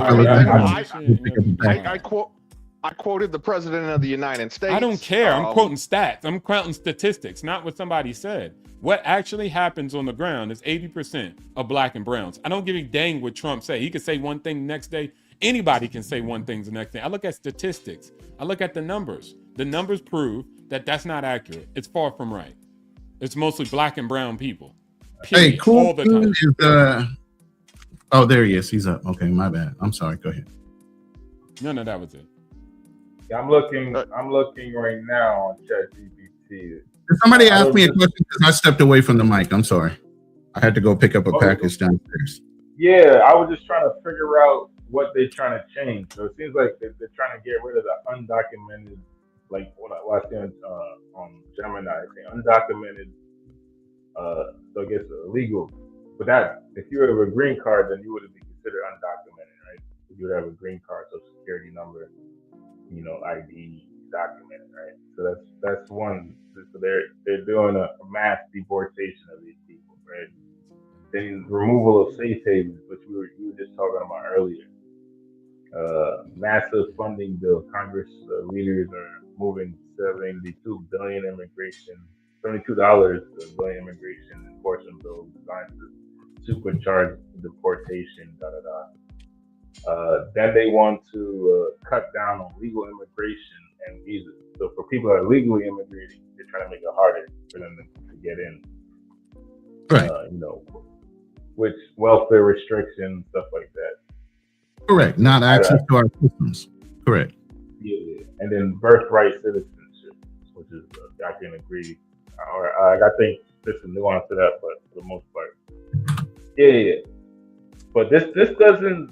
I wouldn't say this affects like the immigrants that I'm talking about specifically because they're documented. So I guess what I'm saying is like, if you have a green card, you shouldn't be chastised. I guess that's what I'm getting at. Like, no, if you have a green card, you're documented. Tell anybody that. Yeah. Go tell Portugal the same thing. Go tell Thailand the same thing. Go tell any country that. Because people do it. It's not an American specific thing. So I just say the world shouldn't chastise people. Exactly. The world shouldn't chastise people that do have the appropriate immigration. Okay. Well, I don't think we should. Mexico does that too. So there we go. I don't think we should be concerned with other countries. That's immigration policies. That's stupid because they're in the world. They're in the world too. Why wouldn't we consider them too? You acting like our situation is unique. You act like our situation is different. It's not different. This is why your life looks like the way it looks like. That's all I'm saying. You're not Here we go. Going off, derailing the conversation. You're missing. Derailing the conversation. How do you subtract the entire word? And you're missing the point. Come on now. Can't we all get along? Come on. I now chimed in the too. Entire planet. Real talk with Nate every Monday at 8 o'clock. Please like and subscribe, people. You guys are getting a little heated. Don't stop. Let's go.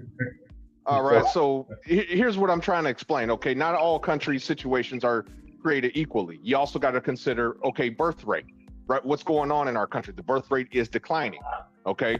So in other words, our social security system, for example, in the future, there's going to be less and less workers, to fund the older generation. We're going to have a problem funding social security. Even, our government has come out and said Social Security, I believe, is supposed to run out of money 2032 or somewhere in there. So what do you do if you have strict immigration policies? Because say Portugal, since we brought up Portugal, has strict immigration policies. I would say that's kind of stupid because hey, we need people to come here, work, and to pay into the system. You have countries like Japan, for example, that have they've already had a declining birth rate for decades, and they have the oldest population. Portugal actually doesn't have strict immigration policies. I just use Portugal as an example. Yeah. I just used it as an example. Just it could be any country, but I get your point. You're saying that these immigrants are not all bad. Or bringing people in is not necessarily a bad thing because they can pay taxes and add to the Social Security fund that's funding our elderly population. I mean, illegals right now paying $80 billion worth of taxes that they can never access. So, I mean, that's a good thing, but at the end of the day, just come in right. Oh, no. And that way you get the benefit from the system. Because they can't even benefit from the taxes that they pay, is what you're saying. So that's just exactly money for America. Yeah, that's good. Exactly. That sounds good. I don't care if people come or no. The world doesn't revolve around you, O2O. Exactly. That's what I'm about to say. But you need to be quiet and allow somebody else to speak. And you need to start winning in life so it can match what you're saying. But anyways, at the end of the day, I want to chime in, but I also wanted to bring Charlie Chan TV to the stage for the first time. He's on my panel. Salute. Yes, sir. Salute to you, Black Cleaner, and the panel, man. I see you over here doing your thing, man, and I had to pull up and support. Much appreciated to you. Much appreciated. I really appreciate it, man. Because and I'm always quoting you over here too, because I be always saying in this thing of ours, but I always give you the shout out because that's one of your favorite sayings. So salute for you being here. And if I may, man, I really mean that to the bottom of my heart, man. This thing of ours, bro. Just because people be like, oh, y'all guys only this, that, and the third. I say, listen, man, a lot of business deals are done on the golf course. A lot of business deals are done in gentlemen clubs. Why we can't be like-minded brothers that like to travel? So shout out to you and the panel. I appreciate it. Oh, yeah. Let me introduce, this is my cousin, Kool Keem. Kool Keem, this is a Charlie Chan. He's another brother that's is a part of this YouTube thing of ours that we do. He has his own channel, Charlie Chan TV. Check it out. He's always talking about this positive, business, relationships, everything. So, he's one of these people that I always, get on his lives and talk. So I just wanted to give him, all his blessings and salutes over here. My floor is your floor, mi casa is su casa. So however you want to do it, you do it. Salute. Respect. What's up, man? All right, so back to what we were saying. We got what the hell with Darnell. Oh, my apologies. Go ahead. No, I was saying, go ahead. What the hell, Darnell? Yeah, we got. I think this is the first time that I'm on a panel with Unfriendly, but shout out to you, bro. Like I said, we got what? Shout out to him. He just has some very unique ways of looking at things. We got OTO in the building. If you don't know, you won't know. Messing with good brother, you know what I mean? Shout out to OTO. We got one of the oracles, goddamn it. My apologies. We got one of the oracles, Ronan, in the building. So, man, shout out, man. It's like a family reunion over here, man. I feel right at home. So, thanks for extending the hand of gratitude, brother. Sure. Yeah, we're gonna spin the block a little bit. So let me let you get your input on the topic, which is brotherhood and building abroad. Do you think it's possible? And if so, what are we building here? What's your feedback on that? Oh, absolutely, man. That is a great title. We got some naysayers, but I'm a strong believer. I am where I am in this YouTube space, and I'm not even saying I'm extremely far, but where I am is because of this thing of ours. A lot of brothers have supported. We got brothers that I've met through the internet, like Ronan and OTO, that I consider to be good brothers in this space that is just like a treasure trove of knowledge, man. So we are already in the midst of building. We just got to dodge these naysayers and these player haters to complete what we got going on. I don't think it's just possible. I think we're in the middle of it. I mean, there's two brothers in Colombia that got together. I thought they was in war together. They met each other in Colombia and they built a hotel. I think that says a lot about the space. Facts. Facts, true that.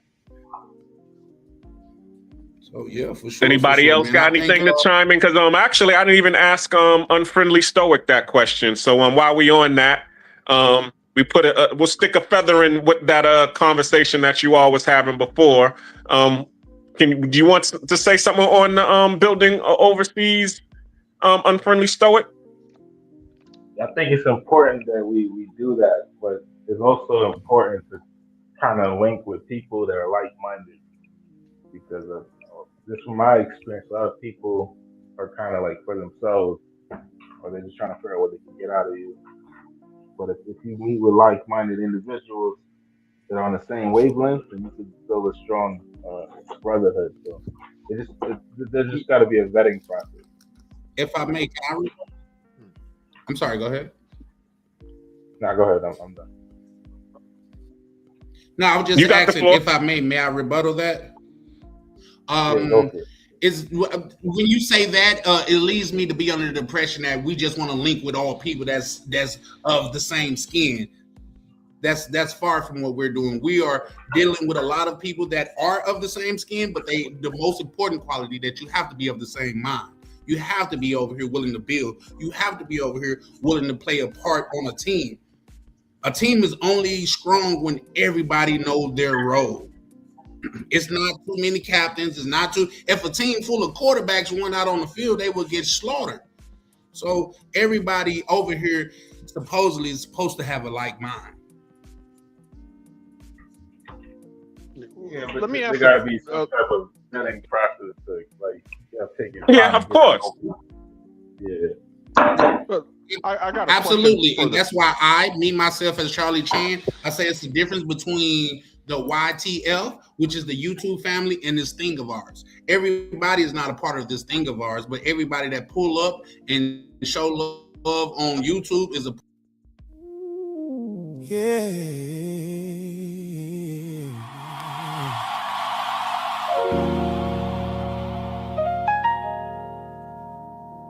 The Black Cleaner,